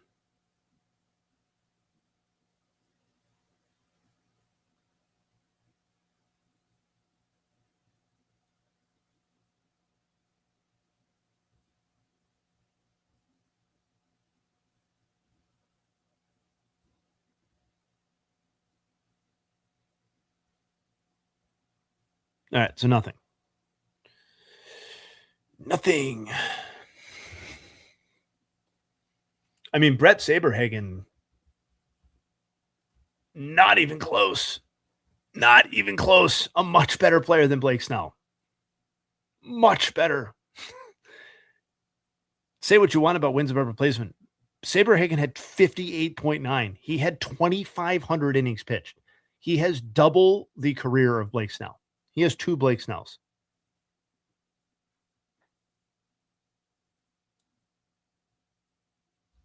I mean, the closest to Snell of the 2 Cy Young guys, nobody wants to hear it, is probably Tim Lincecum. Tim Lincecum is almost certainly the second worst player on that list. He was an ace-level pitcher for 2 seasons. 2 seasons. 2010 and 2011, to me, were sub that level. Like, if we're including 10th place Cy Young finishes, I mean, you can give him Lincecum's 4-year peak is still not as good as Corey Kluber's 5-year peak or the best 4 seasons of Corey Kluber. We all love Tim Lincecum. It was more fun watching Tim Lincecum.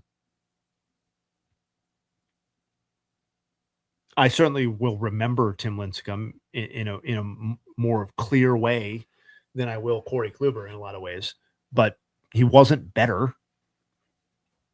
He was more electric. He was more exciting. Wasn't better.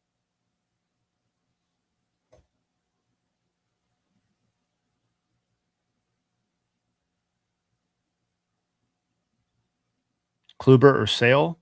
Sale. Peak value, you could certainly argue it either way, but I'd probably take Sale for both.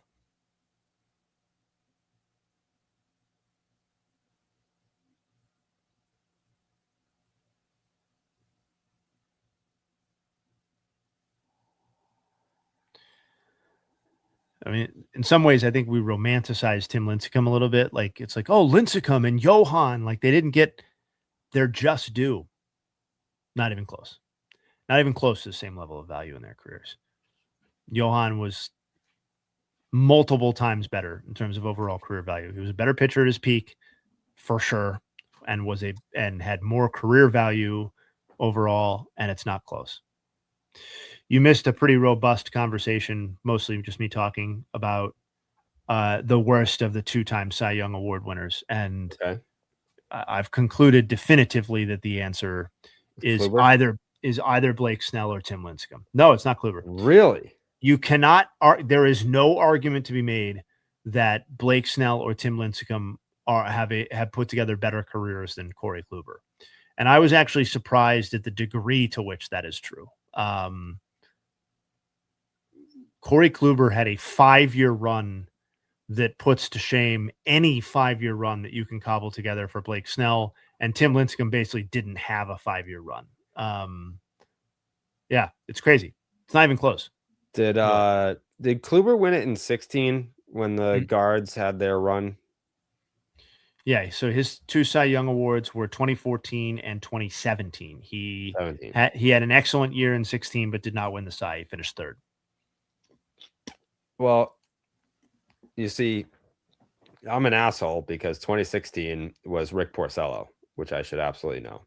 Right, but the reason you've discounted that is because he should not have won. But Kluber should not have been the winner. That should have been Justin Verlander. Correct. Yeah, I'm not necessarily advocating for Kluber there, but yeah, I mean, it's Snell or Lincecum. I mean, objectively, it's probably Lincecum, but that Lincecum's peak came in consecutive years, or his best 4 years are all 4 in a row, is to me aesthetically appealing for his legacy, as opposed to Blake Snell's, where it's like you have to wait a half decade in between his two dominant years. Mm-hmm. But yeah, I mean, just by wins above replacement, like Lincecum is less than half of what Corey Kluber gave in his career. What's Tim Lincecum's career WAR? 17. Are you fucking serious? Yep. Jesus Christ! I thought I would have guessed 30s. I mean, he was actively. I'm sorry, it's 19. He was actively working against himself over the back half of his career. Like by B WAR, he accumulated negative 4.5 wins above replacement from 2012 to 2016.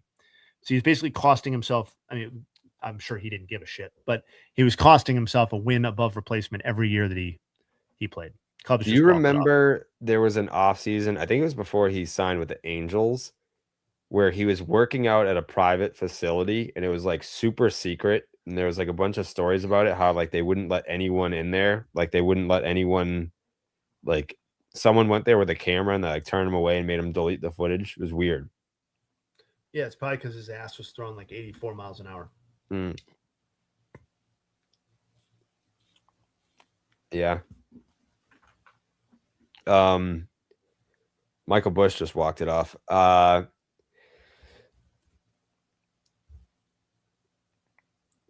Was there another team other than the Angels and the Giants that Lincecum played for? No. Nope. Not even on a minor league deal?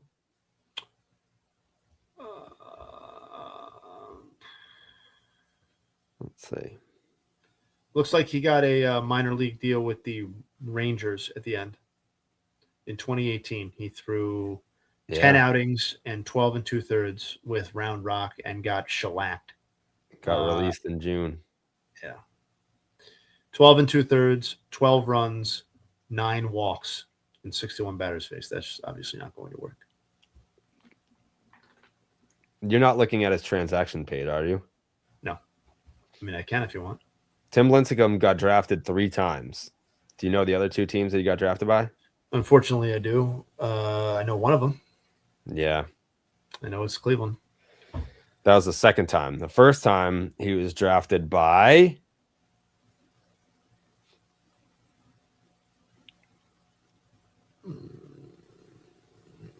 the White Sox. Close. Cubs. The Cubs. Yep. If only. I feel like people view 2016 as the worst Cy Young. I mean, he definitely did not deserve to win, but he didn't have a non-Cy Young worthy season. It just happened that there was like a couple other guys that had a better year. Like Yeah. I don't even think he had a first place vote. I think he won on his second place votes. There have been worse Cy Young awards than Rick Porcello. Yeah. He received 8 first place votes. He was not the leader in first place votes. Verlander received 14, but he did get 8. I remember Kate Upton going crazy on Twitter after that. Corey Kluber got 3 first place votes, and Zach Britton got 5 first place votes. The Red Sox did have Carlos Delgado on a minor league deal, and I want to say he was hitting in AAA, and I don't know why they didn't call him up because that team didn't end up going anywhere. I think they finished in 3rd, and Delgado was like pretty close to a milestone. Was he close to 400 homers? I thought he almost got to 500. Yeah, he was at 473. Yeah.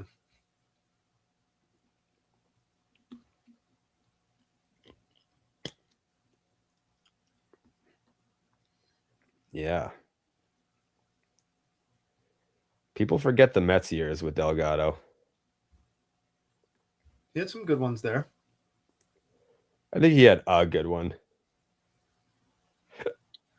Oh, man. Well, Yeah, man, come on. What the fuck are you talking about? He had 2 38 homer seasons. Put some respect. yeah. He did. 857 OPS in 2,000 plate appearances with the Mets. And that's below his previous standard, but that's still pretty damn good. Yeah. Carlos Delgado, Puerto Rican. Remember when Omar Minaya took over at the Mets and it was like, now they're going to sign all the Dominican players? Like, that's pretty much like, obviously they probably gave him the best offer, but Pedro was like, he's Dominican, so that's why I chose the Mets. Yeah, Omar Minaya. Not Where great. is he now? Is he still in the league somewhere? Stashed away? He kicked around for quite a while. Let's see where Omar he's at. Minaya. He is a special assistant to the GM of the Yankees.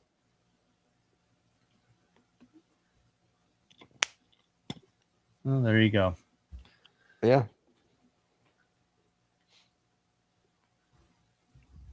I mean, listen, it's not like the executives after Omar Minaya have done a fucking bang up job with the Mets. No. Minaya came from the Expos, right? Yes. Yep. Yeah. Was he I don't know why I didn't get into the Expos Netflix doc too much, but was he featured in it? Did you watch it? I didn't. I sort of forgot about that, to be honest. Yeah. It was like it came out maybe like during the playoffs or something. I don't know. I was very distracted. I was like, I was like, I'm not in like a baseball doc mood yet when I started watching it, and I never went back to it. It didn't really grab me. I wanted it to though. Yeah.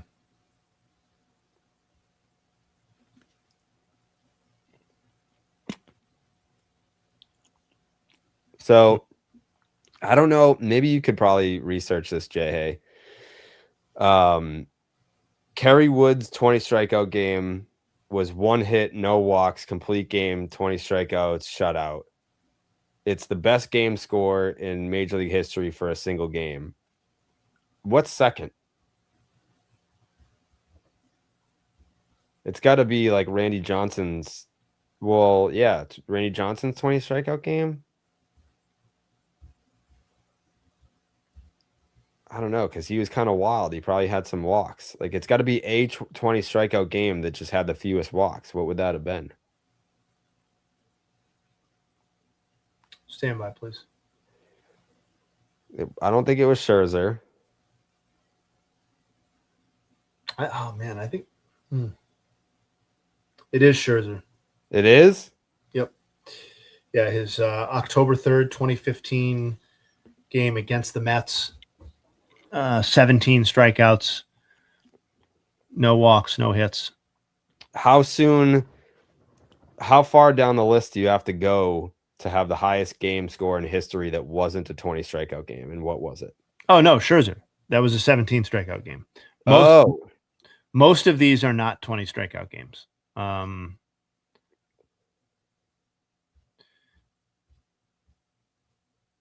Yeah, I mean, Randy Johnson's 20 strikeout game from 2001 is tied for the 58th because he allowed 3 hits and had a run allowed. So that obviously is a huge penalty by the game score.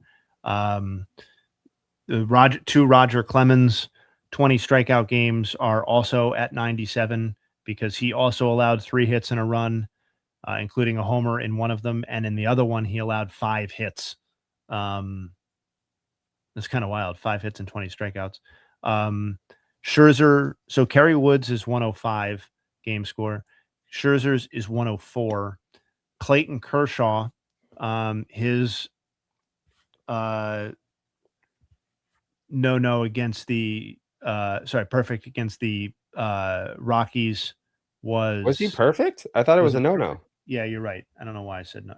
Clayton Kershaw. This question right here. Johnson didn't have a 20K game, did he? So he struck out 20 in 9 innings, but the game went into extras. So some lists don't recognize it because it wasn't in 9 innings. Well, he struck out 20 in 9. The game just didn't end in 9. Yeah, in order for Kerry Wood to be the leader in game score, you kind of need to have the caveat be a 9-inning outing because otherwise you're getting these 16-inning outings from like when the game was fundamentally different. So that's why Kerry Wood's recognized that way. Kershaw's no-hitter from 2014 against the Rockies is 102. And then you have 4 outings tied at 101. Matt Cain in 2012, Sandy Koufax in 1965, Knapp Rucker in 1908, and Nolan Ryan in 1991. There have been 16 9-inning games that were 100 or higher on the game score. Justin Verlander, Kurt Schilling, another one from Scherzer, Brandon Morrow, Garrett Cole. Those are people who have done it in our lifetimes. Garrett Cole.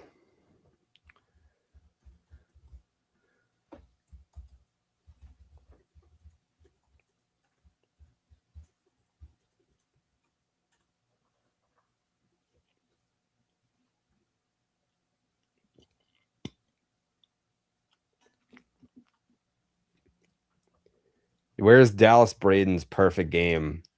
Ah, shit. What? Zach Neto.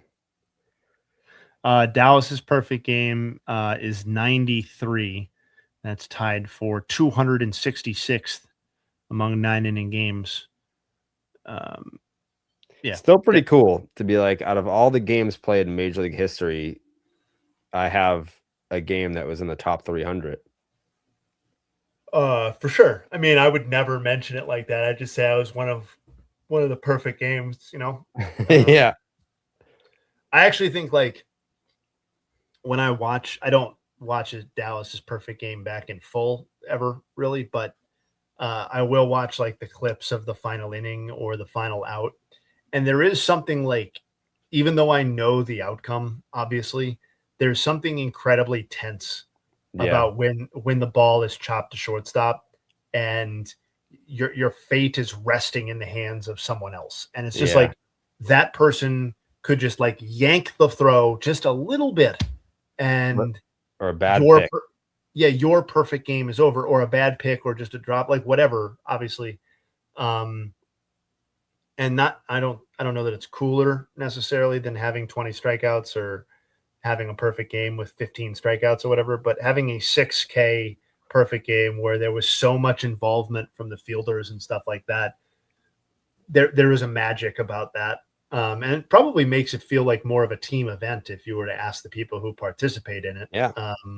Like I'm sure if you asked Dwayne Wise about Mark Burley's perfect game, like he's probably got more to say about that than than a perfect game that features 15 or 17 strikeouts.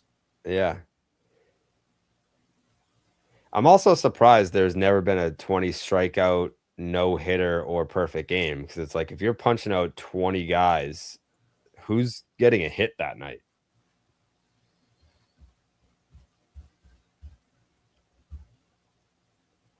Like the Kerry Wood 20 strikeout game, was that a single?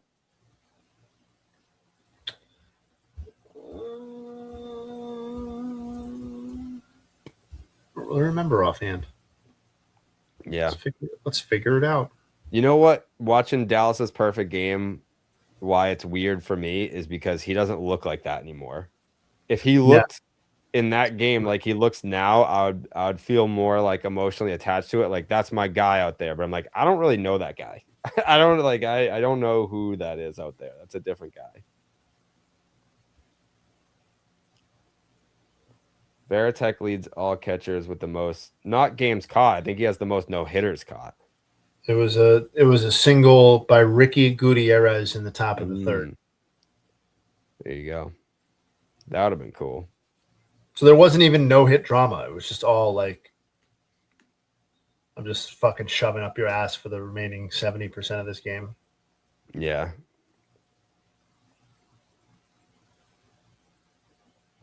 I need the White Sox to win this game. I'm so fucking hungry.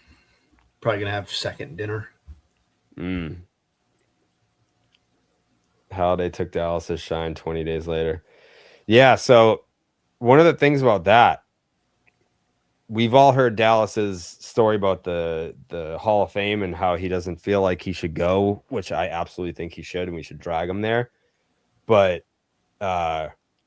he was saying one time about how, like, whenever someone throws a perfect game, they get a call from the last person who threw a perfect game, and then you're supposed to keep the chain going. He broke the chain because he was like, who am I to call Roy Halladay and say congratulations? He would have been like, who the fuck is this? And I'm like, I don't think that he would have. I think he would have thought that that was cool.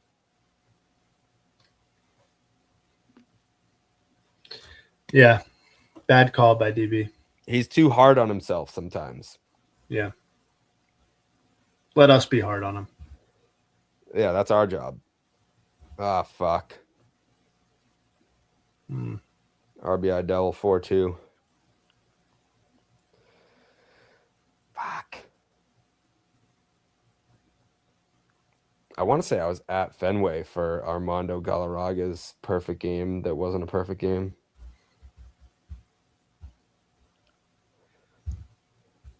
I think I was like in the wooden seats way up there behind home plate, and I was like, you gotta be fucking kidding me.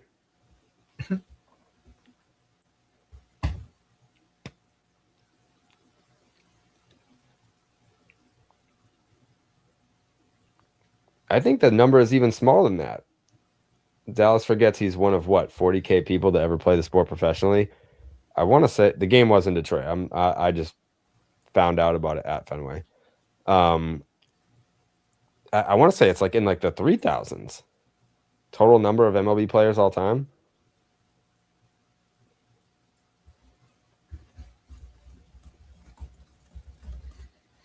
Okay, so it's like 23,000. Yeah, 22,657. The 20,000th player milestone was reached on May 2021. And that goes all the way back to 1876.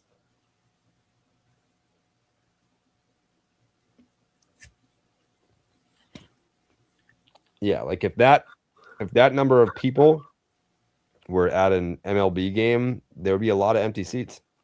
Yeah.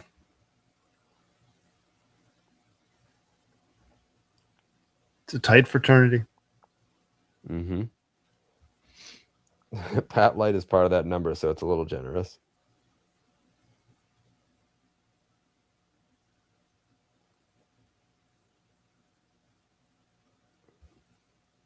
Who's your dream guest, Jay Hay? Harold. Yeah, that would go crazy.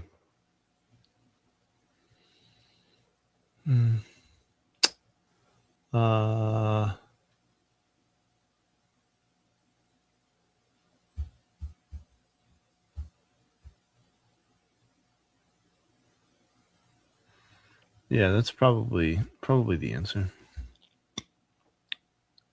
Do you think it would be contentious? I don't know. Might be awkward. How would That- you open it? Probably have to figure that one out a little.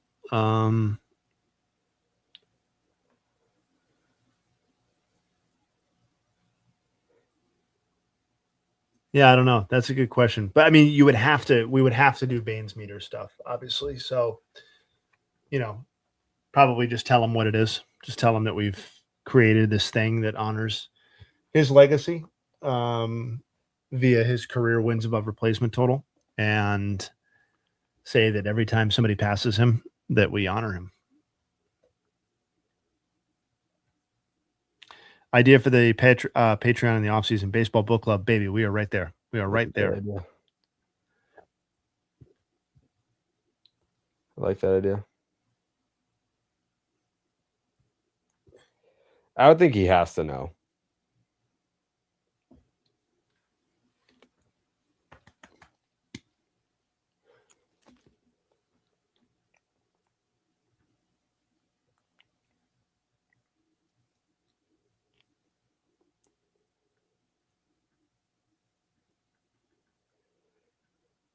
I need to get to 500,000 Twitter followers by the end of the season so my mom can bake me a cake.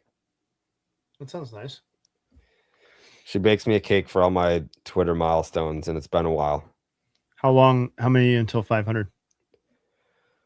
I'm at like 485. Okay. So we're getting there.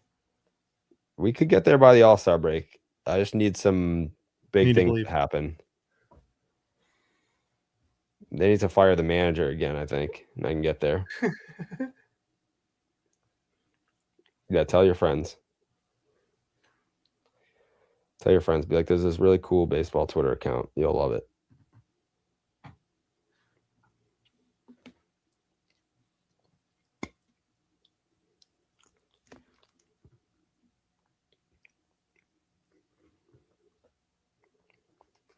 What's the most memorable game you've ever been to, Jay?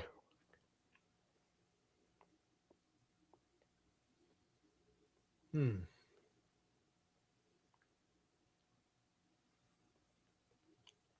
feel like you had some cool ones with ESPN. Yeah, I gotta think about this one for a second.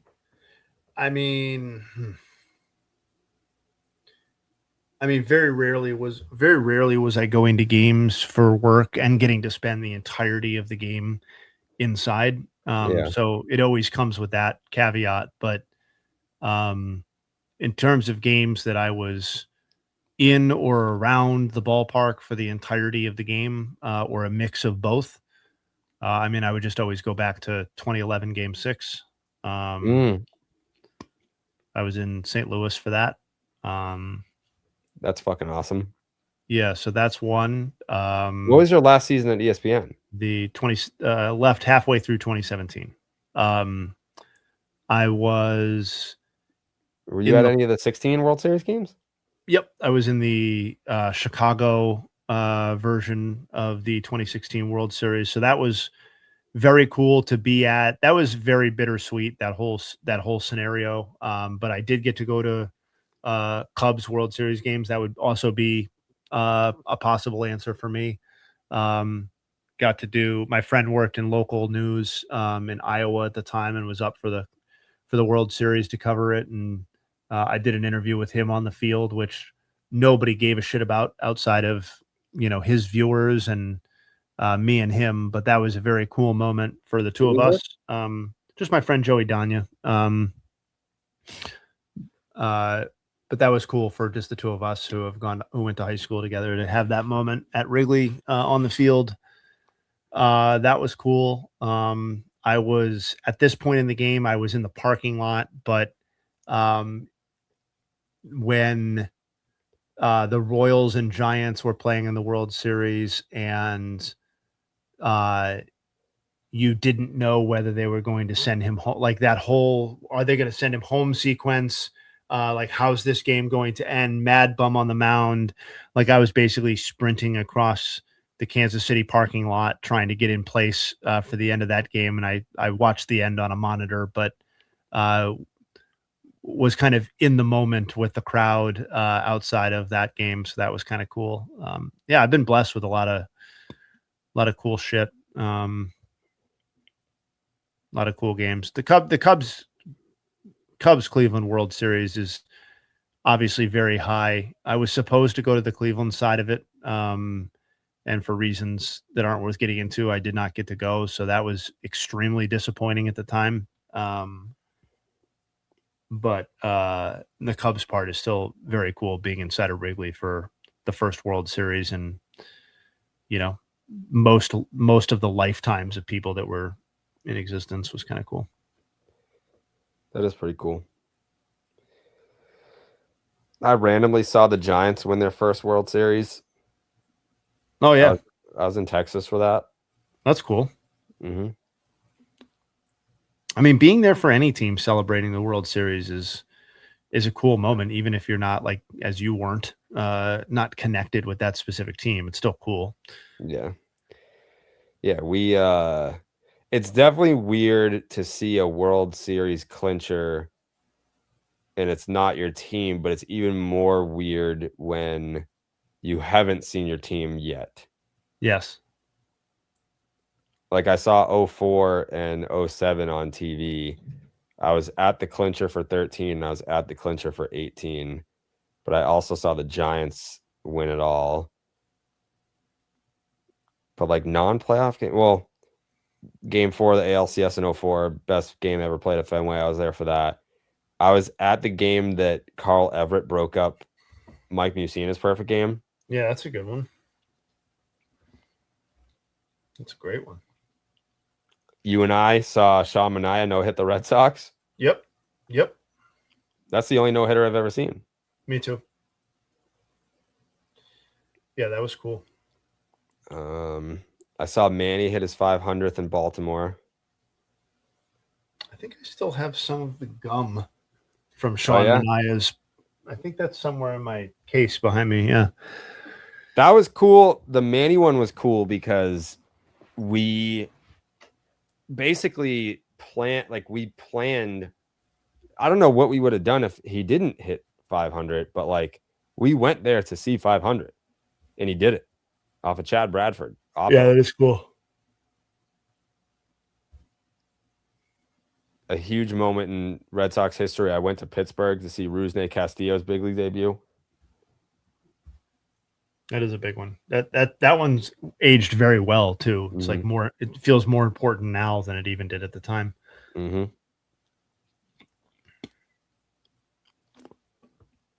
What's this Hosmer tweet?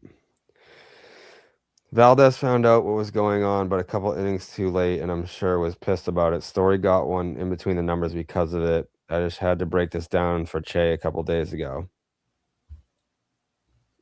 All right, let's play this audio.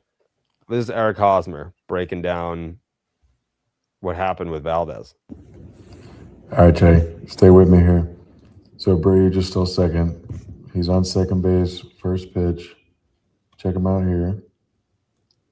All right, so that's a breaking ball. So now he's going back to the base. So before the game, they probably identified they can get in Valdez's glove.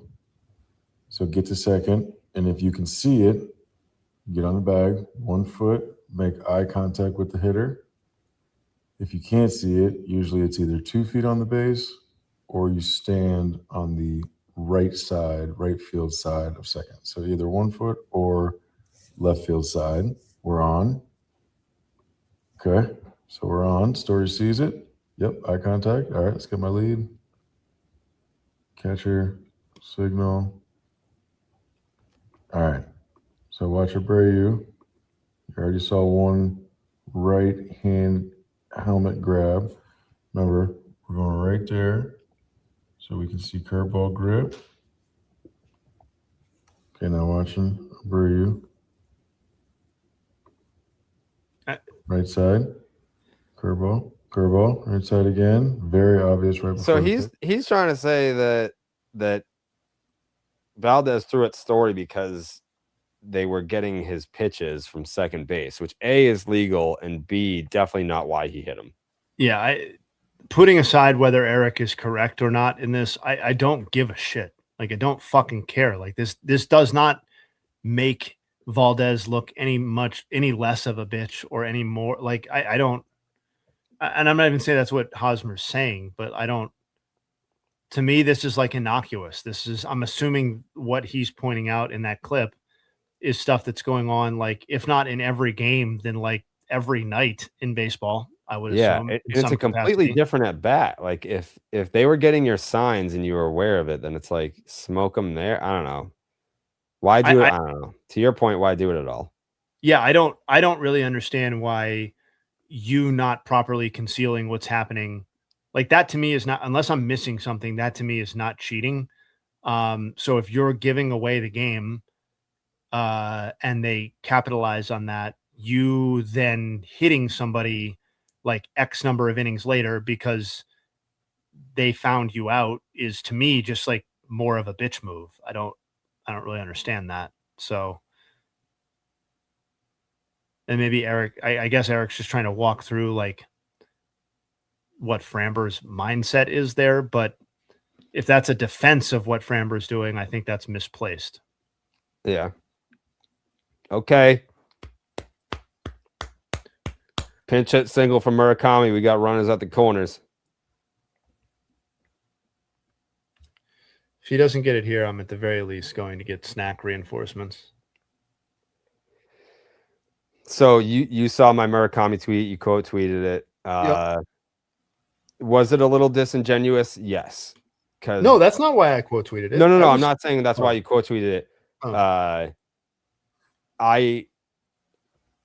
I was being disingenuous because I got True Media back, so now I can look at the stuff.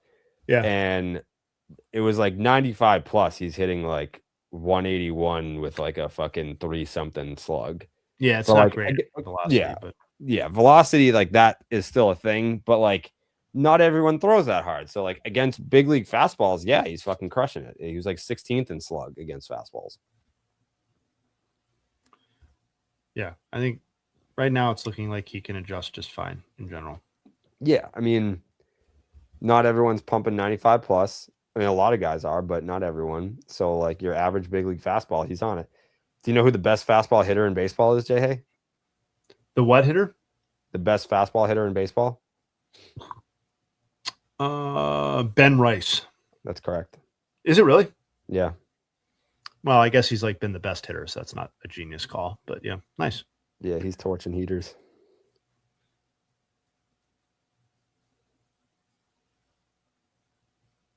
Oh, you see Hinch's quote? Yes. It's interesting. Not exactly having his back unequivocally. No, he was like, I was embarrassed to be out there. Yeah, basically. I gotta go to the bathroom. I'll be right back. Okay.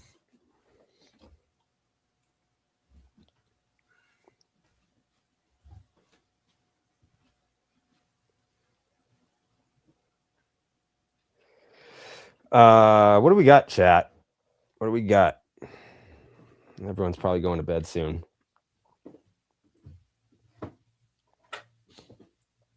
Yeah, I'm talking to Stephen Che right now because he's getting into baseball and he's fascinated by the game between the game inside the game.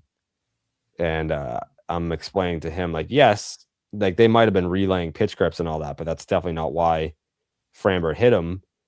And he's like, how? Like, well, he's a notorious baby. That's his MO. And he just gave up back-to-back home runs. And I forgot about the fastball thing.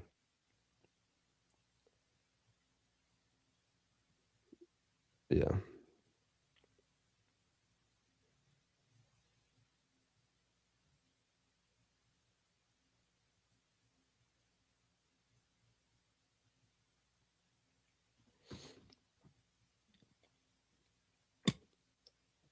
Shout out Stephen Che. Yeah, he's was he a Cubs fan? He's adopted the Cubs as his team. Yeah, it's his first time throwing a 4-seam fastball all year. I don't think that Che is debating whether or not it was intentional. I think he's convinced because of Hosmer's breakdown that it was because of them looking at pitch grips, but it's like, to Jay Hayes' point, everybody's doing that. And Story didn't hit like a homer or anything in that at bat. It's not even like it helped. And if you were going to hit someone for that, you would hit Willier for peaking.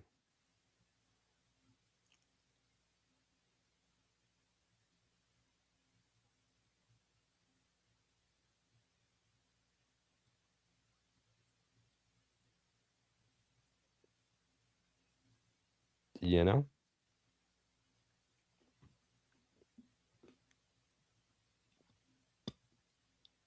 Yeah.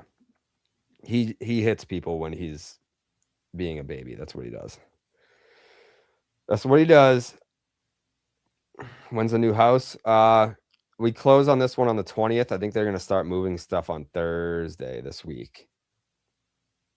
Just set up the internet and the Wi-Fi there today. And then we're going to move the gym in first because that's going to be a huge fucking pain in the ass. Like, we have a slider. Like, the gym's in the basement. We have a slider here. That one is like a door. So they're going to have to take apart everything into like little pieces and then reassemble everything. It's going to be such a fucking nightmare. It's going to cost so much money. I don't even want to think about it.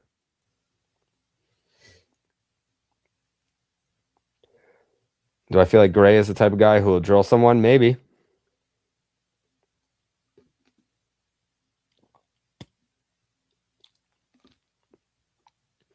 You could give Story telepathy.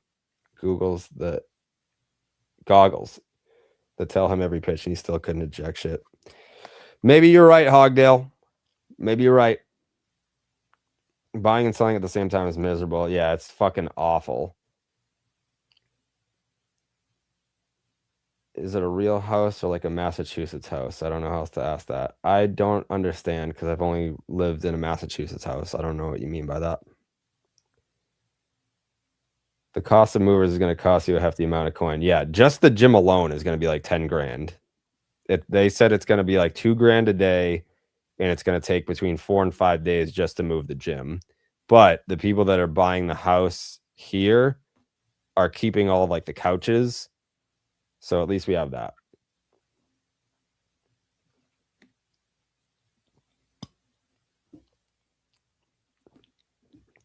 It's all right, Hogdale. It's late. You stream every night. Your eyes are probably fried. Raffy's up. Let's see if he does anything. Why am I selling?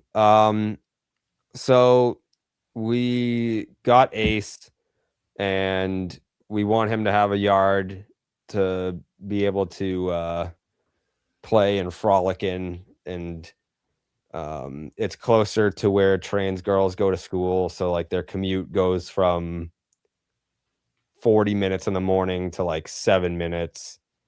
Yeah,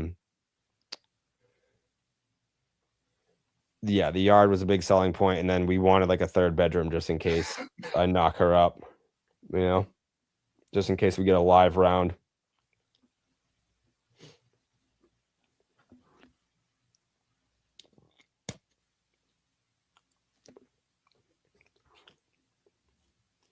Yeah, this house, I bought this house when it was just me, and then they moved in, and I basically had already customized it for everything that I wanted. And it felt more like a Jared bachelor pad that they lived in. And the new house is more of a home for everybody. Yeah, the yard's huge. It's not like finished or anything. It's like a lot of dirt and trees and rocks, but eventually I'd like to level it all out and have a nice big yard. The third room for T. Third room T. So the plan is to put an addition on the new house. The new house is a good size, but I want to put an addition for like my workspace. And the way that like this room out here is like the media room with the movie theater seats and the TVs. So I want to do that on the first floor, and then the second floor I'm going to put 3 podcast studios and have like an office, and then there's like a lounge area, like a couch and stuff, but like have the couch pull out so if Jay Hay wants to crash. Where am I crashing? in the new house when we do the addition. I'll have the J Hay quarters. Yeah, hell yeah, baby. Late Yeah, night stream, late night postseason stream. Yeah. Will Ace actually shit in the yard is a real question. Probably not. I mean, I hope he does. He loves shitting in the house. He's got a routine. I wake up, I go downstairs, I feed him, I make my eggs, we get in the car, we go to Starbucks, he gets a pup cup, we walk in the door, he runs over to the rug, shits, and then it's like, all right, go pick that up, and then we can play.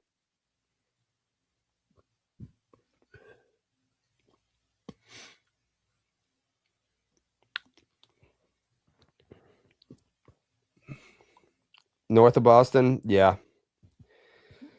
Yeah, we'll be north. I got some family close by. My godparents are there, the town over, and then their daughter and her husband, who I'm very close with, they live in the same town. My high school baseball coach also lives in the town that I'm moving to, and he's a huge meathead, so maybe I'll have another workout partner.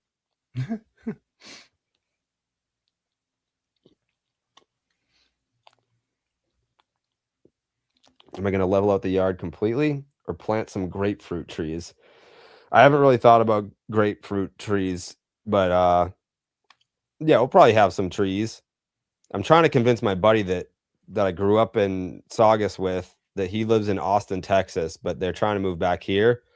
So like the new house is like a little bit set back from the road, and then there's a house that's even way more set back that I want him to buy that house. That'd be sick. It's also brand new, and it's like they said it was like 8 weeks behind my house. So it's not listed yet, but I was like, might have a buyer for you. That'd be sick. Yeah, living next to your bud. That'd be great. My most random jersey or jersey. I mean, I have an Okajima jersey. I pretty much have every random Red Sox player jersey. I have a Tony Graffinino. But like jersey, I have a Pokey Reese batting practice jersey. I feel like all my baseball jerseys are like pretty, like they're all like legends of that team. Yeah, Bill Ricca area. I want to pull out one thing. When is it? What the fuck is going on with him? Time for Logan Webb. I think we're kind of there, honestly. Like I think my Droth. I know it's not like the end of the world sort of start, but like we sort of got to it on BID the other day where it's like he is absolutely essential to like any path that the Giants want to take, whether that's Logan Webb being relevant in the present or as a trade asset to become relevant in the future. And like he's in his age 29 season. It's another shitty start today. He's got a 5.06 ERA through 8 starts. Like his strikeout rate is way down. And it wasn't necessarily an elite strikeout rate that we were working with already. I would be on a scale of 1 to 10. I think I'm at like a 7 or an 8 for my concern level with Logan Webb. In large part because like if he's declining, it's not just a pitcher that is declining. Like he's not the trade asset that you would need, nor is he the present day I don't know. It's a very sticky spot. You think he's a change of scenery guy? Maybe. I also think like I'm not right. I'm not like saying this is it, but it also wouldn't totally surprise me if Logan Webb was a short peak type of guy. Like if he doesn't end up being a guy that we're talking about was great for 8 or 10 years. Yeah. I just think he's not washed. I think he could go to a contender and be great again this year. His underlying numbers, his non-ERA numbers are much more encouraging than his ERA. Whether you look at xERA, FIP, xFIP, all of those are better than his ERA. But, it's not like tonight provided a lot of encouragement. The swing and miss is still there. Still gets a ton of outs on the ground. Maybe better than most. That's also something, though, that he's certainly good enough to thrive in most environments, but that is something you probably have to consider if you're a Logan Webb trade asset type of person, or a trade candidate is, do we have the infield, particularly the left side of the infield, to support Logan Webb's skill set adequately? Yeah. I was going to ask that. What's the team's like defensive run saved, and what's their outs above average? And they got Chappie over there. I mean, that's the thing, right? So by defensive run saved, the Giants are currently 4th in baseball at plus 17. At outs above average, they are. Can you isolate to just the infield? Yeah, you can. So overall, sorry, 1 second. Overall, the Giants are 14 or tied for 13th at plus 1 outs above average. If you isolate to just the infield, we get. Can you select positions and combine them? Like, what's their outs above average if you take out Chapman at third? Like, how much of their infield outs above average is just Chapman being great? I wonder what Chapman's outs above average even is this year. Let's take a look at that first. Yeah. I'm sorry, we missed the Joey Horn for Chase Mydrot. That's on me. So he's at plus 2 outs above average. Oh, okay, so not even that great. Okay. And their overall infield is at plus 3. So he does currently account for most of their outs above average, but their infield is plus 3. That's tied for 10th in baseball. Sorry, tied for 11th in baseball.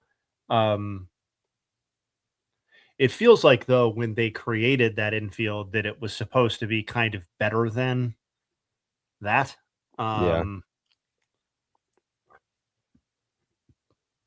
Yeah, I would tend to agree with you still that Logan Webb would be a guy who could still thrive with a change of scenery. But I also feel like, if we're having that level of conversation about him, like, would he be better off with a change of scenery? That inherently speaks to his trade value right now, and it not being as high as it once was, because we're referring to him as a change of scenery candidate. And if that's the case, then again, I go back to the Giants being fucked on this, because you're either riding it out with him in a lost season, or what I think will end up being a lost season. And he's one step closer to his contract ending, or you are trading him from a position of disadvantage, at least unless you wait long enough for him to turn it around this season. So I don't know. That's just another reason why I'm out on the Giants. But you know where he'd be a great fit? Actually, two teams that Logan Webb would be a great fit on. Okay, hit me. One of them's obvious. Okay. Oh, am I guessing? Yeah. The Boston Red Sox. No. Oh, are we giving up? We're just giving up. We're not giving up, but I wouldn't. Like, I'm saying, like, these are teams that are in contention. Okay. Great infield defenses in contention and could use an arm like this, a ground ball pitcher. I mean, the Royals.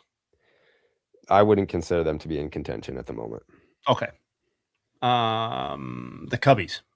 No. Okay. The Braves. The Braves are the obvious one for me.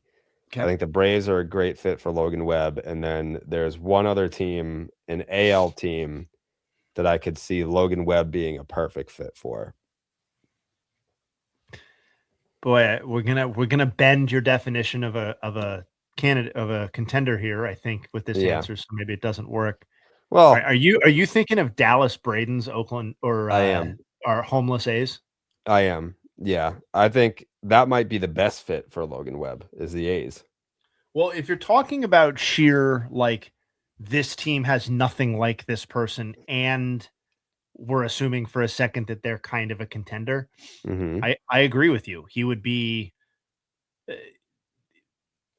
something of a return to form version of Logan Webb would be easily the best pitcher on this team. I mean, it's obviously not even close if Luis Severino and Jeffrey Springs are the current answers to those questions. Mhm. Yeah, I mean, it's great. I just don't think, they obviously don't have a recent track record of importing this level of player, but what's his specific contract info, Logan? He is on a 5-year, $90 million deal. Yeah, through He's getting $23 million this year, $23 million next year, and $24 million in 2028. So they would be taking him on with something like 50 and change remaining on his deal over 2 years. I mean, call that's it 60. That's pretty reason. I mean, given what they had to pay Luis Severino to come there. If you're the Sacramento homeless A's, would you sign Logan Webb to a 3-year, $60 million deal today? Of course. Yeah. Or a 2-year, 55 million or whatever it works to after this season. And you're probably not going to have to pay him next year. Yeah, the answer to that is both yes, I would think, but what is the prospect capital? And then like I don't give a shit about this, you don't give a shit about this, but like I would guess that there's some reluctance by maybe the Giants front office to deal Logan Webb to the A's. Maybe that doesn't exist anymore because they're not in the Bay, but yeah, there's obviously previous animosity there. And I want to say there was some vague comments made recently. What didn't I see something about the Giants ownership making a comment about the A's situation or something like that? Maybe I'm making that up. Maybe that's it. But yeah, no, he's a great fit there. I think he's a great fit on a lot of the teams that we just rattled off. But yeah, the A's have nothing like that. They have no pitching. You're never going to believe this, but he'd be a good fit on the Dodgers too. But easiest park to pitch in to the hardest. Yes, but he's not a fly ball guy. I wonder if the Dodgers even could use him. They could find him something to do. Probably, yeah. Like, even though you said his ERA is 5, yeah, he doesn't get hit hard at all. No. Somebody just brought up the Rays. That's obviously not going to happen, but the Rays. I mean, why wouldn't they pursue supplemental pieces right now? They could, but their infield defense sucks. Yeah. I wonder if they would just say, fuck it, we don't care about that. Yeah, I don't know that I would put him in Tampa. I mean, they have 2 starting pitchers that are like, I would say you can feel pretty relied upon in terms of the quality that they're going to bring out. And one of those guys is Shane McClanahan, who missed 2 full seasons of baseball. Mm-hmm. And I know they're the mixing and matching kings and whatever. And, we got Griffin Jacks opening every week and all that, and Schlotten's behind him and all that, or Schulten's behind him. But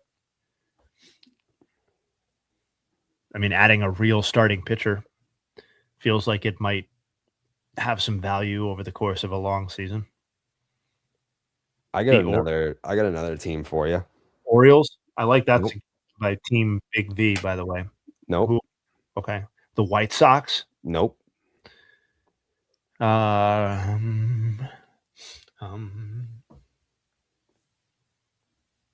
Padres. What about the fighting Franconas? Sure. That'd be a nice ad for them. I think that is perhaps even a prohibitive amount of money for the Reds. Yeah. I feel like the Reds get off easy in the cheapest organization conversation. They shouldn't, because they're exceptionally cheap. Yeah. Not that they need them, but what about Seattle? Sure. I mean, you could throw them in the. He would just by default make almost any team better if we're assuming the previous version of him. But if I'm them, I'm not sure that's where I'm putting my investment chips in the starting rotation. Although that's with the notable caveat that like I'm assuming Brian Woo's not going to suck all season. If he does suck, and we're talking that this, because like if Brian Woo's not a frontline guy, then this vaunted rotation certainly starts to feel more like a two-headed monster. And I'm not even really sure, like I don't know, man. It feels kind of weird to say about a guy who's been tremendously successful to this point in his career, and at times dominant. But I don't really know. I don't feel good necessarily about what I'm getting day in and day out from Logan Gilbert. If he's like the best or supposedly most dominant pitcher on my team. Yeah. I don't love the vibes on him, like not him personally, but just like on his pitching since he returned from injury at whatever point that was last season. I can't remember off the top. Wasn't Like, he the I don't want to be out there guy too? no, that was Kirby, wasn't it? Yeah. Who's like who's own that's his own separate conversation. Like if George Kirby's your best pitcher, like are you a vaunted rotation? But like I don't know, all of Gilbert's numbers are down. Like his ERA is obviously worse. His underlying ERA indicators are worse. His strikeout rates nowhere near what it was last season. And in fact, really isn't even where it was in his breakout 2024 campaign. So, yeah, I don't know. Like somebody said the Tigers too. I'm sure it's more complicated than this, but if I'm the Tigers, I'm not sure that Framber Valdez and Logan Webb, like that's a lot of balls in play. That's a lot of money invested in. Like, I mean, like you could really end up having like $60 million a year or $55 million a year in declining veteran pitching on your roster post Skubal. And I don't know. I don't know how good I feel about that one. But I mean, you could win 87 games and win the AL Central this year. That division sucks. It does suck. But you know, I thought the Tigers would walk away with that one. And I obviously the math's changed on that. Yeah. Losing Skubal is big. Also, well, yeah. I know that you haven't said this, and obviously because you're a hater, but the White Sox are tied for first place right now. Matt Olson just went solo to give the Braves a 3-2 lead off of Andres Munoz in the top of the ninth. Yep. Yeah. I mean, I think the Guardians are on the whole a more formidable team than I think I anticipated a little bit, because I just focused on how bad the offense was and the lack of investment that was made in the offseason, which is obviously very typical. But I do remember some like commenters or people who listened to the pod or responded on Twitter making the salient point before the season started that it was less about what they had acquired and more about who would be taking the at-bats internally from some genuinely shitty options from the 2025 team that they had just kind of shed and turned over to hopefully more productive people. And my dad made that point as well, to his credit.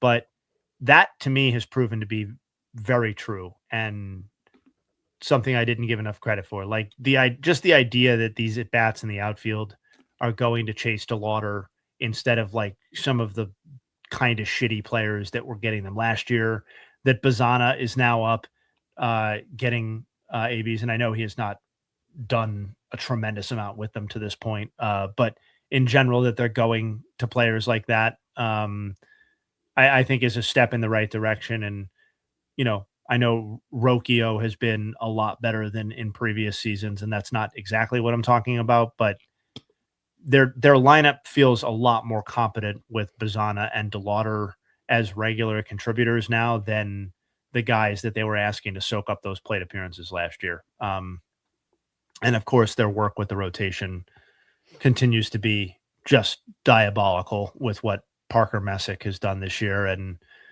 Gavin Williams, his breakout was really last year, but it just feels like they keep having this rotation depth that is the envy of the division. Like, let me rephrase. Let me put this back at you. I think we were all on the same page that the Tigers were the rotation that everybody would have picked in the AL Central to start the year. Is Cleveland's the best? Is Cleveland's the best rotation in the AL Central now? Moving forward,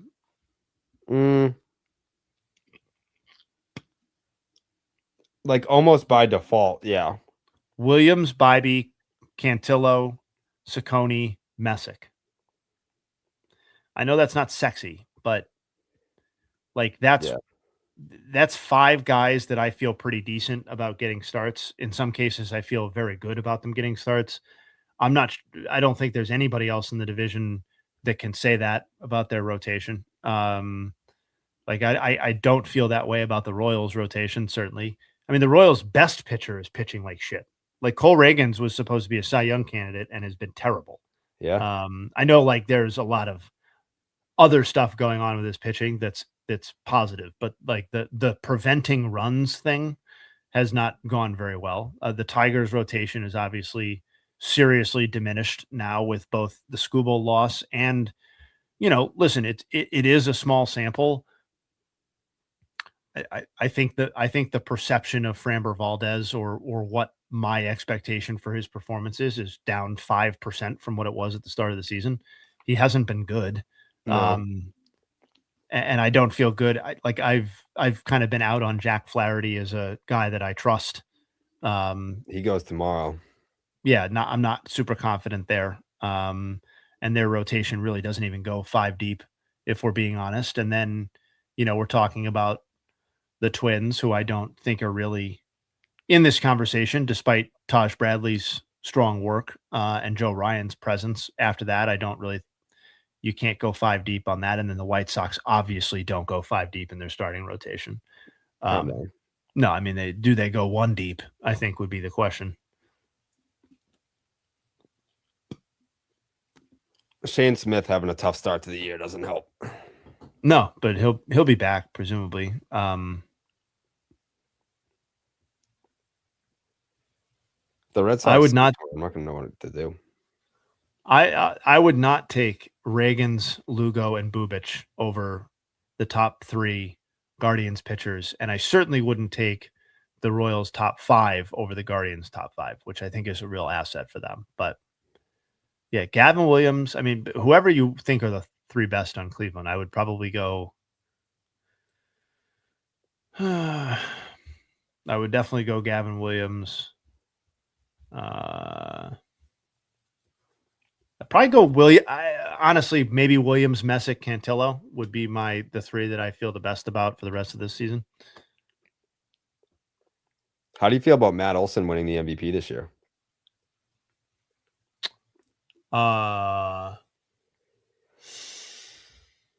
That would have been a great take a couple of years ago when Dallas and me went head to head with Freddie Freeman and Matt Olson in the MVP race.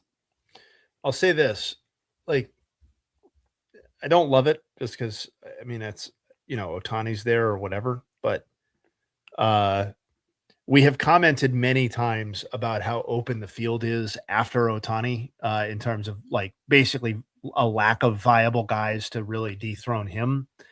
But what that also says is that if Ohtani is not up to the task, that the field is incredibly wide open. And, we've joked about the platinum glove thing, but, Matt Olson's not a stiff defensively, and I think that would help his case if he has the offensive numbers to go with it. And obviously his offensive numbers now are world-class.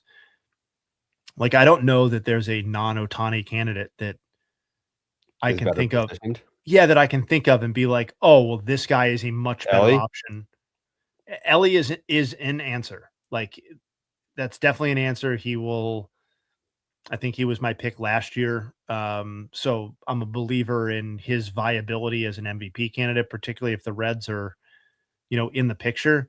But if the Braves win 100 and whatever games, and walk away with that division, that doesn't factor as much into people's voting these days. But, if there's a 15 or 16 win gap between those two teams, and it's close statistically, I do think that will be to Olson's credit, and probably in some cases appropriately so. Fuck.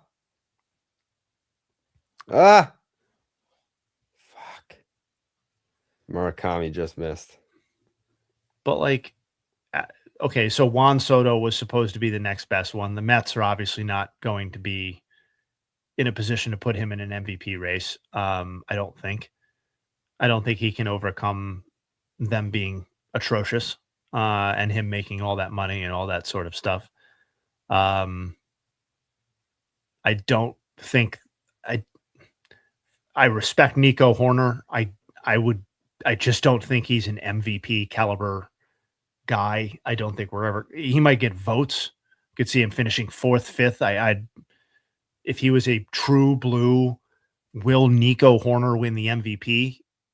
I would be pretty goddamn surprised. Other than that, is there a Padre? Not really. Is there a non-Ohtani Dodger? Not really. Is there a Brewer? Not really. Is there a what? A Brewer? I don't see who that person is right now. I know Terang is having a great season. I would throw him the team MVP, not a league MVP. Right. I'd throw him in the Nico Horner conversation, where it's like, could he get MVP votes? Sure. Is he going to win the fucking MVP? I don't think so. No. And then, nobody on the Phillies. And I don't know that, unless James Wood just goes fucking crazy and the Nationals are like a sneaky 80 to 82 win team, which I think is possible, but I do think he would need like a 50 homer campaign to do that. It does feel wide open. So yeah, Matt Olson potentially viable. What I do think is interesting about that, though, since you brought it up, is what would a Matt Olson MVP do for a Hall of Fame case for Matt Olson? Because I think I hastily got in. I think somebody said that Matt Olson was on a Hall of Fame track on Twitter. A Braves fan with some level of following a couple of years ago. And I think I scoffed at it or disputed it on some level. And, I think at the time, that was probably the correct case. But if he puts up another or an MVP winning season on the heels of a very, very, very good 2025 season, I don't know, man. You're starting to get into, is he going to cruise into Todd Helton territory by the time his career is over? And if that's the case, then he's going to the Hall of Fame. But if he adds an MVP to that, how does that help his legacy, change his perception, all that sort of stuff? It's interesting. I don't know. You said no one from the Padres. What about Mason Miller? As MVP? I think that he's going to finish top 15. Maybe. That sounds right. If he continues on this, I don't think top 15 is a viable. I sort of reject out of hand the idea that a closer can be an MVP. So I don't think that they can win the award, but he can certainly get some support. I think he could finish top 10. I think you're right about that.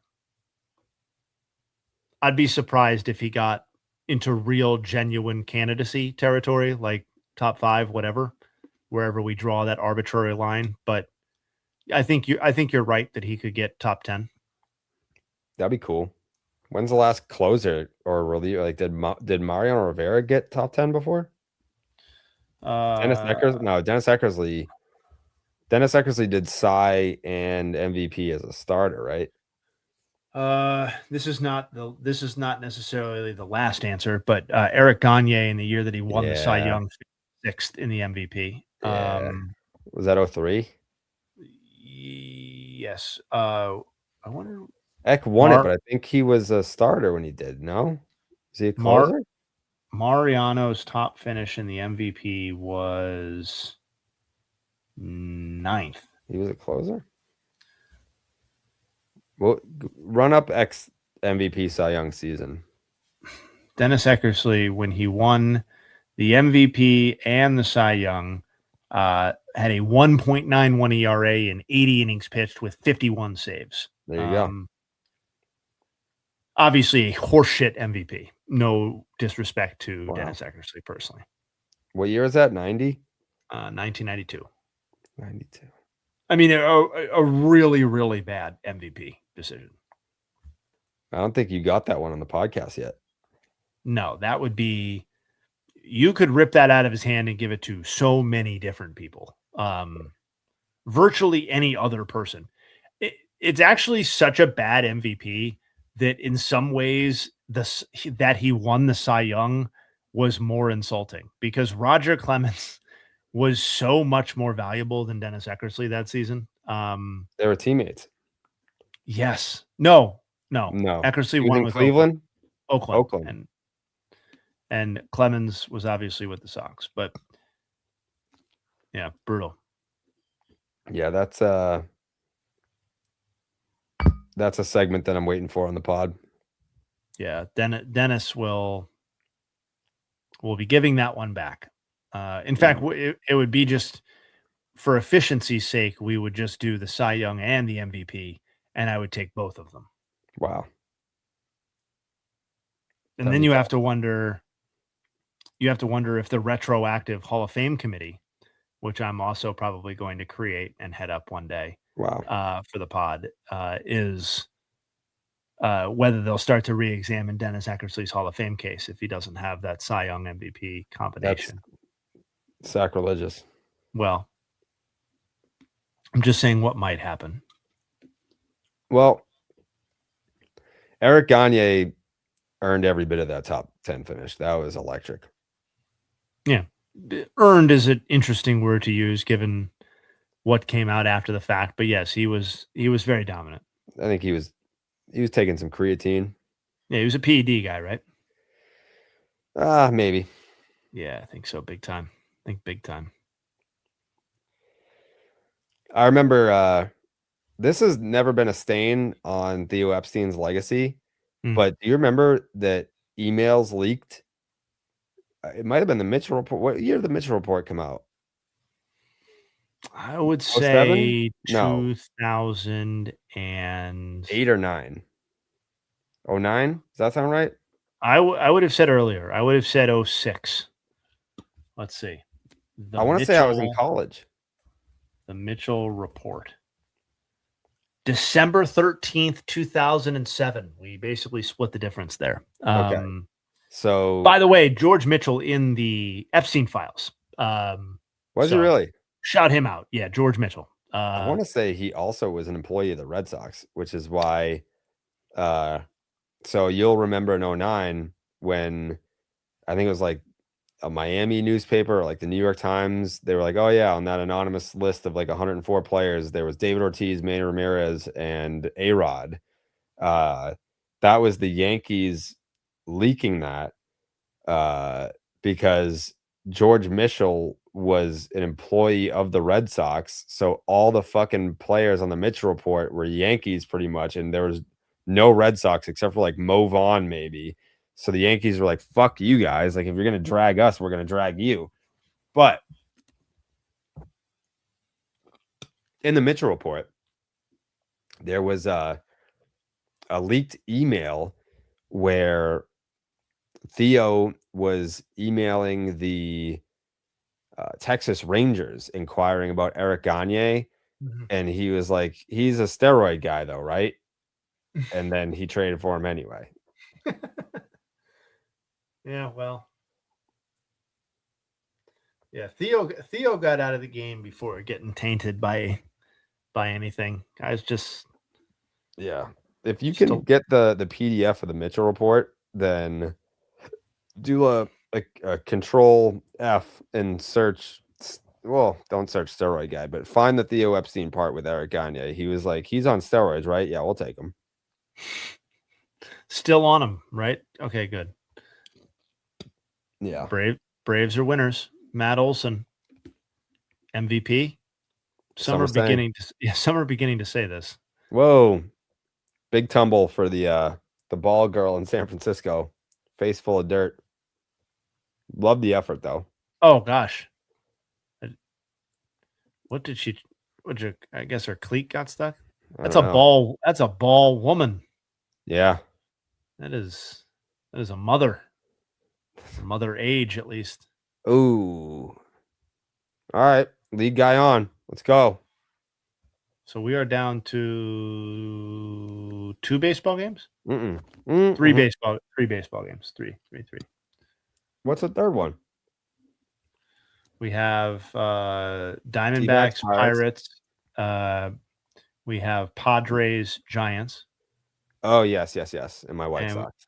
And the Whites. And your White Sox. Correct. Yeah, going to the Mitchell Report and Control F steroid guy is hilarious. Yeah, don't do that. You won't be able to locate. But Gagne, I bet you'll find it.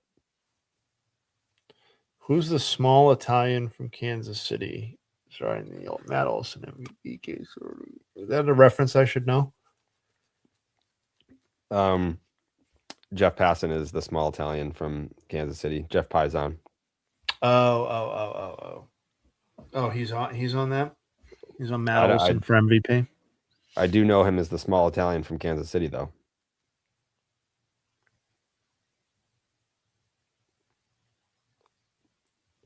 Mydroth, do you have another one in you?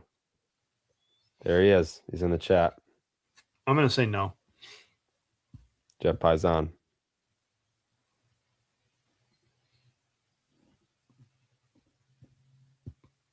Yeah, we're going.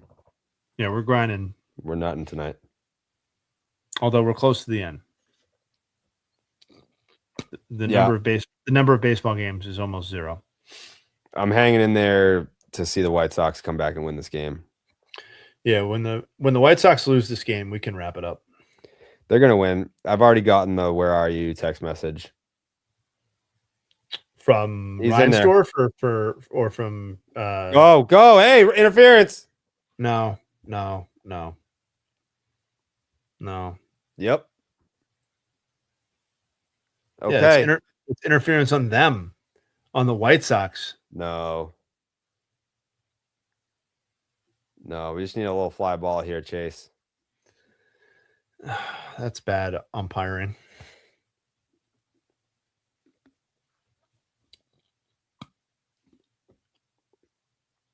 Well, let's see what kind of fundamental baseball is being played on the South Side, or in this case, by the Southsiders in the city of Anaheim, aka Los Angeles.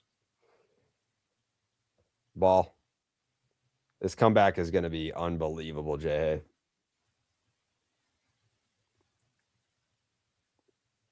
That's a bad challenge, in my opinion. Yeah, it was a horrendous challenge, but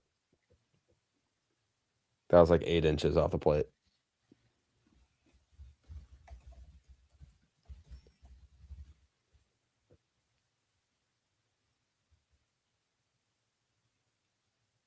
Let's go White Sox, man.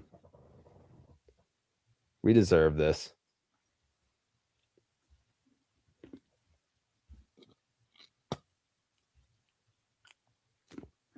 Miguel Vargas, he's been through so much with this organization.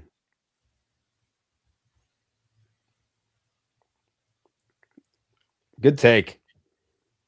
3-0. They got a base to work with.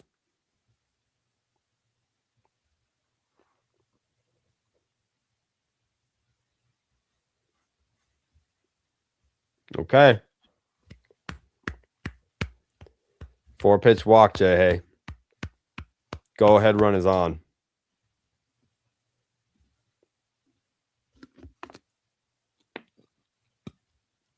Another fucking. We get a mound visit.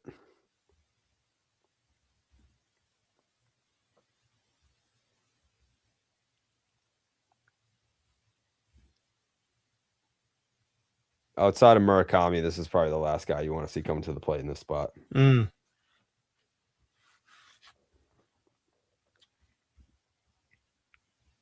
Look at him.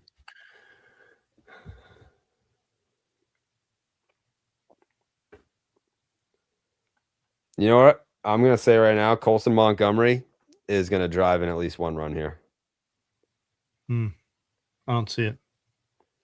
No offense. You got to open your eyes. Look at him.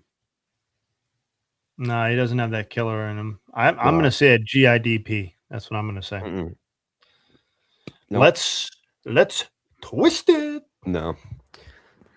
He well, first you got to throw him a strike, but he's already got to walk off this year. I know you can't walk off on the road, but he's got that clutch factor in him. D Wheels, I've got Murakami in my dynasty league too. I couldn't be happier. Really turned over my team this offseason in terms of the foundation. Added a lot of nice young pieces. Ball. This is my new wallet, Jay. Wow, that is pretty thin. That's a wallet? Yeah, check this out. Wow. Where do you keep your cash? I don't carry cash ever. Wow. Yeah, I don't do cash. But there are pockets in the front here. What do you give to homeless people? Dirty looks. Can't put a price on those. No. I stopped giving money to homeless people. There was one time that I was outside Fenway in Kenmore Square, and there's a Dunkin' Donuts right there, and I saw a homeless guy, and I wasn't just going to give him cash because he would have spent it on drugs and alcohol. So I was like, "Are you hungry? I'll buy you a breakfast sandwich." And he was like, "Yep." So then I went inside, bought him a breakfast sandwich, and I came out, and he was on his cell phone. And I was like, "You're not fucking poor, dude." I was like, "You got fucking 5 bars." One time I was going down to New York to watch a play with my in-laws and my wife. So we were getting ready to sit in a theater situation for like a couple hours at a time. And I made the mistake of like, I hate tight jeans. I hate tight pants. I hate all that shit. And I wore a pair of jeans that were supposedly like nice, but way too tight. God, he just swung right through that fucking pitch, man. Yeah, he did. And I wore a pair of jeans that were way too tight. And on the train ride down, I started like losing my mind. And like my like balls were just like, felt like they were riding up into my spine, you know? And no, you can't have that. So as soon as I got off the train, we went to like the Gap that's close to Grand Central or whatever, or Times Square, wherever the closest Gap is. And I went in there and I bought like a pair of khakis, and then I just gave my jeans to a homeless person. There you go. You know what I do keep in my wallet, Jay? What? This has been in my wallet for almost 20 years. This piece of paper right here. Is that? This is that something I autographed for you? Yes. So this is from the Boston Globe from September 26, 2007. This is when I was in the Red Sox Nation president election. Let's put it this way. The Red Sox have whittled down their list to 10 names from the original 1,200 original nominees. 1,200. When you consider the millions of Red Sox fans in New England and around the world, what you've got is a minor sliver of people who have nothing better to do than to devote valuable time to running this campaign. Not to be harsh, but when you dedicate every breathing moment or piece of wardrobe, that was a shot at me because I wore a Red Sox shirt every day, to the Red Sox, and it's not, say, your job, there's a certain loser factor involved. No, the dork and fever pitch wasn't someone you're supposed to aspire to be. I think we lost that translation somewhere. So I keep that in my wallet because it is my job now. Who wrote that? I forget his name, but he has since apologized to me. Oh, so it was like a columnist. It wasn't, or like it was like an employee. It wasn't like a. It was in a column on Boston.com. Yeah. Wow. Yeah. Well, that guy has to eat shit, huh? Yeah, he basically said I was a loser because I put all this time into the Red Sox and it's not my job. And now it is. And now it is. So I keep that in my wallet. That's been in my wallet, every wallet I've ever owned for the last 20 years. Stay hungry. Mm-hmm. It's a good reminder. It's cool. It is. Yeah. It's a cool thing to have, to still have. Yeah, it's from 2007. Ball 4, bases loaded. Oh, come on. That was in there. 12.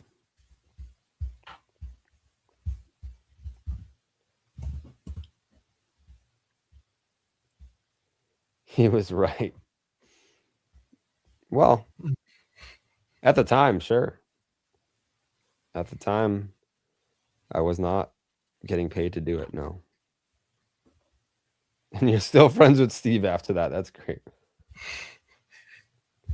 I had just graduated high school. I was like 3 weeks into my freshman year of college.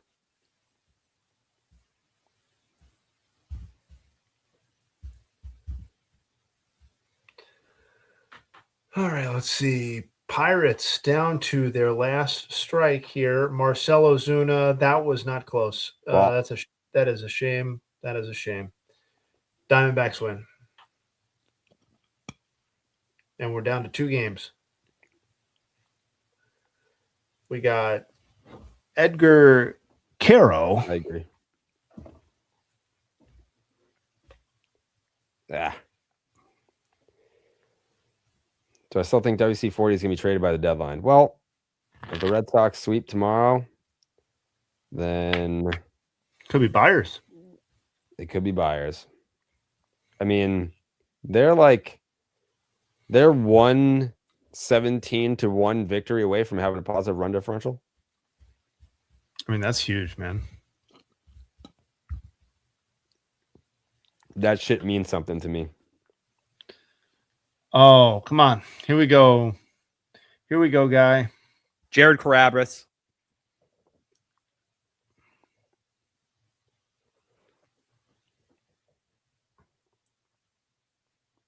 What do you think? What do you think is going to happen here, bud? You nervous? My hopes are high. Yeah. I mean, it's the Angels. You would think this would be a win. Right. This almost actually, like, no matter what, this is like feels like it's a loss in a lot of ways. Ah. Throw it away. Fuck. Big win for my Angels, baby. Wow. You're adopting the Angels? Nope, just because they're playing the White Sox. I'll probably adopt those teams moving forward. I You're can work with this White Sox fandom that you've got going on. Baseball's over tonight. No, it is. I mean, they both ended about the same time. I can work with this though, because like I can like kind of harvest my Guardians stuff because I don't like the White Sox particularly. And I didn't like that core that we were talking about, that overhyped dog shit core that I had to hear so much about. So sure. I'll go toe to toe with you, Guards, White Sox. When do we play each other? I don't know. Let's feel find like out. it's got to be soon. Yeah, well, this fucking whacked out schedule these days, it could be like halfway through the season before divisional rivals see each other. We play a lot of in division games. Holy shit, dude! We don't see you till like late June. It's July. Oh no, you're right. No, you're right. It's June 22nd. I missed that one. That's quite a ways away. So, I mean, obviously, we'll have plenty of time to prep for that series, both sides. But shout out Connor. More tolerable than Red Sox, Jerry? I don't know. The Red Sox have been so bad for the last half decade plus that I haven't been that insufferable because I haven't had the chance to be. Maybe we stream those games in June to, kind of inflame the rivalry. I'd love to. Well, I believe in my guys. All right. Thank you for everyone who tuned in to hour number 6 of Just the Nuts. We appreciate everyone who is watching tonight. Hope you learned something new. Hope your love for the game grew. And we'll be back tomorrow morning for Baseball is Dead. Right back at it. for a noon recording to accommodate Diva Dallas. And then we have Unobstructed Views tomorrow, the return, and then Section 10 that night, and then BID Thursday. Bang. Content coming your way. Wow. The independent era. Thank you guys for tuning in. We'll see you tomorrow. Good night.